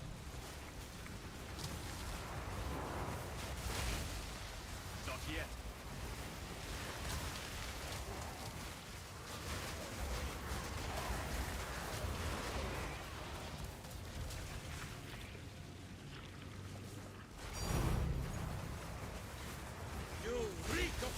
chastity!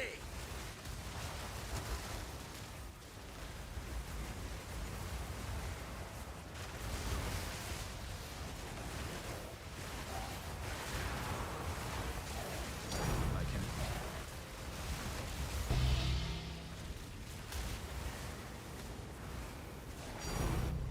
Ancient power.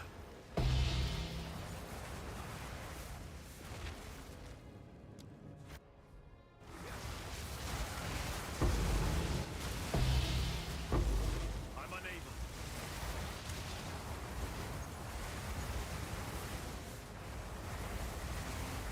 You reek of stupidity! Not yet.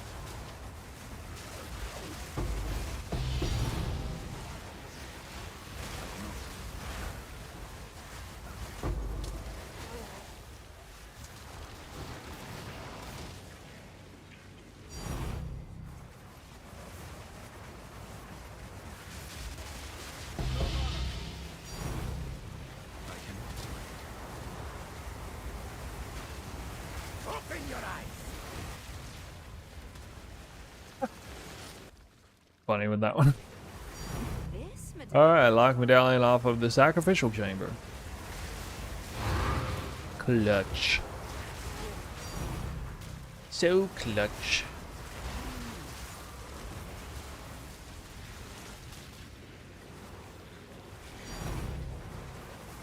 You have made a great mistake. No mana.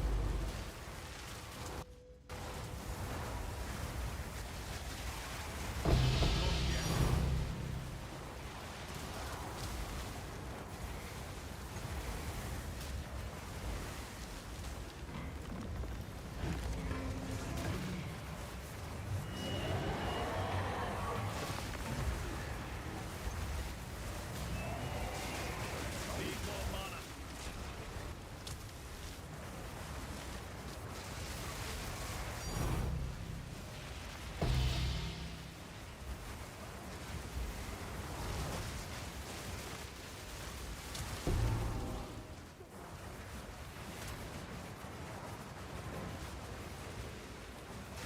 Oh yeah, these are worth something. Thing? 12 divines? Whoa! Well, I've never even seen this. This. Ashrend? More like Assrend.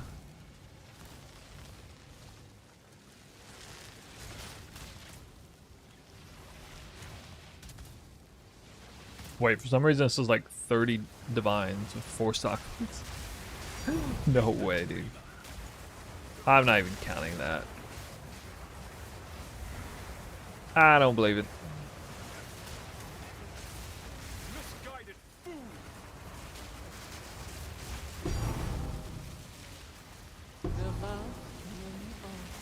Head hunter. Head hunter. I wonder how many of those I'm gonna get. Not yet.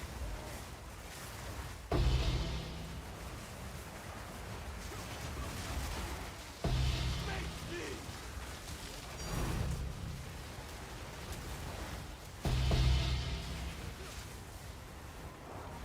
Not yet.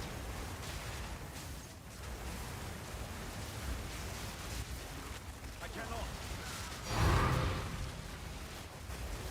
The vow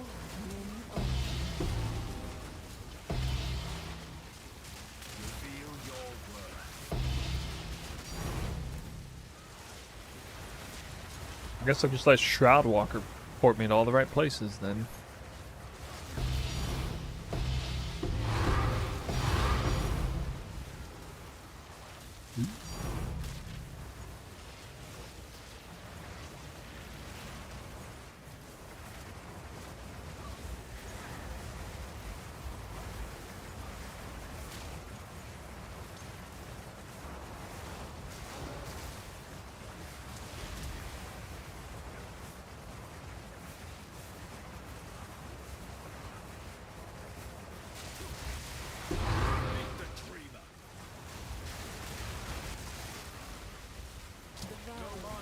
many long snow. Not yet.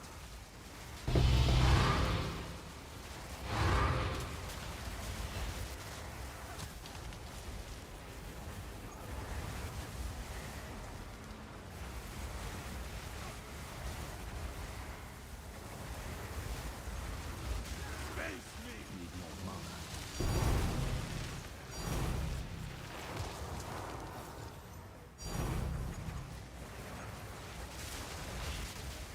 Oh, guys, I only need 2 more locks. I'm finally at the full maintenance stage. 3 locks every temple. Not that hard.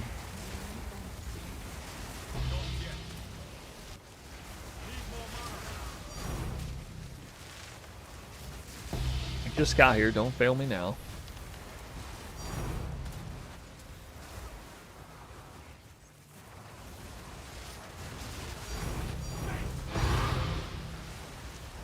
I cannot.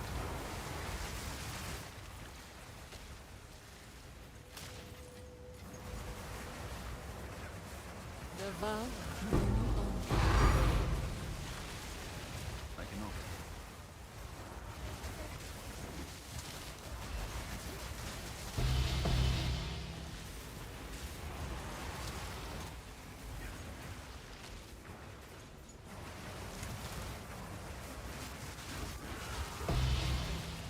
The mighty.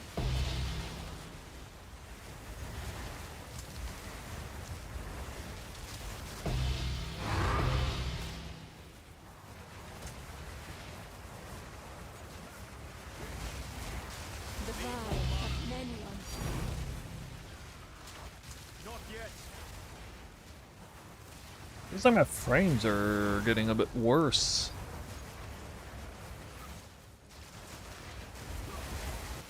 Hey! Alright. So I got half my Spy Masters remaining. And I only need 1 more.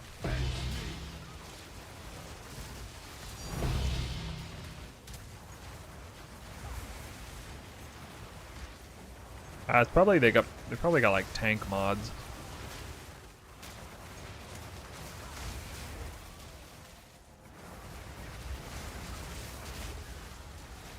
You challenge the dead.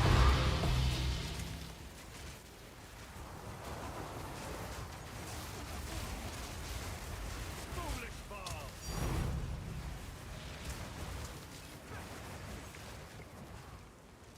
ball. These things drop like candy, dude.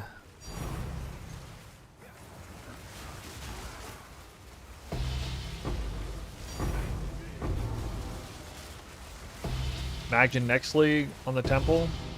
It'd be like hitting a freaking jackpot when you get a double divine drop. Perhaps you will be able to practice that. Unable.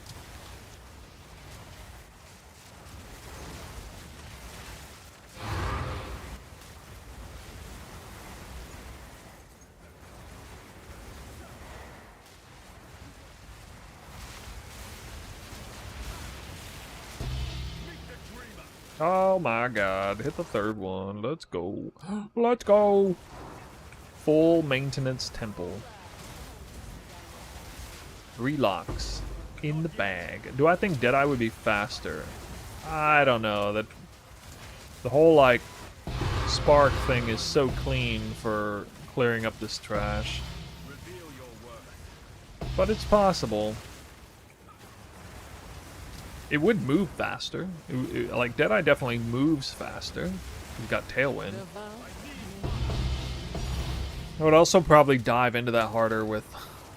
Like, I really like the Deadeye Constricting Command Defy 2 version of the build. It's very nice.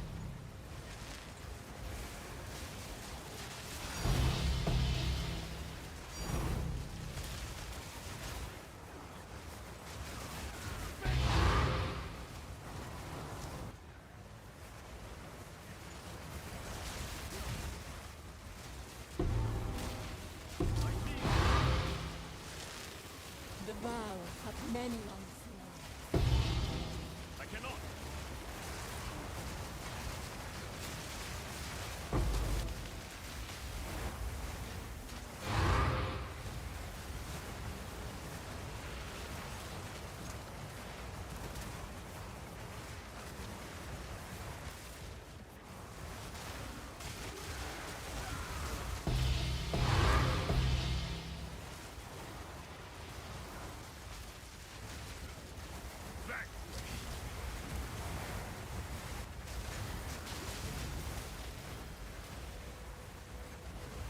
Thin's flesh and The vow that men flesh surgeon. I cannot. Trying to tell me my limbs are broken.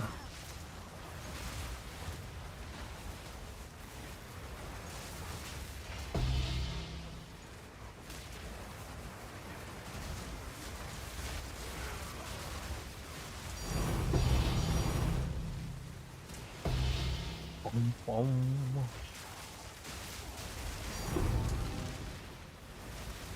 That's a lot of tinks.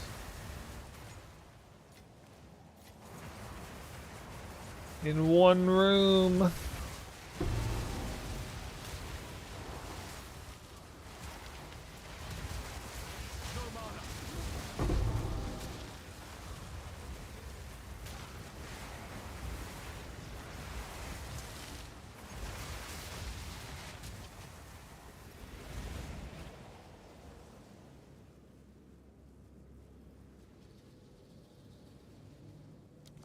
Box League and you're not blasting? I'm talking about Freesia?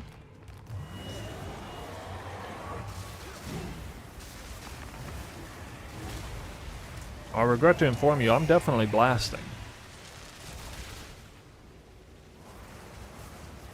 Dare I say I'm blasting harder in this league than I would be in the other one. I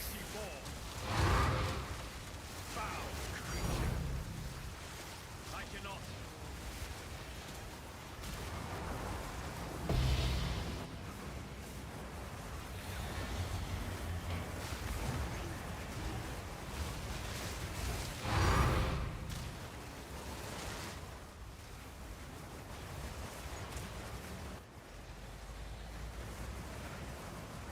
Honestly, I think I've already reached the point where I'm running a build that is more blasty than anything I've ran in PoE1. Like even like Mirror Tier Tornado Shot isn't as blasty as this is.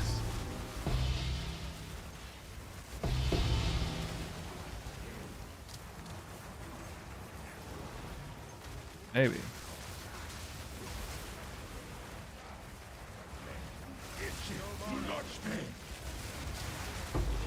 Hard to argue with super fast mobility, spin to win, essentially double layered spark. One's twister, one's spark. That's kind of hard to beat with even the PoE1 toolkit. I know, that is so mean. I mean, I still haven't dropped a mirror, which is just almost offensive at this point. So I figured on, for that reason, as well as others, I'd commit.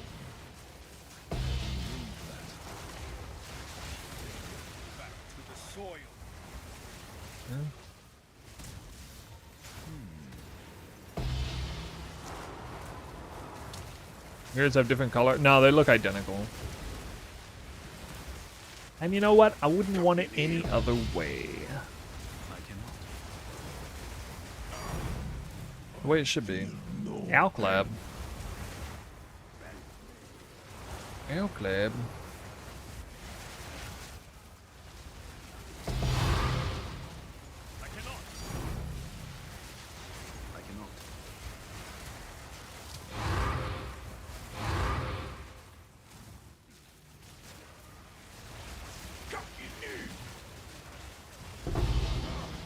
I want to see that MIRR.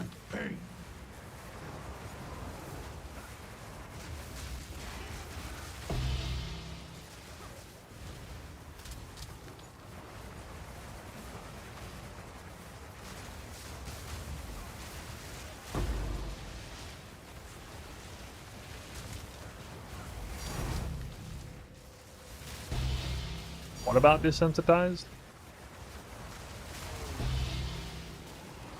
I got desensitized a long time ago back in Affliction League.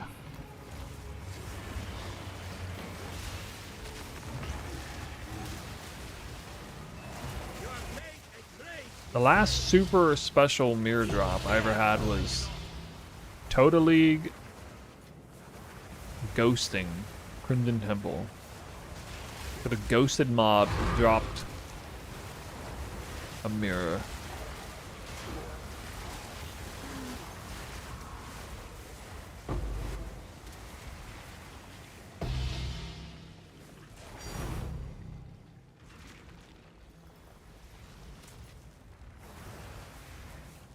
%6 implicit Ventor rings?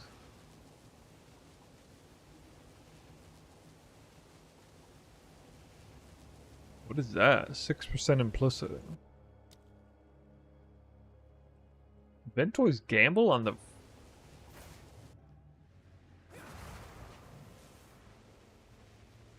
Like negative rarity rings?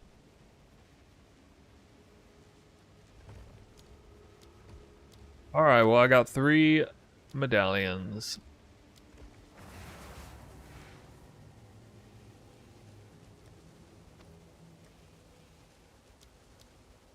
$10, $20, $30, $40, $50, $60, $76. Alright. Little less than I hoped for. Alright. Alright. Alright. Speak.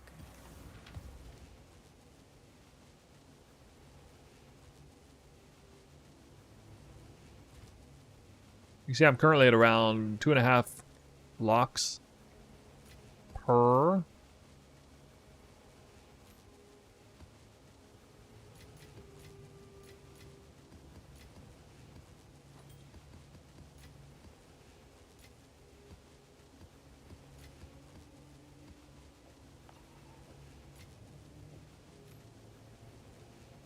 Whoa. All tier 2. Crit chance. Res double life from the spirit.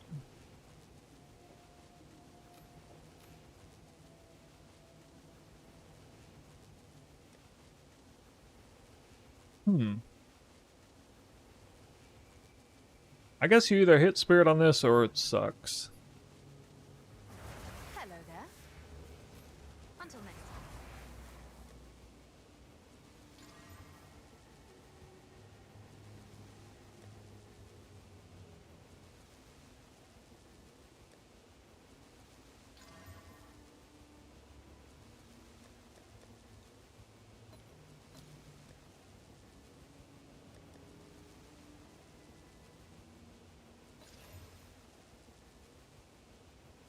Alright.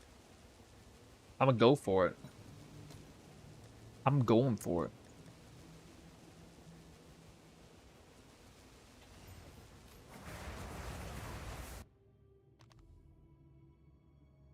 Or average, how long till Temple starts making dough? I mean, you can go for the ethical version, which doesn't require any special tech, and you know, it's still something like 50 hours.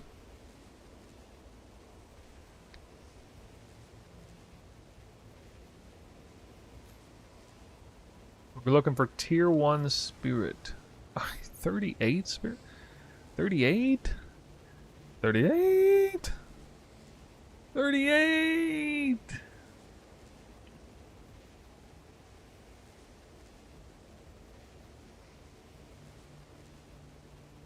Yeah, I would guess something like 50 hours. Does that no, to start raking in dough. It doesn't have to be finished to rake in dough. When you say rake in dough, I'm thinking at least like 10 raw divines per temple run.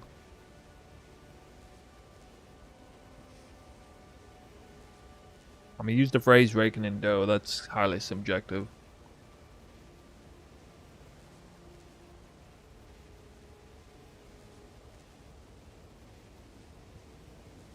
What is 38 spirit? Is that like tier 4?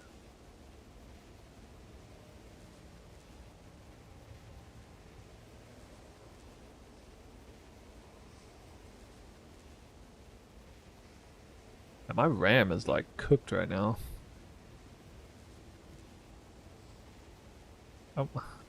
God.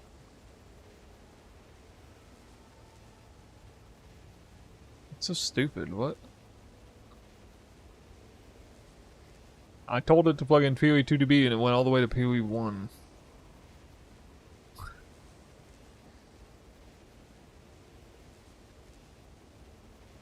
I just want to look at the tier of 38 spirit. I think it's tier 4. Oh, it's tier 3. Alright, whatever. All balls. Ugh. I should have taken it.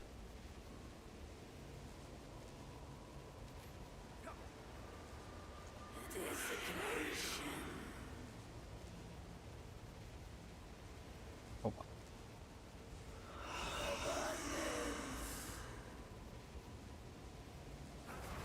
Oh well. Good Hiri's ire amulet. Maybe. Shipment sent. Come check out what came in for you. I don't know. Seems like a good deal. What's new? Whoa! Where'd that come from? Oh, wow. Oh yeah, that's right. I put in a bunch of those. What's new?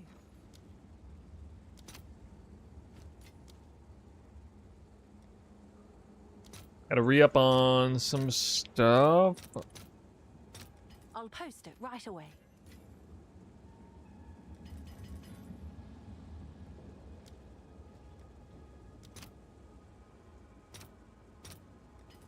I feel like I'm getting ripped off.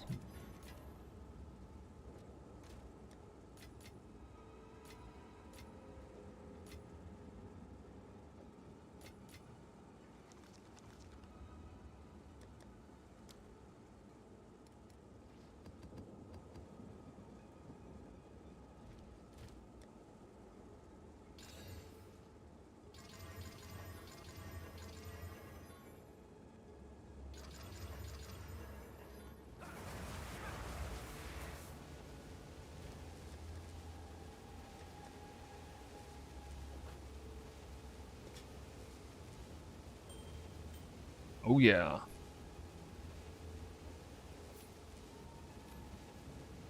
I'm debating whether to get coffee or just stretch. Do like 2 more temples maybe for the day.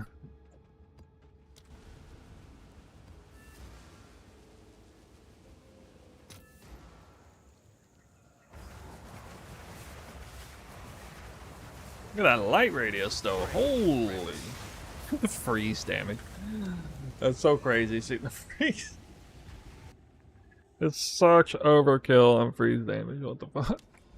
And then the second one of them dies, every twister, even mid cast, in mid movement, the twisters all become chilled because of the freezing ground. It's actually pretty sick.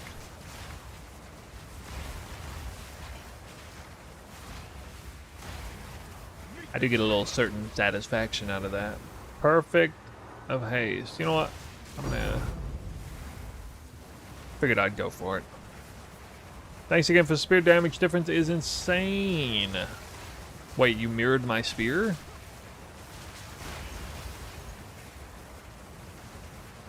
Oh yeah, Solo Sens was talking about donating mirrors. I kind of forgot about that. Whoops.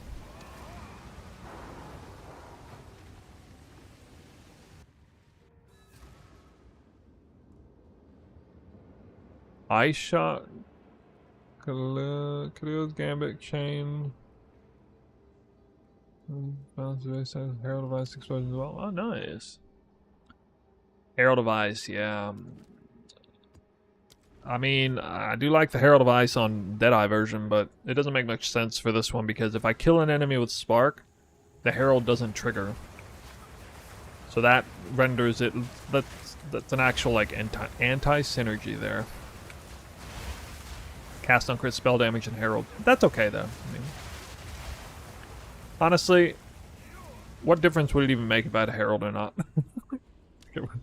It wouldn't actually improve anything in this build. Since the clear is just ridiculous already. It would just look a little cooler, I guess. Foul creature. Oh my god. No! Oh, that's so stupid. Fuck that mob type. That was cheesy. You see that? It was right there. Harold would have saved me. I died before I killed anything. Bro. What do you mean Harold would have saved me? Sure.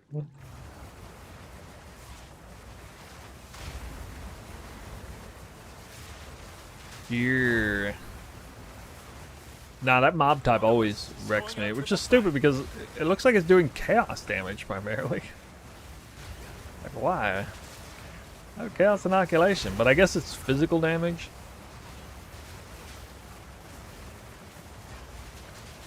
I don't know. I don't know.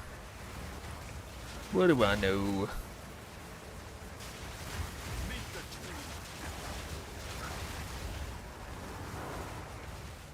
Variation for bossing? I mean, I wouldn't... It wouldn't even matter what I'm wearing on this build for bossing. They would still die pretty quickly. On this gear threshold, it doesn't really matter. I mean, for Deadeye, I still wear it Headhunter.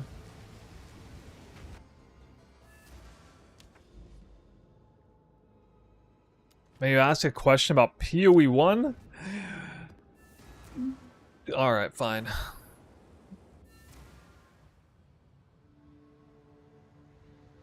I'll accept it. I'll allow it.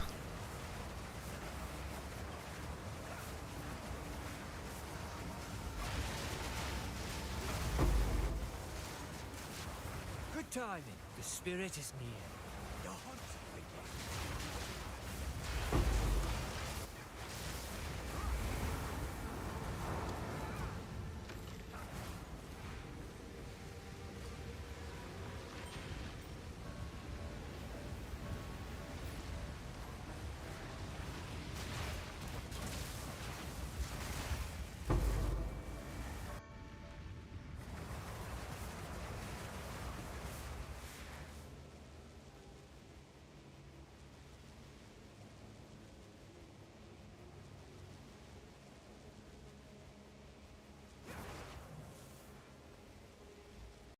I'll like try to reset my memory leak or whatever.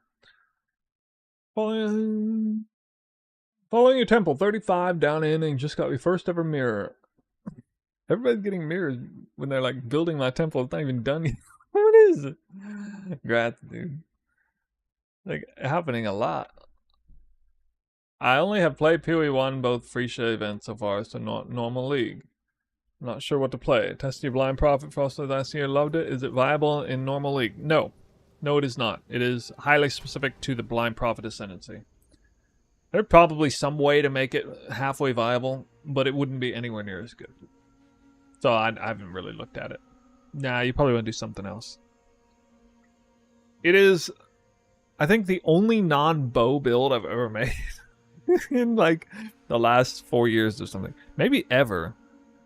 I think it might actually be the only... Well, I did make a Lightning Strike build back in Toda.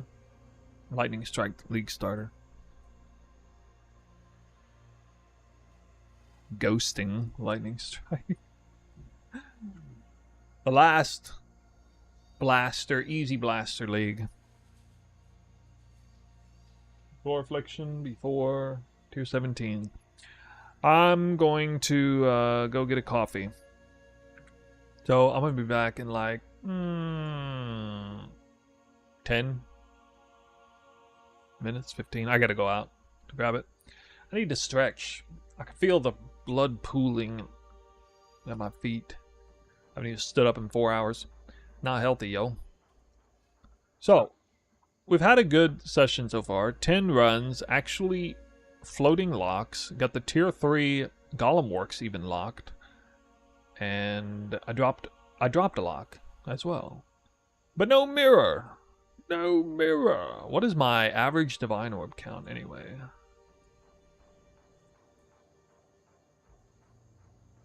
72.5. Yeah, that's pretty low.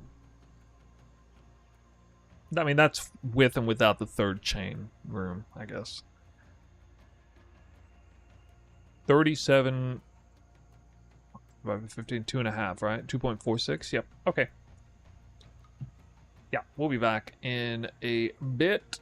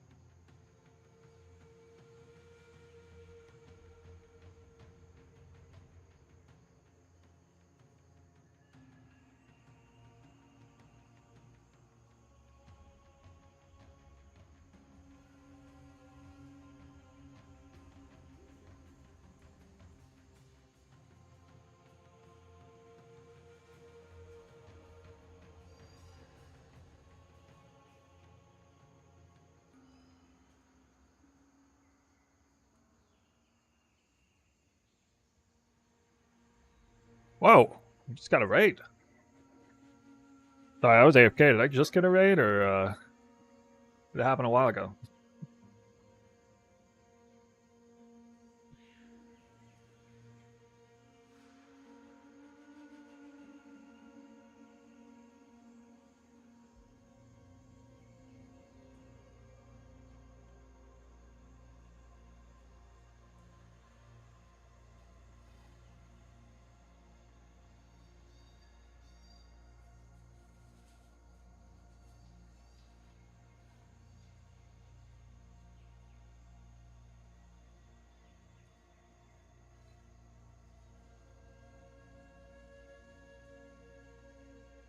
All right, all right.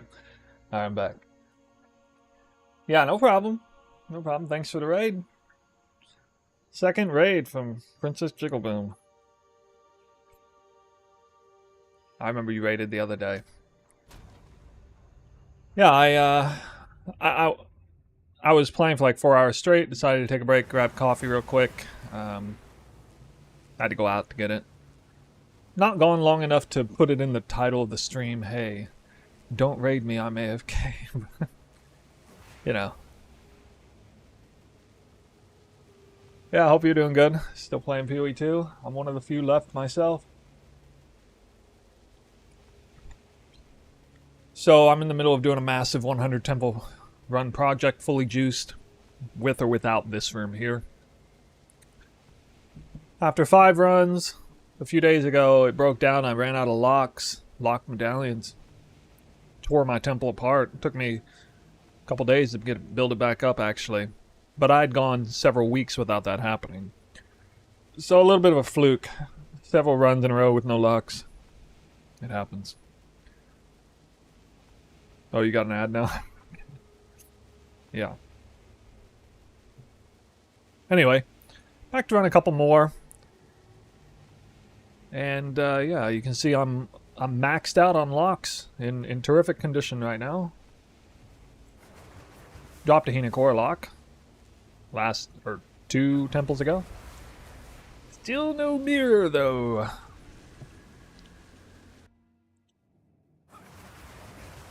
Place in perpetual motion. See what that area rarity roll is. 35. Not the best. Not the worst.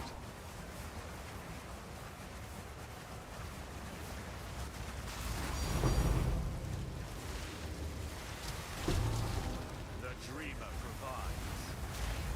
Averaging 72 divine orbs per temple right now, which is actually lower than what I'd normally get with this extra Golem Works here. So probably the average is around 80 with that Golem Works active.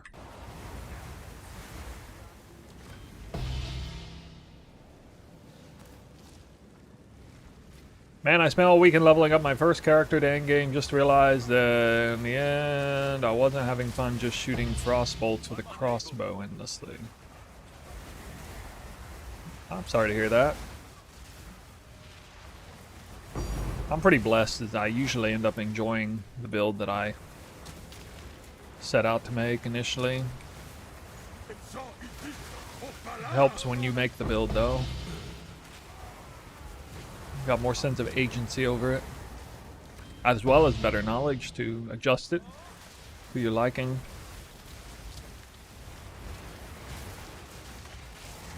I guess hidden in there is a suggestion. If you want to find long-term enjoyment in your build,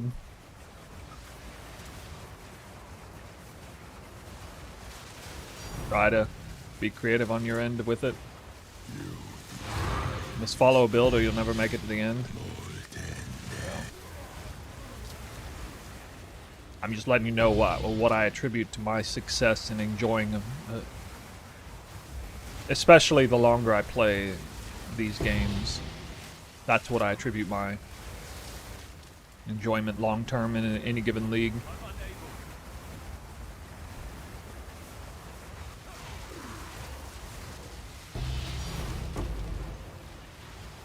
When you get to take pride in what you made yourself. And you also have more knowledge about it because you made it yourself, which means you can adapt it accordingly more easily than anyone else can.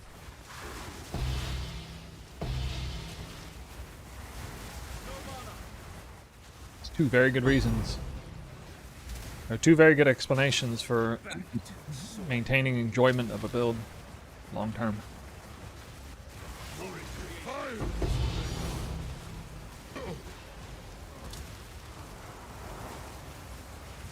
Finished your golem work, Smithy, following Bubgun, I guess. To an extent, mine will allow me to farm at Syria every other run. Yeah, be warned, there's some new intel on this topic of running at Syria every other run on a full juice temple. Apparently, the architect does, on very rare occasion, move after killing him. Like, he moved from here to here or something. And in the following temple, GG ripped the whole thing. It destroys the entire link all the way going on back. Just starts ripping rooms apart. Everything. Some people have lost their entire temples trying to do that. It's apparently really rare. Like, probably not even 10% chance. But several people just came forward earlier talking about that. Because I had mentioned I would maybe make a video on it. Insofar as hearing that nobody ever bricks their temple from doing that.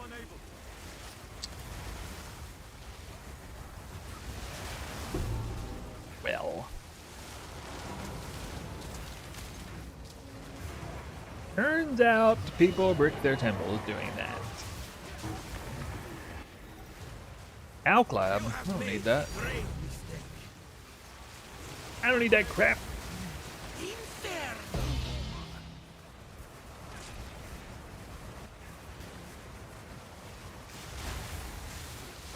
Even though I'm not that interested in doing it, I like the idea of it being an available option.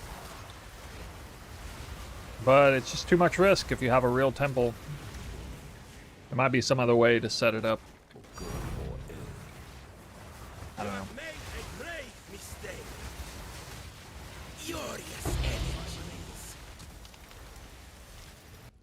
Upgrading down.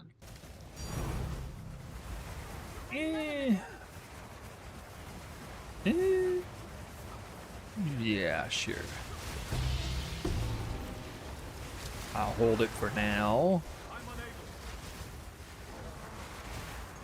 In case I don't get many locks, I can hold it for the next golem work spawn.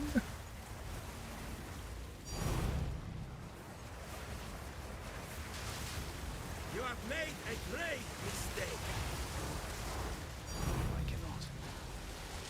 Her flesh surgeon.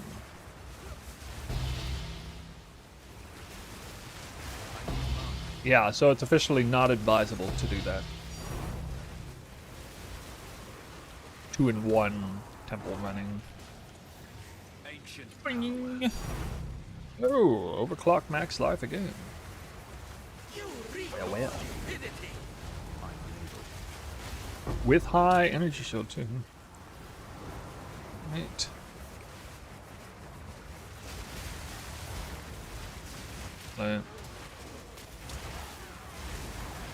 I was on the fence with it.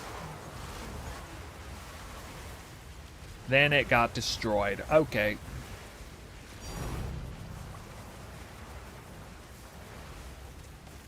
So be it. You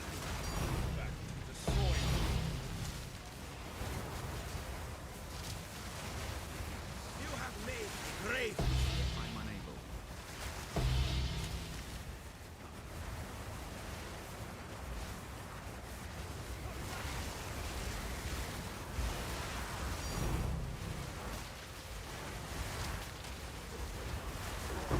I'm unable.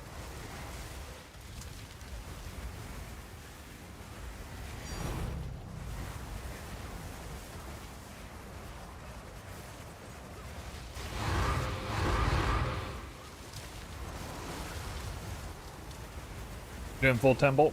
I mean, at least 3 people were saying at the same time in chat that it happened to them. So, there's your PSA.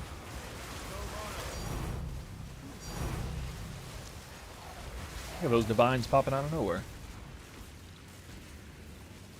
Nowhere. Out of nowhere. You reek of stupidity! Inferno!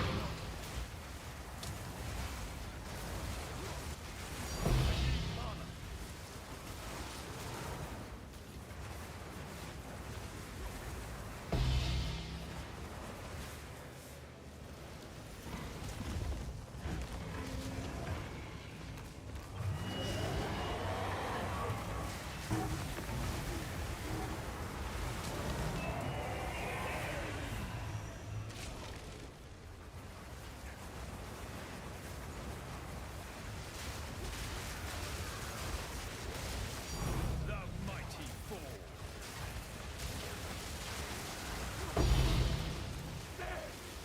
I'm unable. Nice drop, bro. Wait, why am I? I just still have this stuff in my inventory. Oops. Didn't I just corrupt this? Challenge the gift to defend.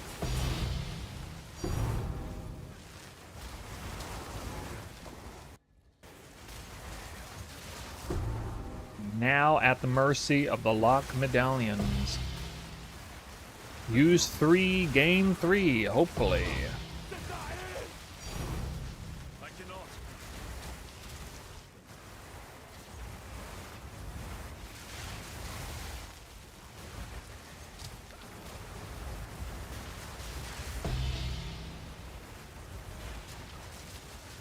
What will be a worth nothing.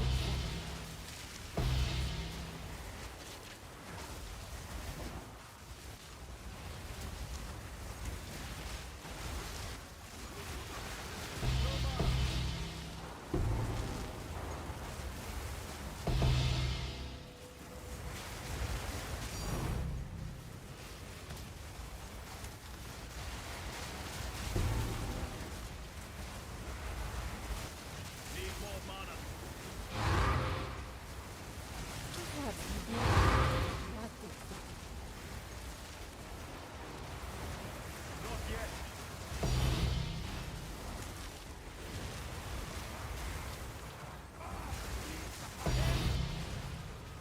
Meet the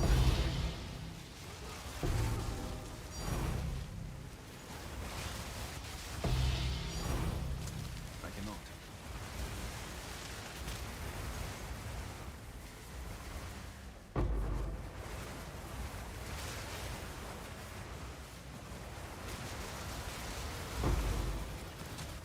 The vow of many unseen.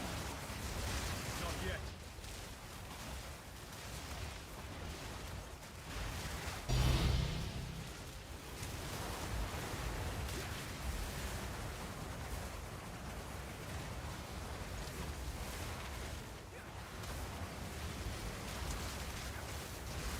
I cannot. There is one. I'll hold. I'll hold. 1 out of 3. Hopefully. I'm unable.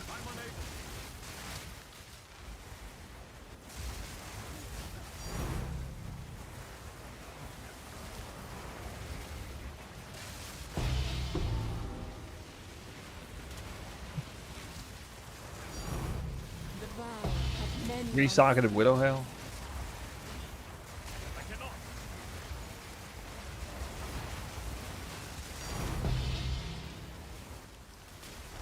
Hey, 2 out of 3.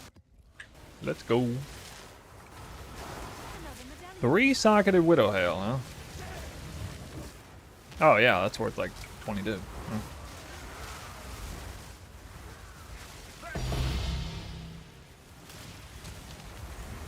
Damn, I bet people, maybe people Hinacore lock that. I don't know. I just need Hinacore lock a 3-socketed Widow Hail to get 300% plus 3-socketed. Holy. Alright, I'm running out of room here. I cannot.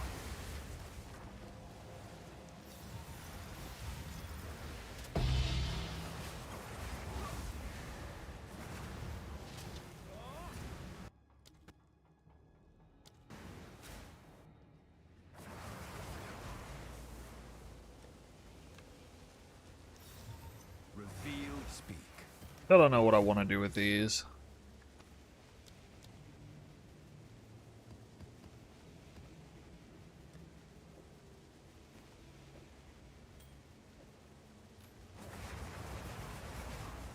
Is the build already min-max?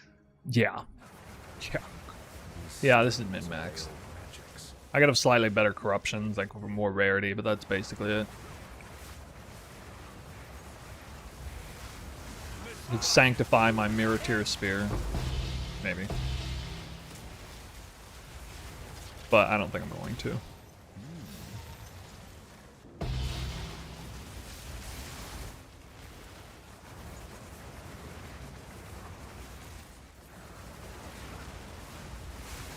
The mighty.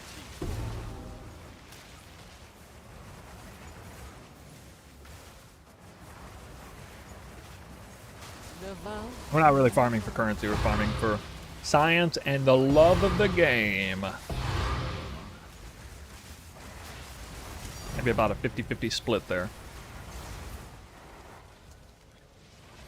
Third lock medallion. We are back up max tilt lock medallions. I'm about to waste some. I'm about to loot too many. Oh no. Oh no. If only I had higher max lock or maximum medallion count. The That would be vow. really nice. How much gold am I sitting on? Oh god. I don't know.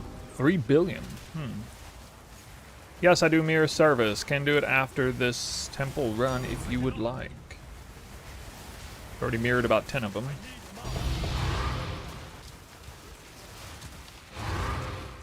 $3 billion. 3 billion. I got a long ways to go to get as much gold as Elon Musk. He got like 800 billion.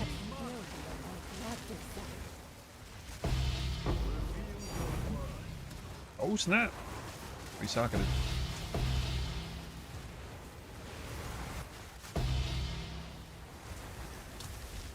There's no fee. It's this right here. Flying spear.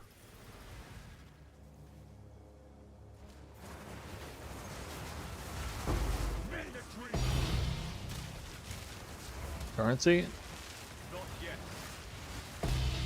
You know, if I wanted to cut myself with razors, I would just do it with razors instead of subjecting myself to that.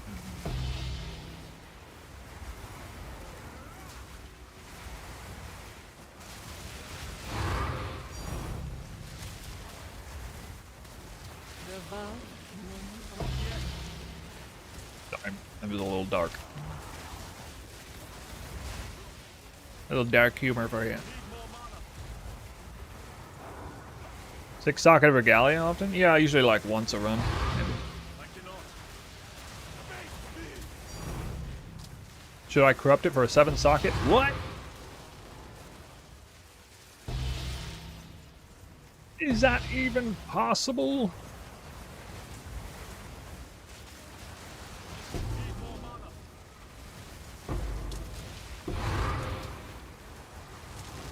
The vow of many unseen.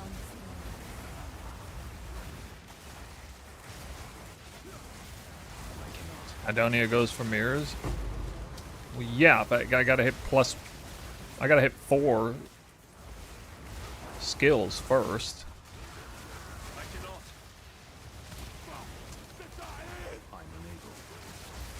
Third socket. What?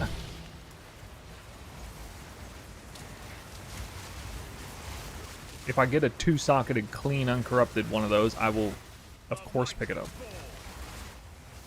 I'm corrupting them when I pick them up, in case they plus 4.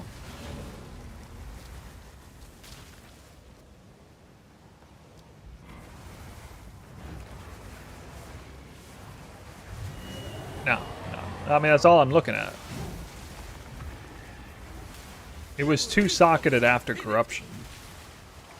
No, I corrupted it and it hit 2 sockets.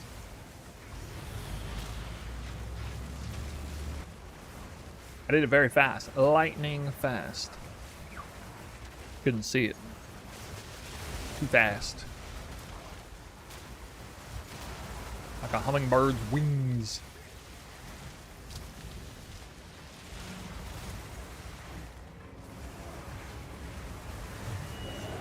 You see me pick up that soul core from here? Too fast. Couldn't even see it.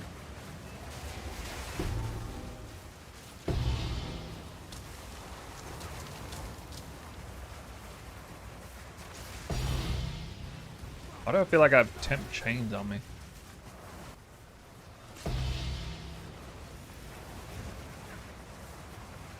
How do you say this word? Sitaquilotl. Is it Quitaquilotl or Sitaquilotl? What the hell kind of word is that? How do you even say that? Type it into Google.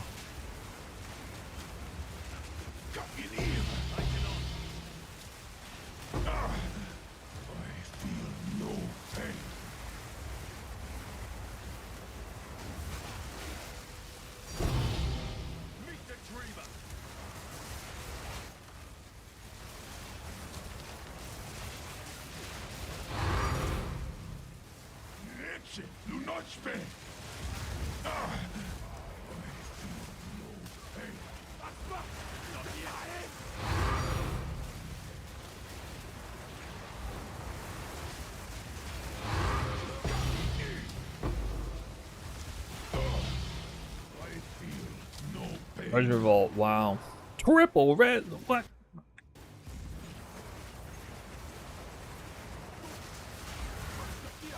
I missed the old monk playthrough. Some depth guide to optimize the build.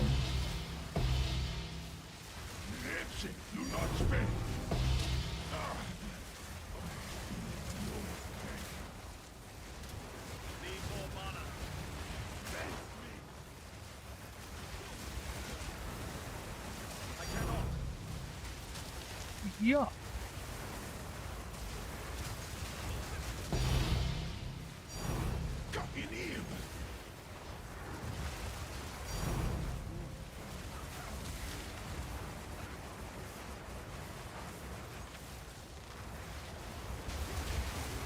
You just saying you miss back when I played Liquor Strike? The good old days.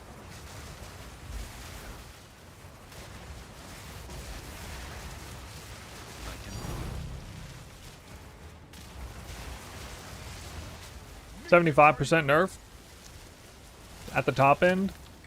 Yeah, that sounds about right. I'm thinking like 75% nerf to the amount of drops. Actually, I think it'd probably be something like 80% nerf to the drops and about 60% nerf to the time it takes to get an equivalent drop. The equivalency in drops, comparatively. So most of the nerfs will be equalized in terms of the temple being easier or less time consuming to build. And it'll be brought down to... I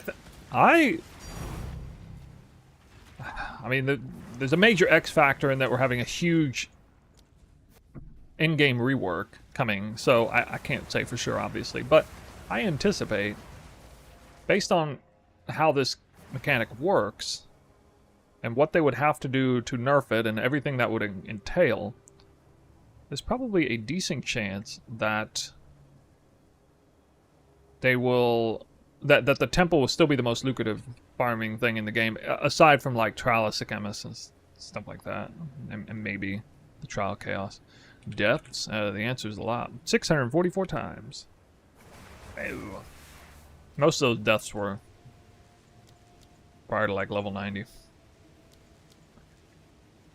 Ooh. Alright, let's see. We got 10, 20, 30, 40, 50, 69. Ha ha. Ha ha ha. 10, 88. 69. That's actually a pretty low number. I don't know why it's so low.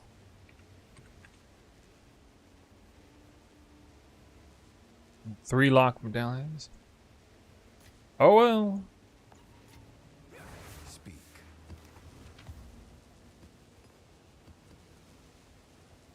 Oh. Hold on. Let's go.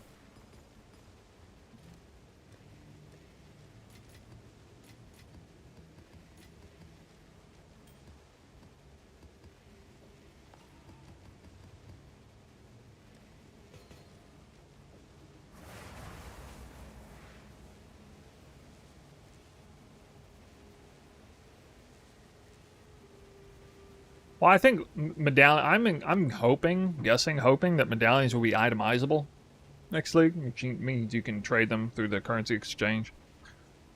Maybe not though, because of the lock medallions and like that one would be kind of redundant if they made it itemizable.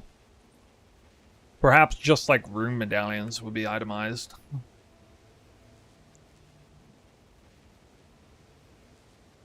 Actually, because of the way the lock medallions work, I think there's a decent chance they might not itemize medallions. Like, if lock medallions didn't exist and rune medallions did only,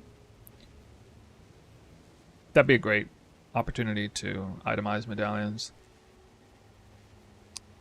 But, like, it doesn't make sense in the context of how the mechanic works to itemize lock medallions, because that defeats the whole purpose of how that works.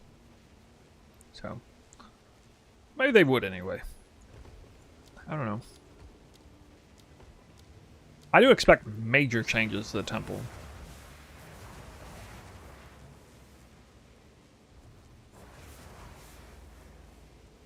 They need to help bridge the gap between the low tier rewards and like the juice temples. Giving the benches greater and perfect variations would go a long way there. It'd be a really good idea for them to do that.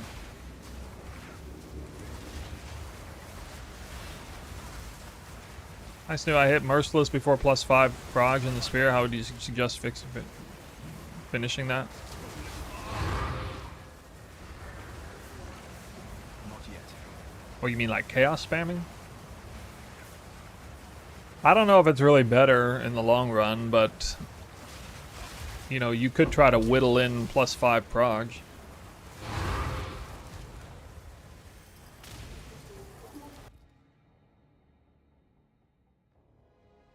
So,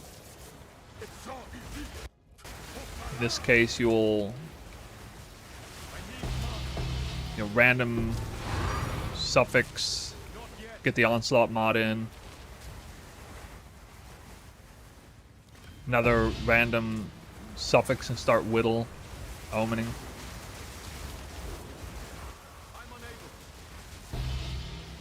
If you hit the suffix,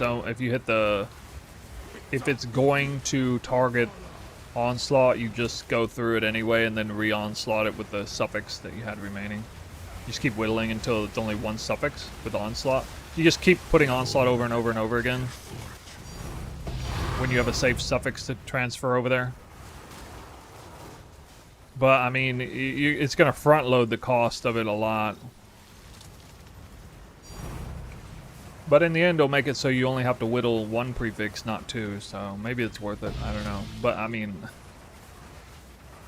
like, trying to whittle in +5 prog skills is gonna be freaking crazy. The good news is you probably hit either tier 1 flat cold or tier 1 flat fizz in the meantime while you're trying to do that, and so that can hold, especially if it's like tier 1 cold. You can hold it there. I think you semi-brick if you hit tier 1. If you... wait. Well, you would probably brick it, though, in the meantime. You'd hit tier 1 flat cold, and then you'd keep whittling more, and you would probably hit tier 1 wed, or tier 1 flat fire, tier 1 flat lightning. I guess you just kind of go with the flow, though.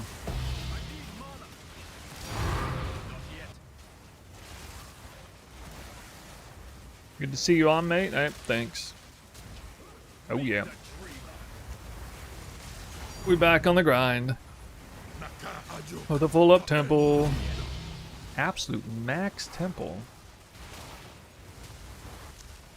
That's the smallest medallion text I've ever seen. Skinniest medallion. Skinny medallion.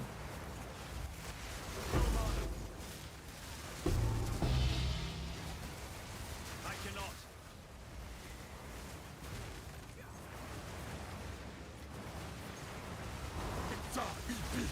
Opala. Ancient power.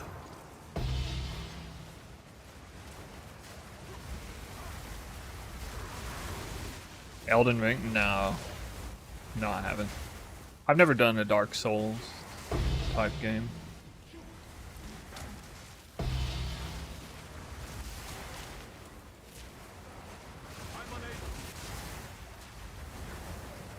Naka Ajuk. Tabenukina. Lock medallion. The world's Closest thing to a Dark Souls game that I've played, which isn't actually a Dark Souls game because it's like first-person shooter. First-person shooter adventure game. As opposed to, you know, Dark Souls adventure game. But the Turok series, way back in the day, like Nintendo 64. I did enjoy those games.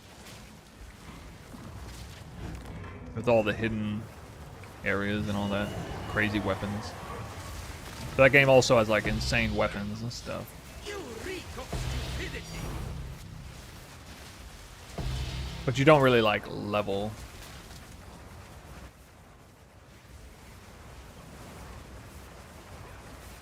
That game was so ahead of its time.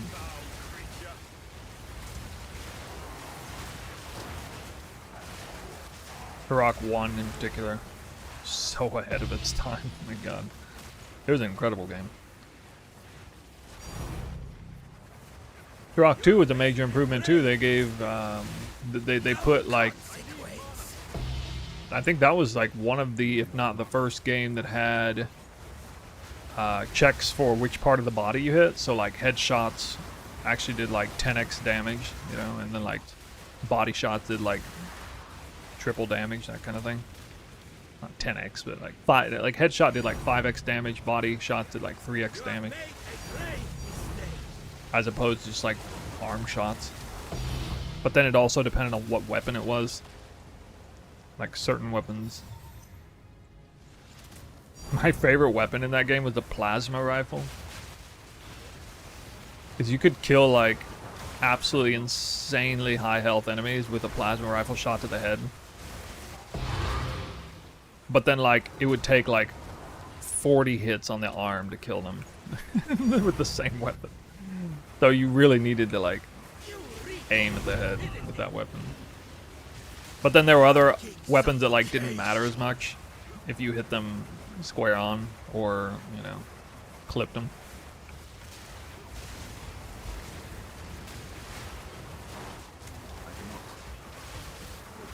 Lost your second chain completely? What do you mean? So you still got your primary chain?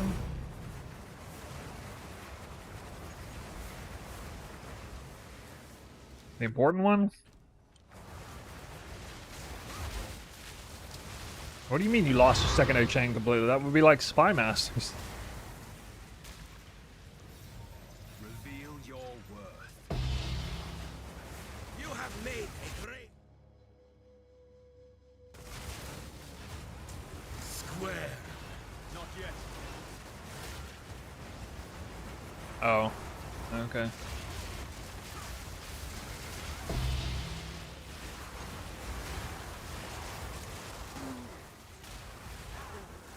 What fixing temple? It's not a fixed temple, it's fixing my own temple that I lost due to bad lock RNG. I suffered immensely. Okay, I got it back though. Full up. Yup.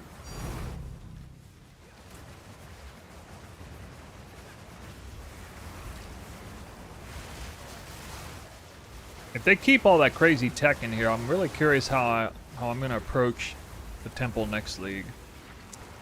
Might be better to try and build an ethical temple as fast as possible to like get the jump on the drops. Come back later for an unethical one. What is this? Ugh. Some garbaggio.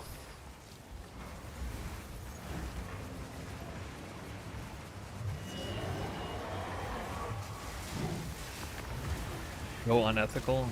Well, it would be kind of a good idea to set your stuff up. I don't know.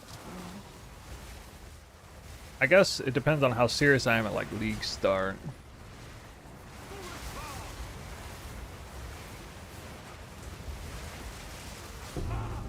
Might end up in a situation where like, actually, you know what's pretty likely to happen is next League, the Val Temple is nerfed to a point where an ethical temple is not really the best farming strat in the game, but an unethical one is. Perhaps you will be Like that difference between the two actually is the difference that matters.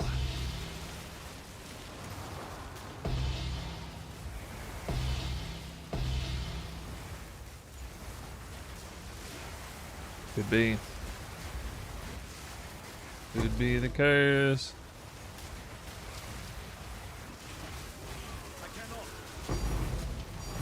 Then everyone will feel even more obligated. Because one of the nice things about the temple being as OP as it is, you don't actually have to feel that bad about running the easy version. Because you still drop like crazy amount of currency. What if the easy version just isn't good enough next league?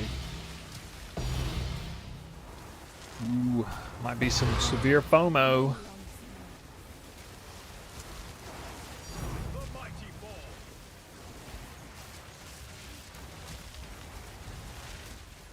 I kind of hope they make the temple 8x8 so I can have fun theory crafting a new temple layout.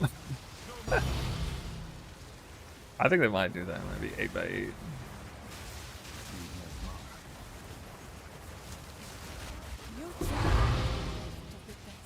Bruh, just got a headhunter 2 rooms ago. What? What?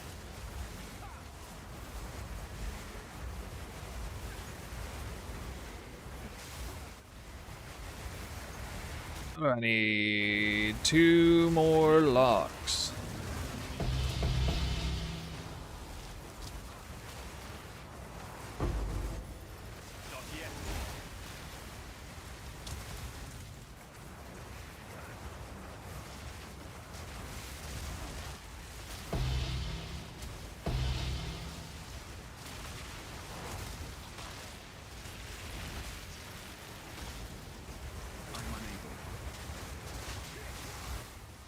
the vow of many unseen. Let me through. How am I not done with this room?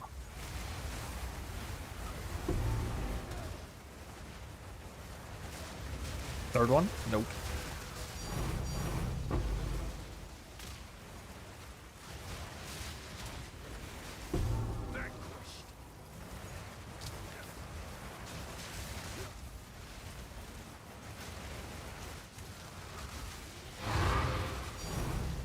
The vow of many unseen. Perfect chaos.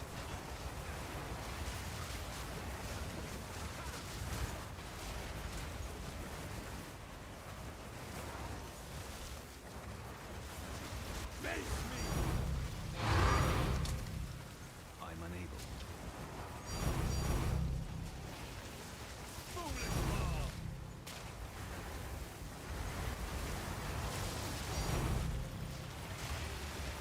One divine at a time. The vow of many unseen.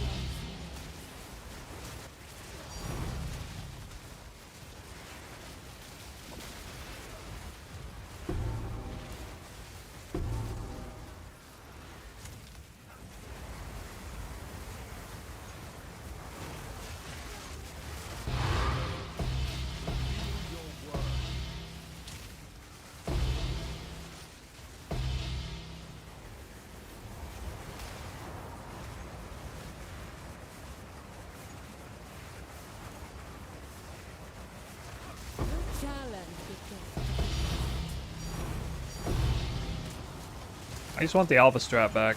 PoE1. All I want. I'll actually look forward to it again.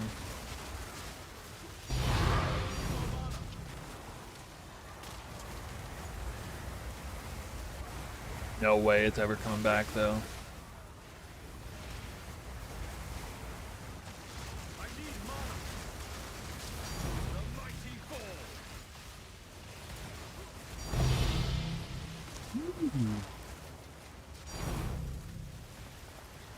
Perhaps you will. Damn. Is that like 10 in this room?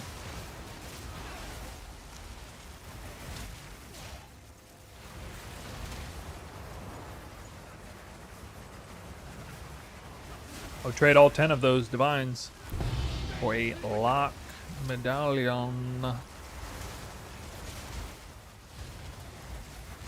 Just to stay ahead of the curve.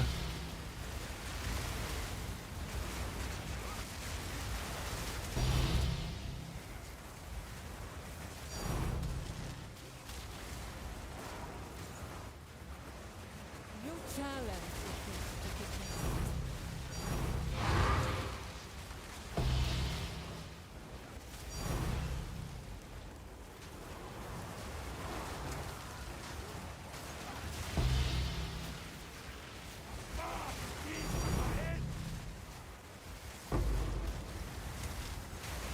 I need mana.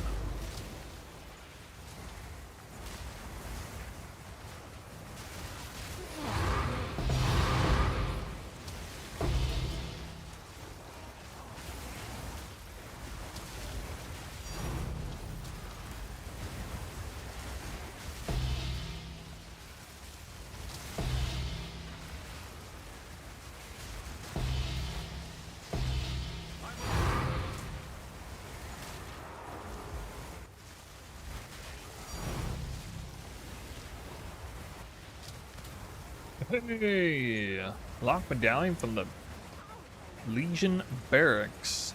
What's up? I just need one more. One more.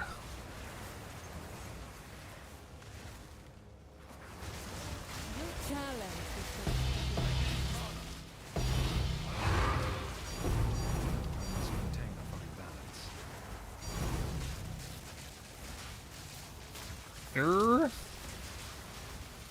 You're dropping too much loot, sir. Thaumaturge, really?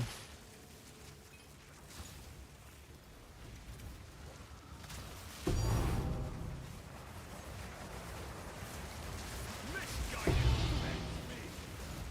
I need mana.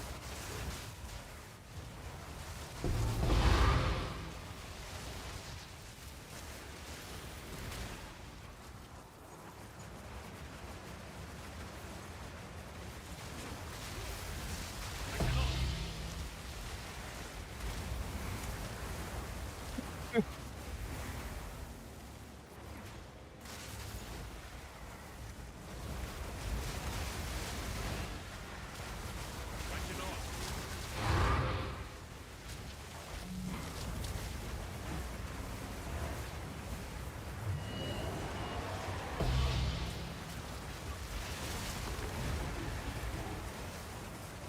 You have made a grave mistake. Need no mana. No mana. Not yet.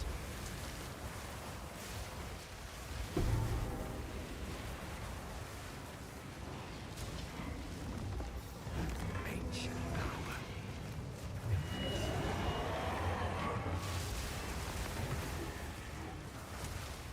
Remember, if I check this. Nope.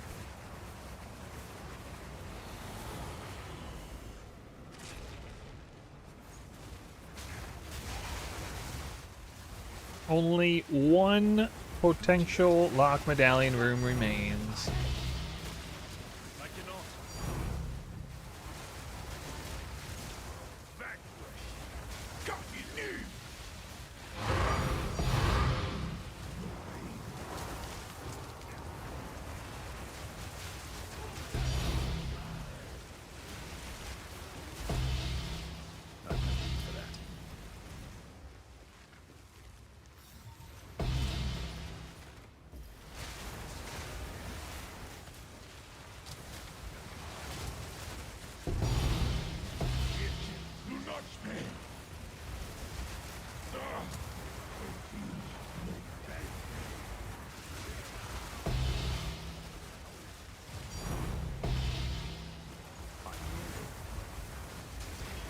You still have to get close to the corner hugging enemies with this build.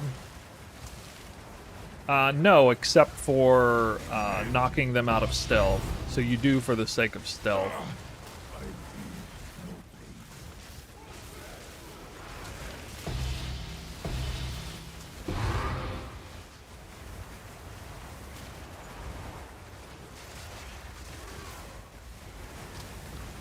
I think you always have to kind of go near all the corners with every build because of how stealth works. It doesn't matter if you what you're using.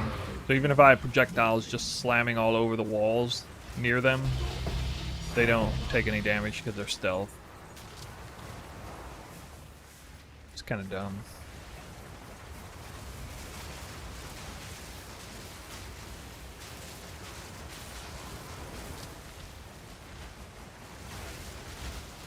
Got in here.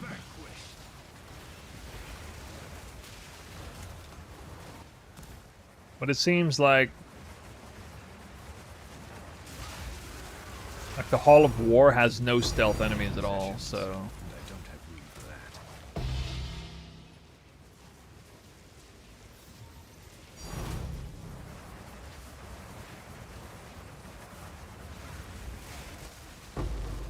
that one, like, I can just cast Twister in the open and it just seems to clear it all. Almost every time. I cannot.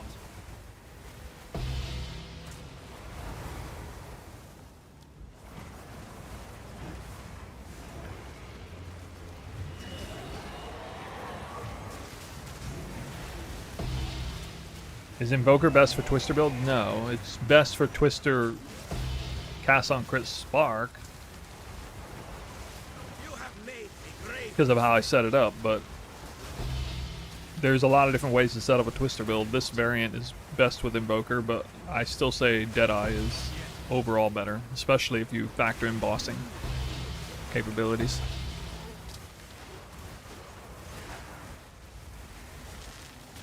Deadeye is the only Twister build that can easily, without like extra buttons, you can easily do a lot of damage to bosses. No other Twister build can.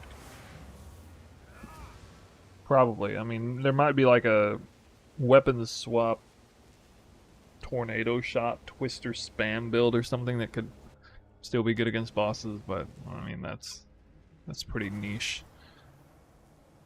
Oh no!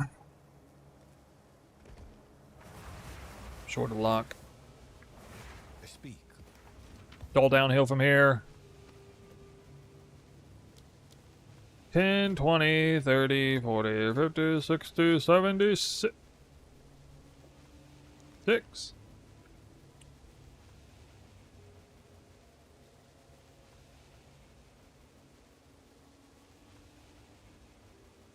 Oh, 33. 2 lock medallions, 17 temples. Whee! I've tried whirling assault.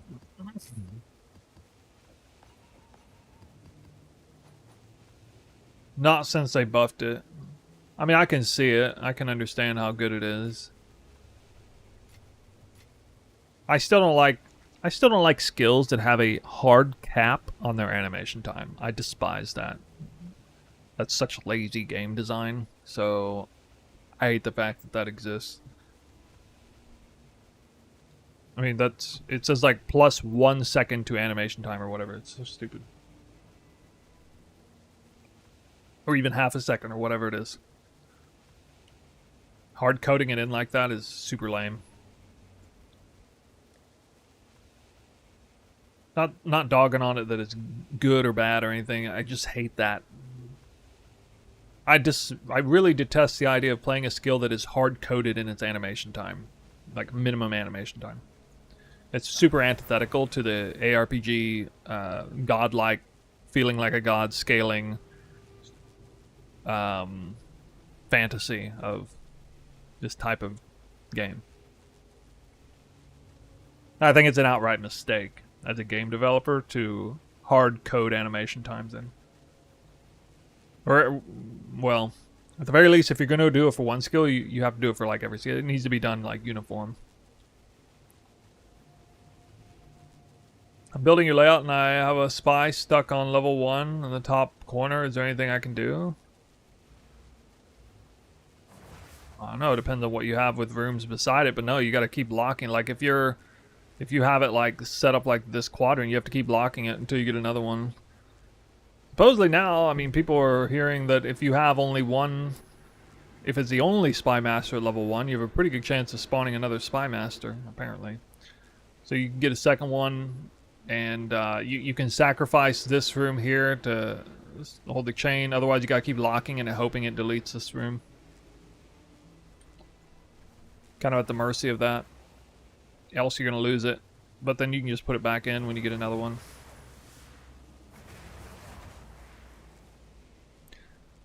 Which is to say, you don't really want to place a spy master here. Like if you're, you know, doing this, you don't really want to place a spy master here unless you have like a lot of locks, a second spy master, like in a medallion, for example, to place here.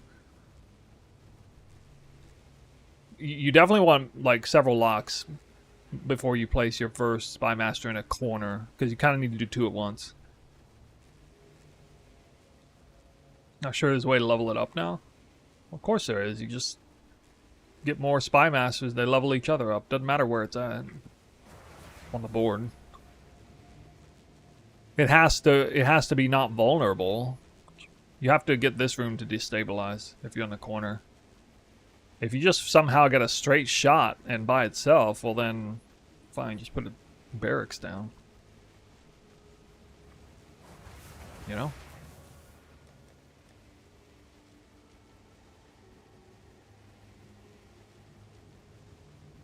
Alright, these aren't really worth enough to mess with.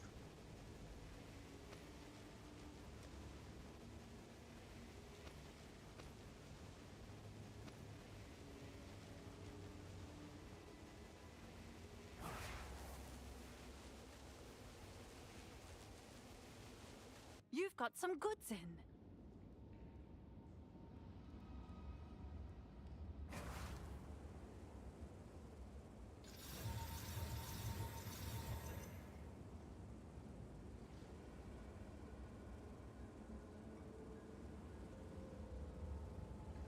Have an order?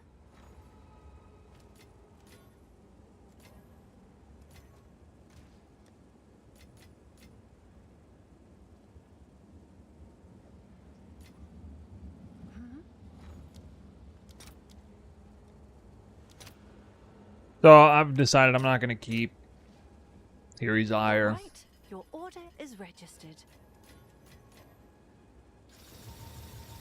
We'll just kind of pretend these don't drop. It's too annoying to mess with, because the only way it's worth using is if you kind of do the Val infuse and everything, and that's quite an investment. Becomes kind of a crafting project.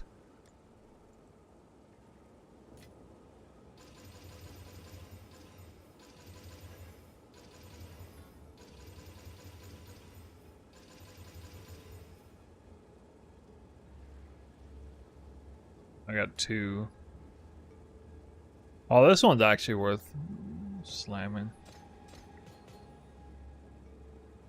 Oh, it's you. 2,000.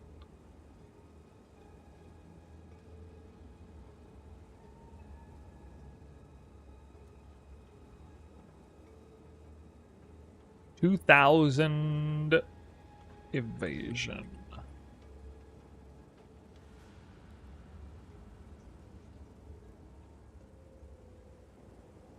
That's 35. 35 div.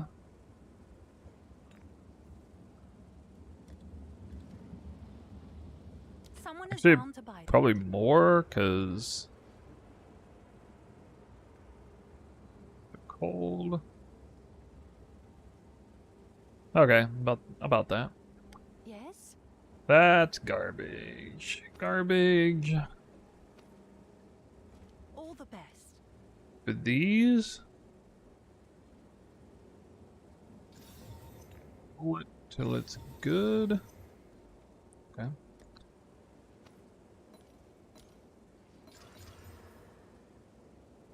Double thorns.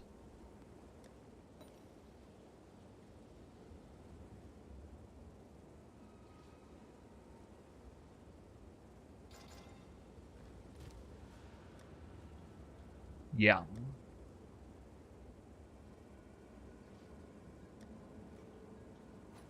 Meh.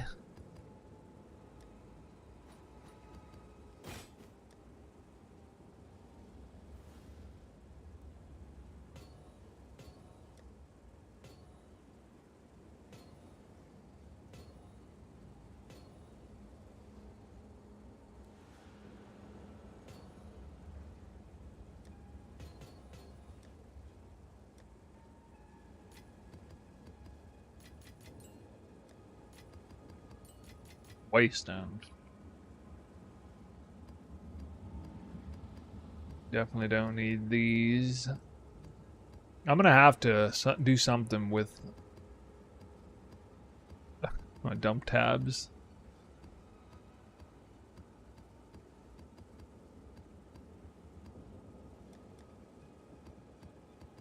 I do not have enough space.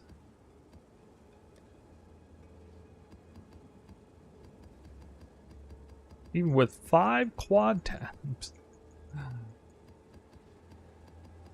Although I guess I can use these.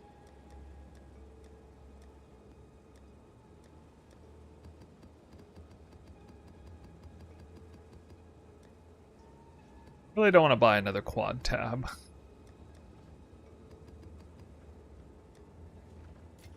Good news for you.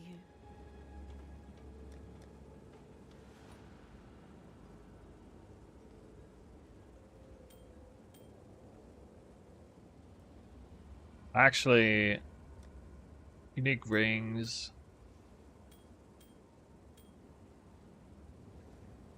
What's new? These are, I mean, good lord, what are these even worth? 1 and null? I'm sure someone will want that. Basically nothing.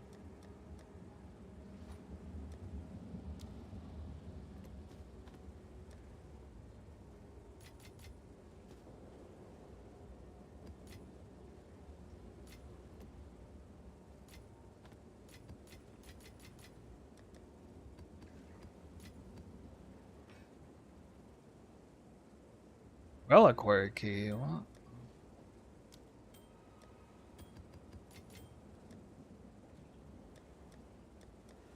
Well, this might work. If I can get... kind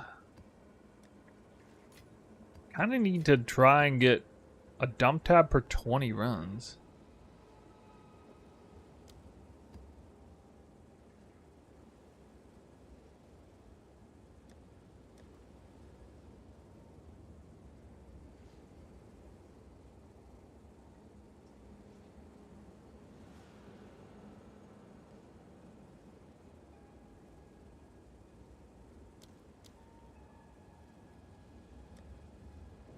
Yeah, it's not really going to work.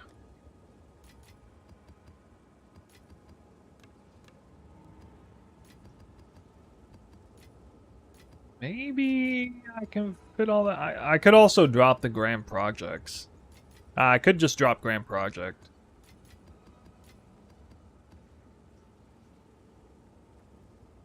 That would actually clear a lot of space up. Can I help?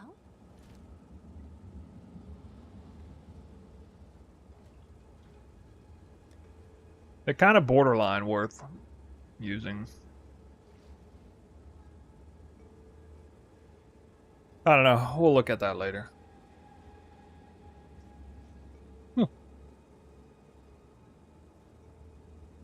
Love the Musk reference. Yeah. I don't know why I have it in 2 places. That's kind of stupid.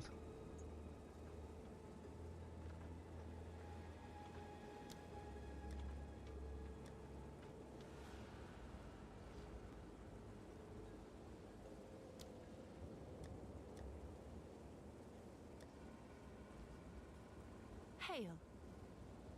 Alright guys, we are closing up shop for the day. But don't you worry, we're gonna raid somebody else. We got a raid earlier today from Princess Jiggleboom. Still love that name.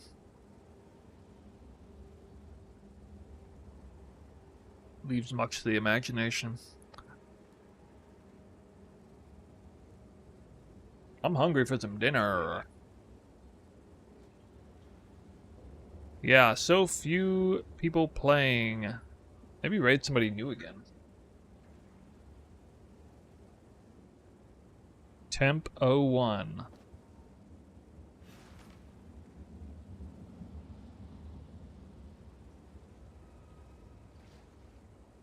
Ah, it looks interesting. Temp 01.